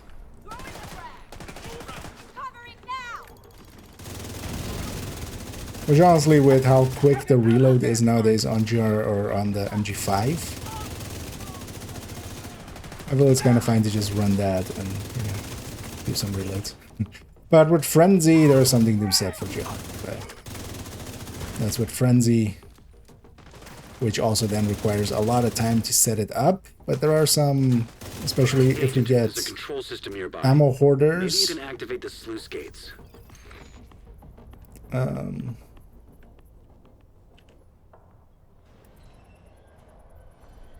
There's actually some shenanigans you can do to trigger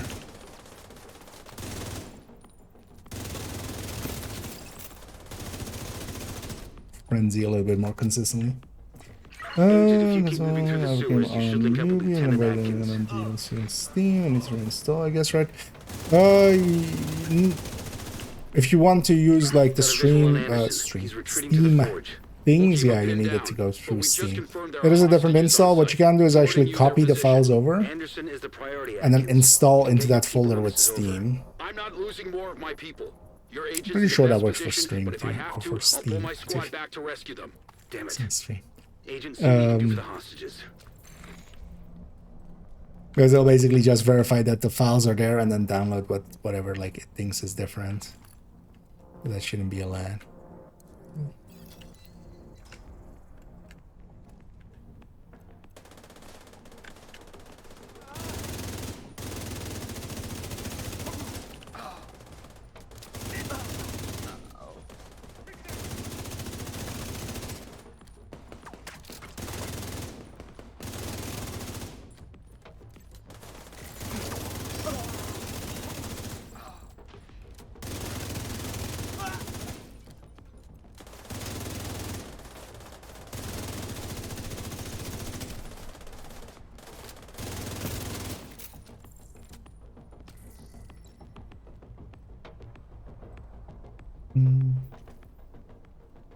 But yeah, we're just trying to like launch the Steam version to kind of have it go through Steam, and that is a different install. It's kind of annoying.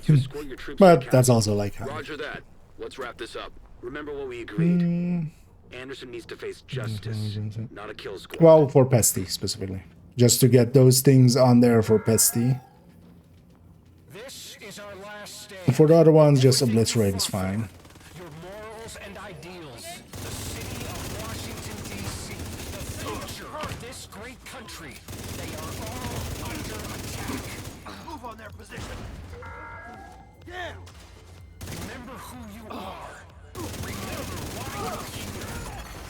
Immediate medical assistance needed.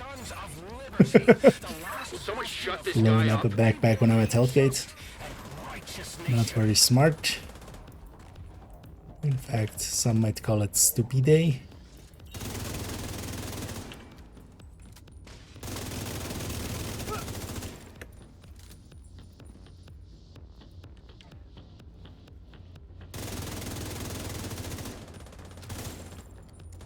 Yeah, I'm gonna use the master spawns bar. Like, oh yeah, they spawn there. No, they don't spawn. Because that was also what I was holding back on the other one, was like, wait, they spawn behind us here, right? But no, that's not. That's a master.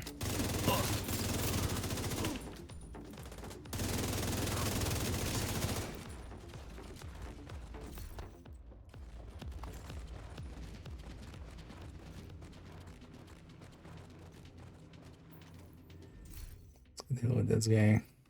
I should just go back to Chest Striker.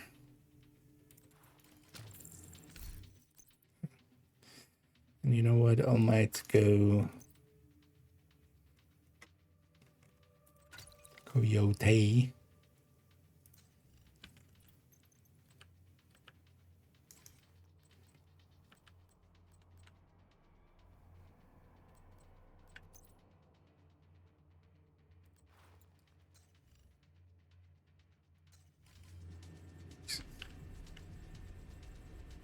Yeah, with the chest guys, exactly. Agent, Anderson's locked himself in the control room. He's sending hostiles to your position. Hold your ground. This is his last. I mean, that's just heroic.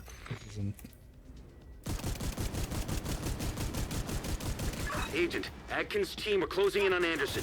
Just hold out a little longer. Setting up my turret.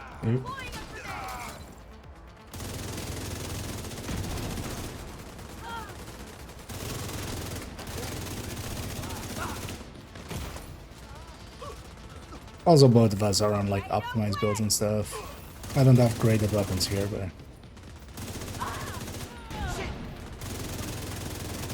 that's about the only thing missing. Things maxed out for the rest.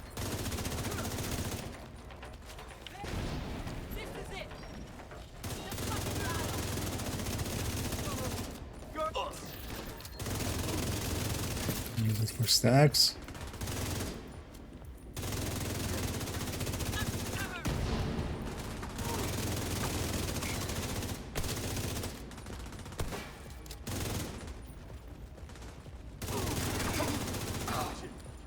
Also, bomb's a beast.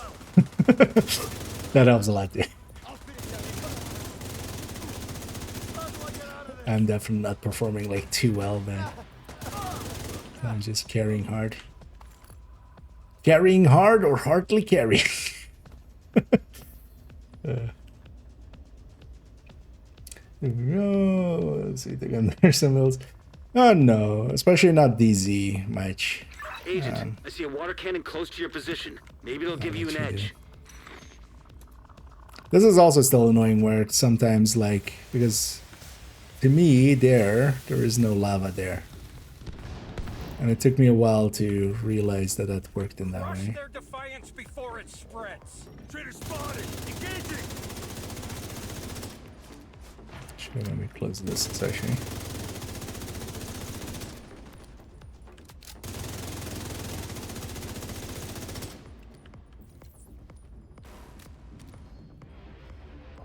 Let's close the distance. I'll put a sledge on him.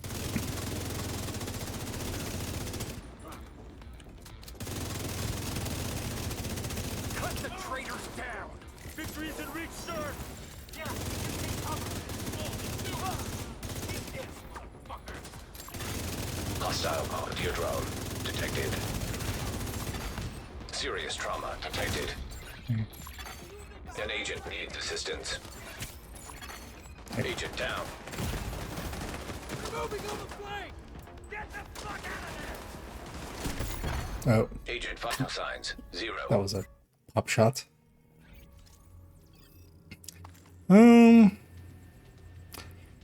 Should maybe one of us go PFE? I'm pretty sure this fight we can kind of just tank him. Agent, Anderson's locked himself in the control room. He's sending Because we have hostiles enough to your damage. position. Hold your ground. This is his last stand. Where we did that? I'll run also up to that PFE after this fight. Agent, Because honestly, it's just about surviving the waves. That fight's actually so much harder when you don't have the modifier in. Because I remember just sending out the guy to just be a decoy for me.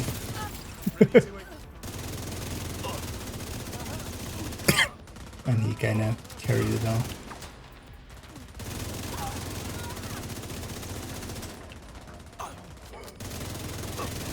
Especially found the guy the medic guy. Pretty good for that. Because he also, when he did his ult, he would just be shock round, so he was just ceasing everything a little bit.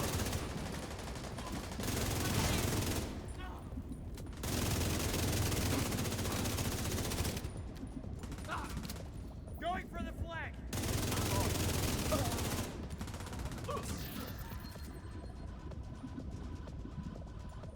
We'll go out of combat, right? No? Let's open for out of combat there. Well, let's not try it with this. I'll take a decoy too. Don't need to know where he is. Agent, I see a water cannon close to your position. Maybe it'll give you an edge. Oh, it's out from earlier? Or... Oh, we don't go out of combat, you mean? Yeah. That's fine, man. One extra decoy is all we need Crush here. their defiance before it spreads. Traitor spotted. Engaging.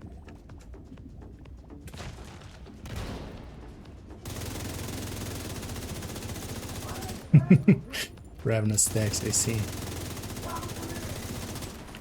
Oh, wait, you're trying to one tap him?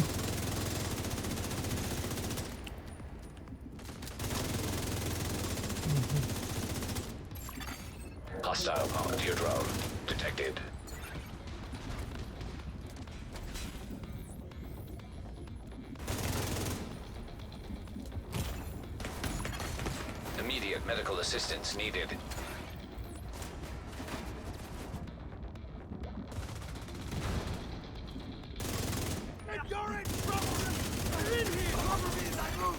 Agent down. Serious trauma detected. Agent. Yeah, we need to survive this more than we need to hit that.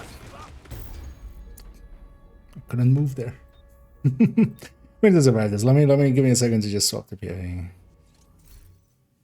We don't need to kill here, we just need to survive it.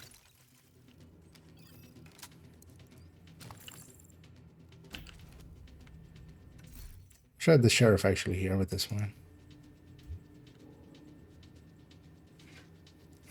It's a dodge.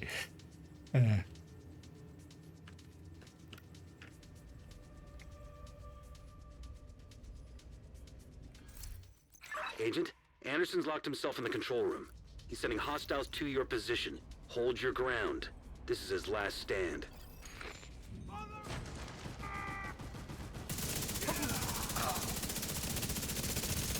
Agent, Atkins' team are closing in on Anderson. Just hold out a little longer.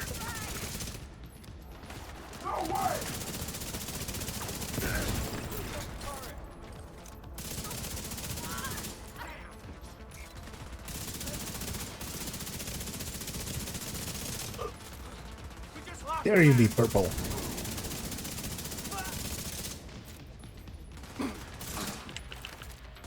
What kind of a person is purple?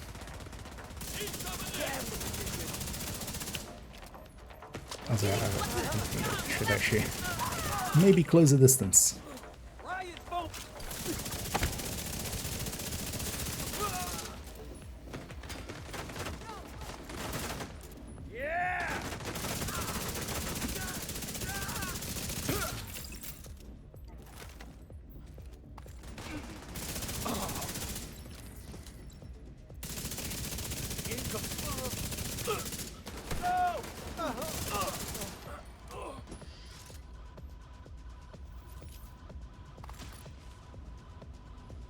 Lower, but safe.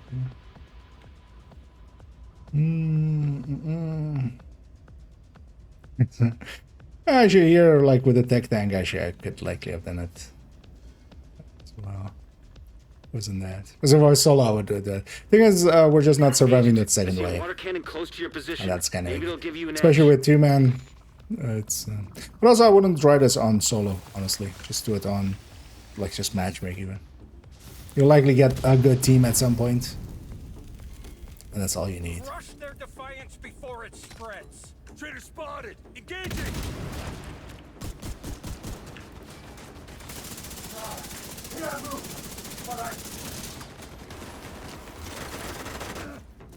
One more shot.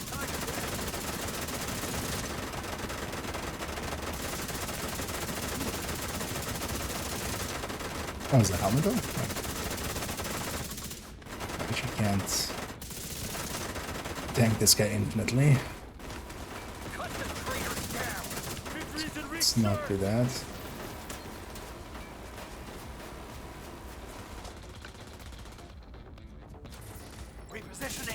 So let's just deal with the ads. Volunteer drone detected. Go from there. An agent needs assistance.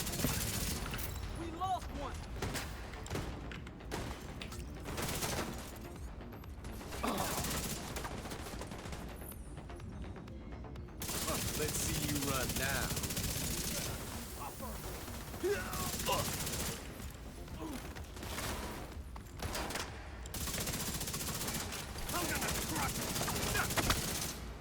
Let's get the legs first. Body buff. Even though his helmet's off, I'm gonna first go for those just to get the buff, so. There you go. All we needed is to survive more. You know, let's watch this. I haven't watched this in the. But it really depends on if this is Atkins or if he's getting orders from Atkins. Because it seems like a different voice, and also why would it be like True Sun Defector 1 and 2 and 3? Acknowledged. Roger that.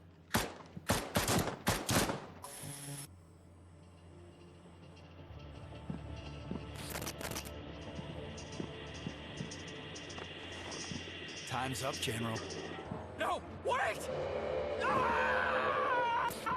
The timer's counting up. How's the time up? Time can You only have be any up idea if what you've just cost us? He was armed. if timer It was goes him or down. us. That is not how we operate. Let's make sure. Anderson was supposed to face justice, not an execution. You knew what he was capable of. If my guys didn't act, we'd be scraping even more bodies off the concrete.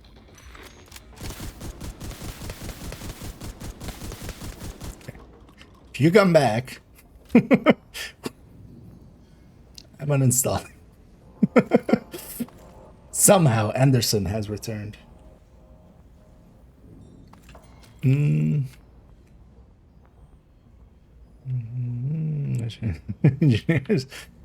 Does it have no engineers? Look, Manny, I know this didn't turn out how you hoped, but at least it proves where we stand. The castle will take you in. But if you want to build trust with the Castle will division, kick you out. we've still got a long way to go.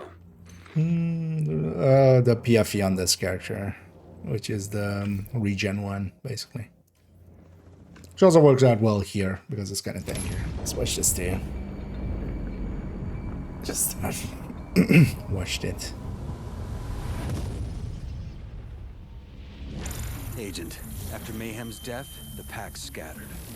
The hyenas are reeling, and their grip on the streets is slipping away fast. Leaderless and broken. This is well made, actually. Fire is burned to embers, as far as cutscenes go and whispers and stuff. ash. The true sun's uprising left them more divided than ever. Whatever strength remained died with Anderson. And finally, there's Black Tusk. Sokolova tried to unite the factions. Now she stands alone. Agent, you've given the city hope. Alone But with in the thousands chaos of that White follows, Tusk and Black Tusk. We must be ready for the battles ahead.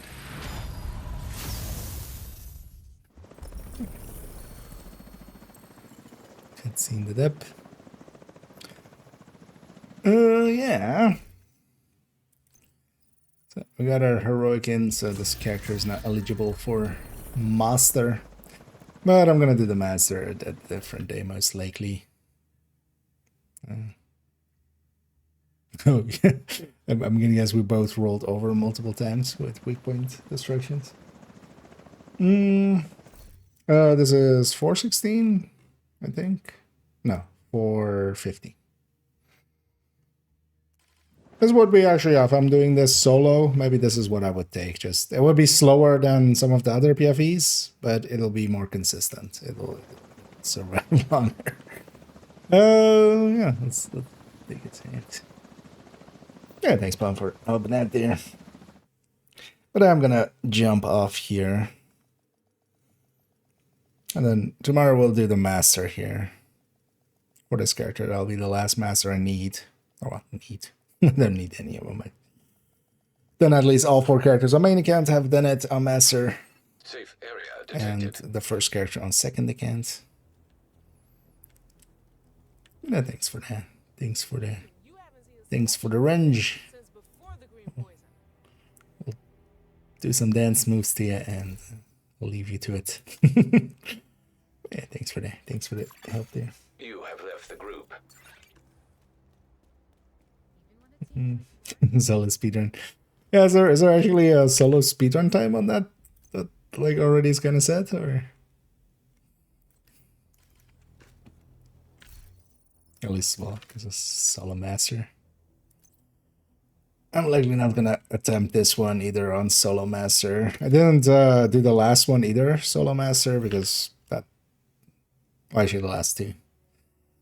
Mostly because the boss fights on both of them were just not, or that would just be super slow. It would be about just taking your time. But this one I'm like also not gonna do in solo, especially because of the special ammo.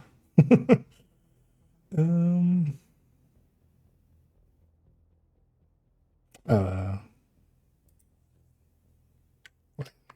I mean, you didn't catch which one I meant? I'll just link to it directly. Maybe. I should pop it up in a sec. But they are just having some PFE helped out. We didn't have an issue with like doing damage. We had way more than needed. We had just the issue with surviving. When you do that, sometimes it's handy to like have one person stay damage and then one person go tougher.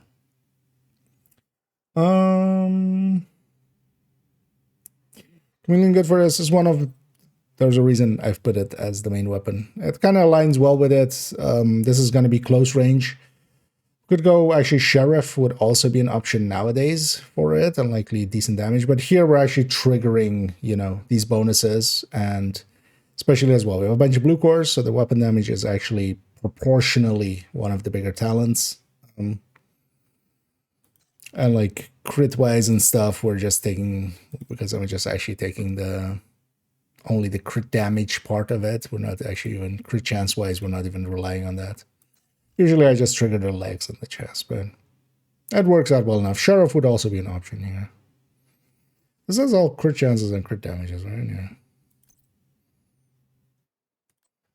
So this would be 46 with Sheriff. Bighorn also doesn't have any crit. Would be an option. But it is one of those places like we're going close range. Chameleon actually, if you're using it close range, isn't bad.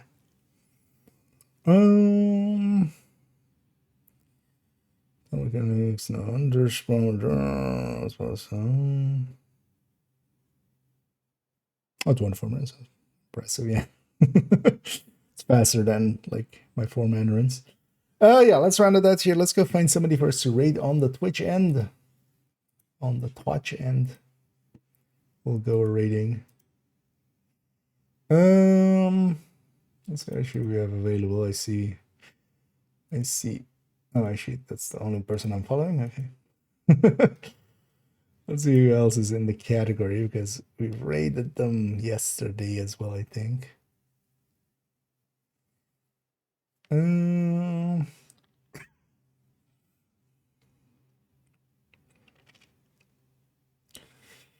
Especially, preferably English speaking, and then also not been going for forever, because I'm always fearful of raiding somebody as they're about to end.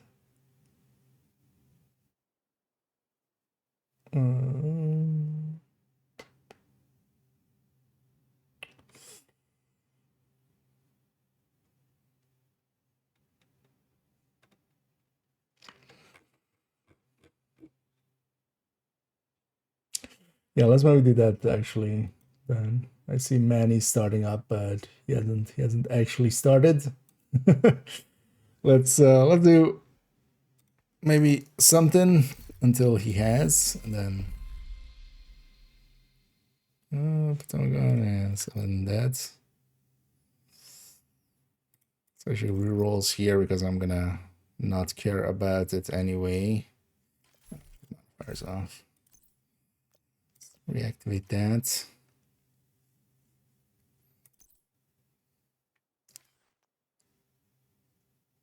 All right. I see, I don't remember now. Okay, so that's title.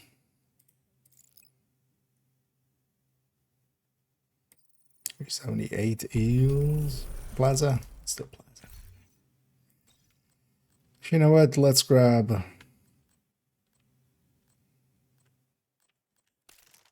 Let's grab this on this Fury. Let's grab Sharif.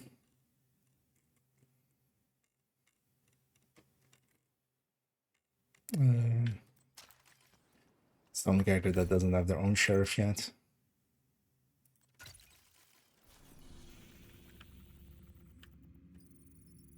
Let's go do a quick Jefferson Plaza, and then this Manny's up. We'll raid him.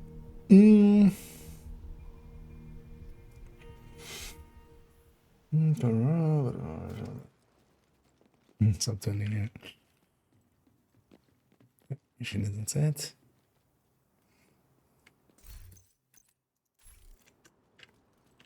We need to prevent True Sons from using the Metro to transport chemical weapons. So start by disabling any operation. As a mission, it's like We not can't like a let those super long munitions one. be Is it? distributed. You saw what they did to This the has castle. a lot of enemies for its density. Yeah. Yeah, Chameleon definitely wouldn't make it like for a long time as well. Kind of like Elmo now has a resurgence. I feel Chameleon had its wow. Especially if you're kind of using it short range, it works out decently well.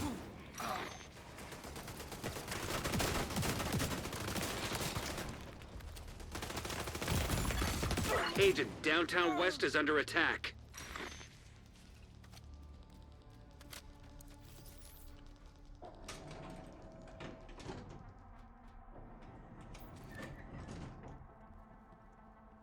Actually, you know what? The way I want to run this. Let's put this back.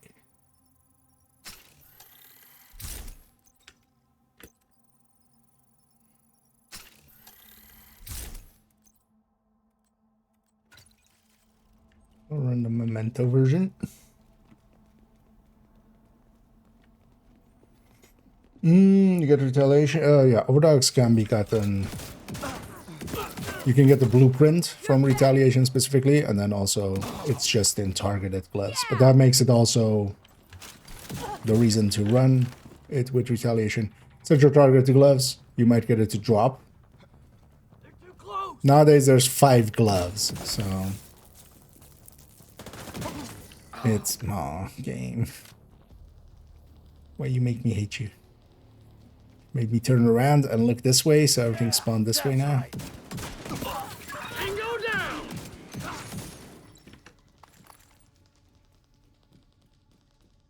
He's flanking. Watch. They're too close. How the hell?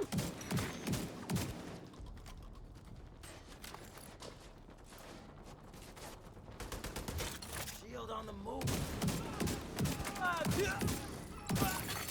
Scanning. Operational train detected. Agent, find a way to put that train out of commission.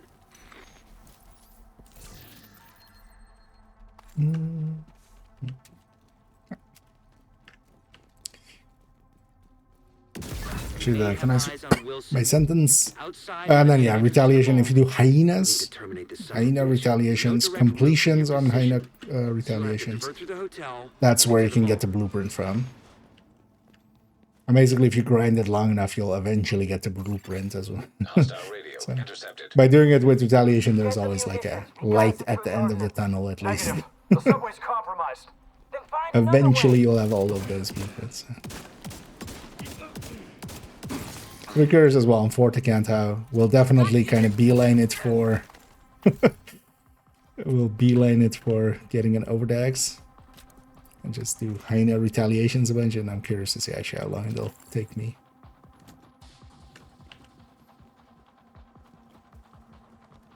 Because for getting the blueprint, I kind of had, well, 3 different experiences. On PTS, it took me like, even though I had all the other blueprints already, it took me like 6 or 7 just to get, you know, that blueprint on Heroic, which should be a 50-50.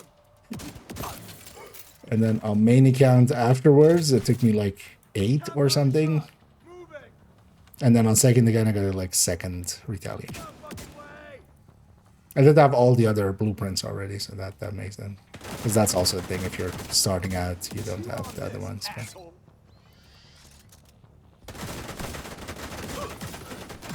No, okay. Damn it! Got a ballistic shield. You've got a ballistic shield.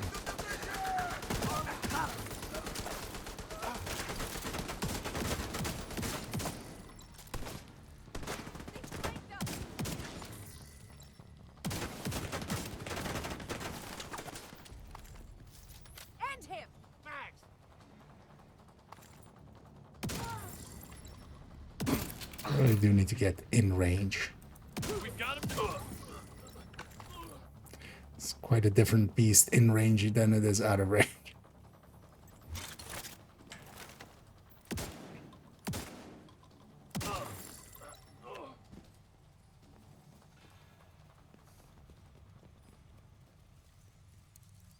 Yeah.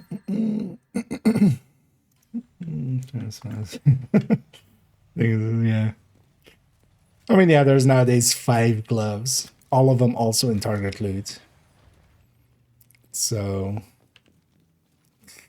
whenever you see an exotic drop, it's you know, 1 in 5 chance.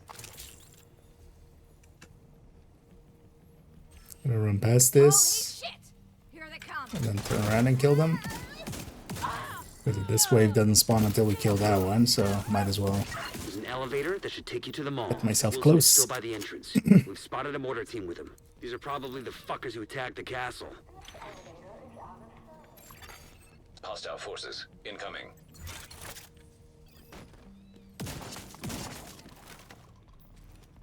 On me.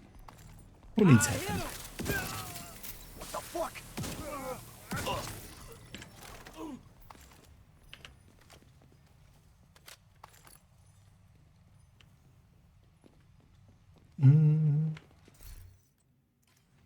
I've actually running the OD one. Should have maybe included that in that video as well. Oh, that's fine.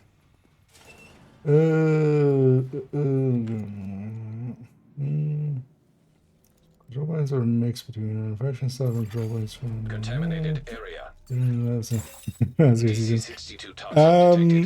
Especially doing the What the hell? the strongholds on them. Like the stronghold, if you, especially for hyenas, I would do that. I would just do D-Way. And then basically if you do the stronghold, you're guaranteed a full bar with the kills along the way. So for hyenas that have a quick stronghold, because also depends, like capital is a little longer.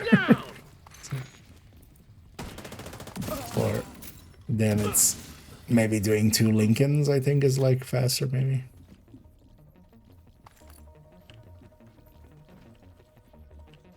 But if you're just trying to get retaliation after retaliation, yeah, just doing the stronghold. But also you can just kind of mix it up.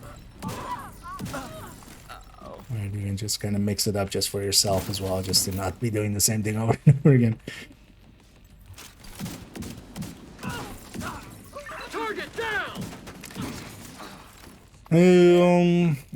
On some discords, although as well, likely if you search on Reddit for retaliation percentage or something, likely there was an infographic that kind of was going around,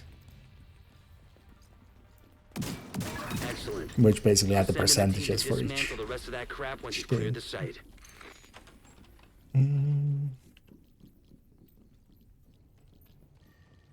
Search build a mask and build some backpack and all the positions of it doesn't matter. One thing you would want, because that's what that build is using, is the like it's the one place where that's also why that build is set up in that the hunter's the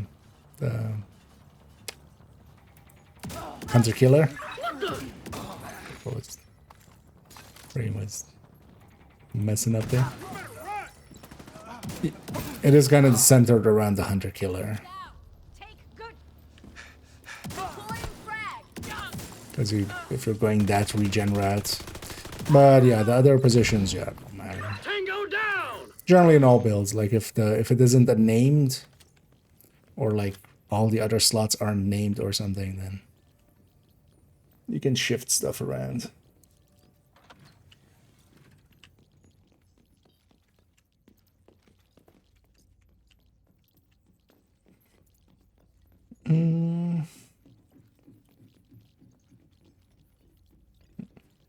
I know where he's waiting. Always feel free to ask.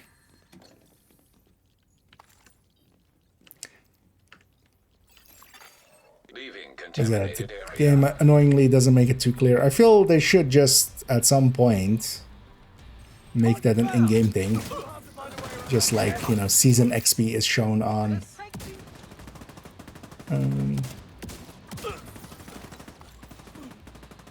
activities and stuff like that. It should show how much agitation you get. That would be nice.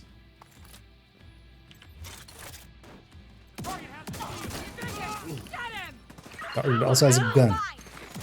So that's a much more pressing issue for you, sir. Target has a sheriff.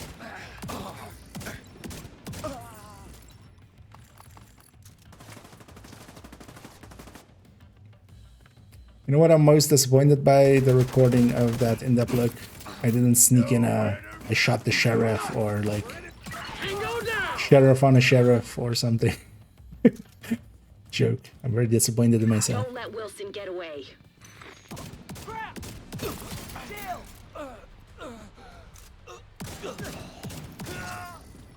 Stay right there.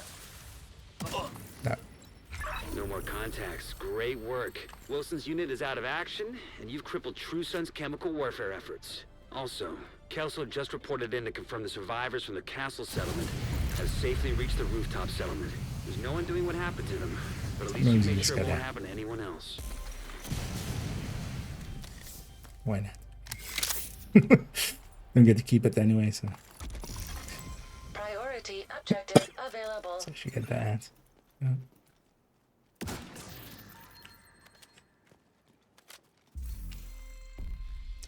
Wilson with good defensive talent. Adrenaline Rush is going to be much more useful to that build.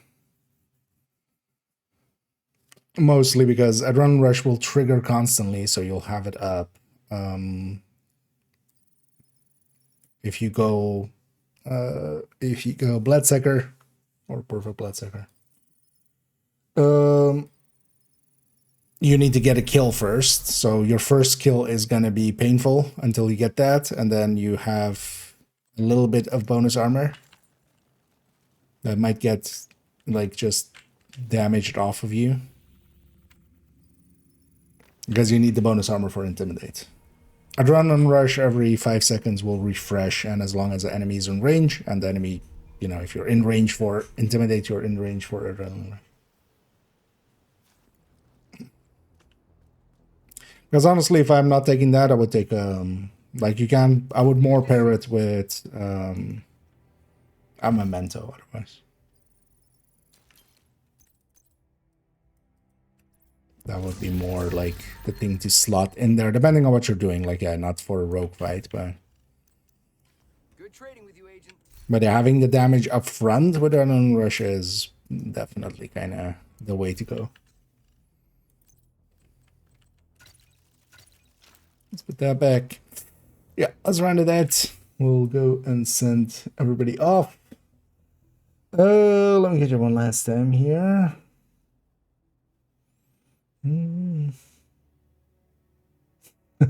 Oh, yeah, I've just even read it just as Bellstone. Just, it was close enough anyway.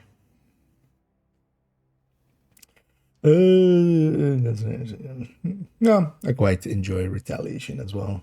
We haven't actually done much of it. Mostly I've been busy with other stuff.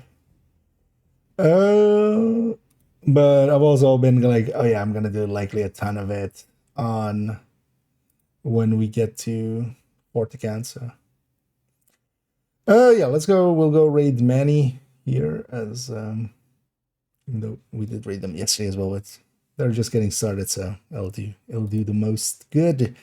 And yeah, I'll be back tomorrow. Tomorrow, also that sheriff video will go up. Tomorrow, I also want to look into how dual boxing would work through like a Luna or GeForce Now or something. I've never used those stuff because I usually have my. But I want to maybe record that Brooklyn video. And for that, we would need basically both running at the same time. We could also do one and then the other, but that could get annoying. That could get annoying, like, stream-wise. If I could run like an instant of Div 2 in like GeForce Now or something, and then run Div 1 locally, and then we can just alt-tab between them. Then that would be a cool way to just go like, show it first in Div 1, then go into Div 2, and maybe go back even in the Brooklyn side of things. But yeah, that's future stuff. Also, definitely tomorrow jump into Div 1 for a little bit and then go into Div 2. Curious to see as well tomorrow if we get any news on when the new season is hitting. There are some rumors it's going to be just Tuesday. I'm just, yeah, I don't have an opinion on it too much. So they're going to be likely Tuesday or Thursday. Like, that's the two options, really. So, but I wouldn't be too surprised if it was Tuesday, even if they just hit it before even their stream and stuff, and then their stream is in the new season. But we'll likely have confirmation tomorrow. If it's going to be on Tuesday, they're going to explain that tomorrow, right? Yeah, let me get you one last time here. And yeah, thanks for the thanks. Let's go raid Manny O'Critty. Go raid Manny. He's done the briefing, Schaefer. He's doing some cantons. I guess he's still in the hunt for a 13 PFE, as he's been for quite a while, I believe. And yeah, I'll be back tomorrow, definitely in the evening. Not sure how it's gonna work out otherwise. Tuesday and Wednesday and Thursday, I'll be around a lot. There'll be drops again, and maybe new season, and maybe new things to do, and if nothing else, I don't want to make a bunch of content to kind of catch up, make a bunch of videos to kind of catch up. We haven't been doing that too much recently, and I want to get back into the groove of things. Enough yapping for me, though. The timer has run out there already, so we can go right in. Thank you all for joining me. Hope to catch you all in the future. And as always, a good night.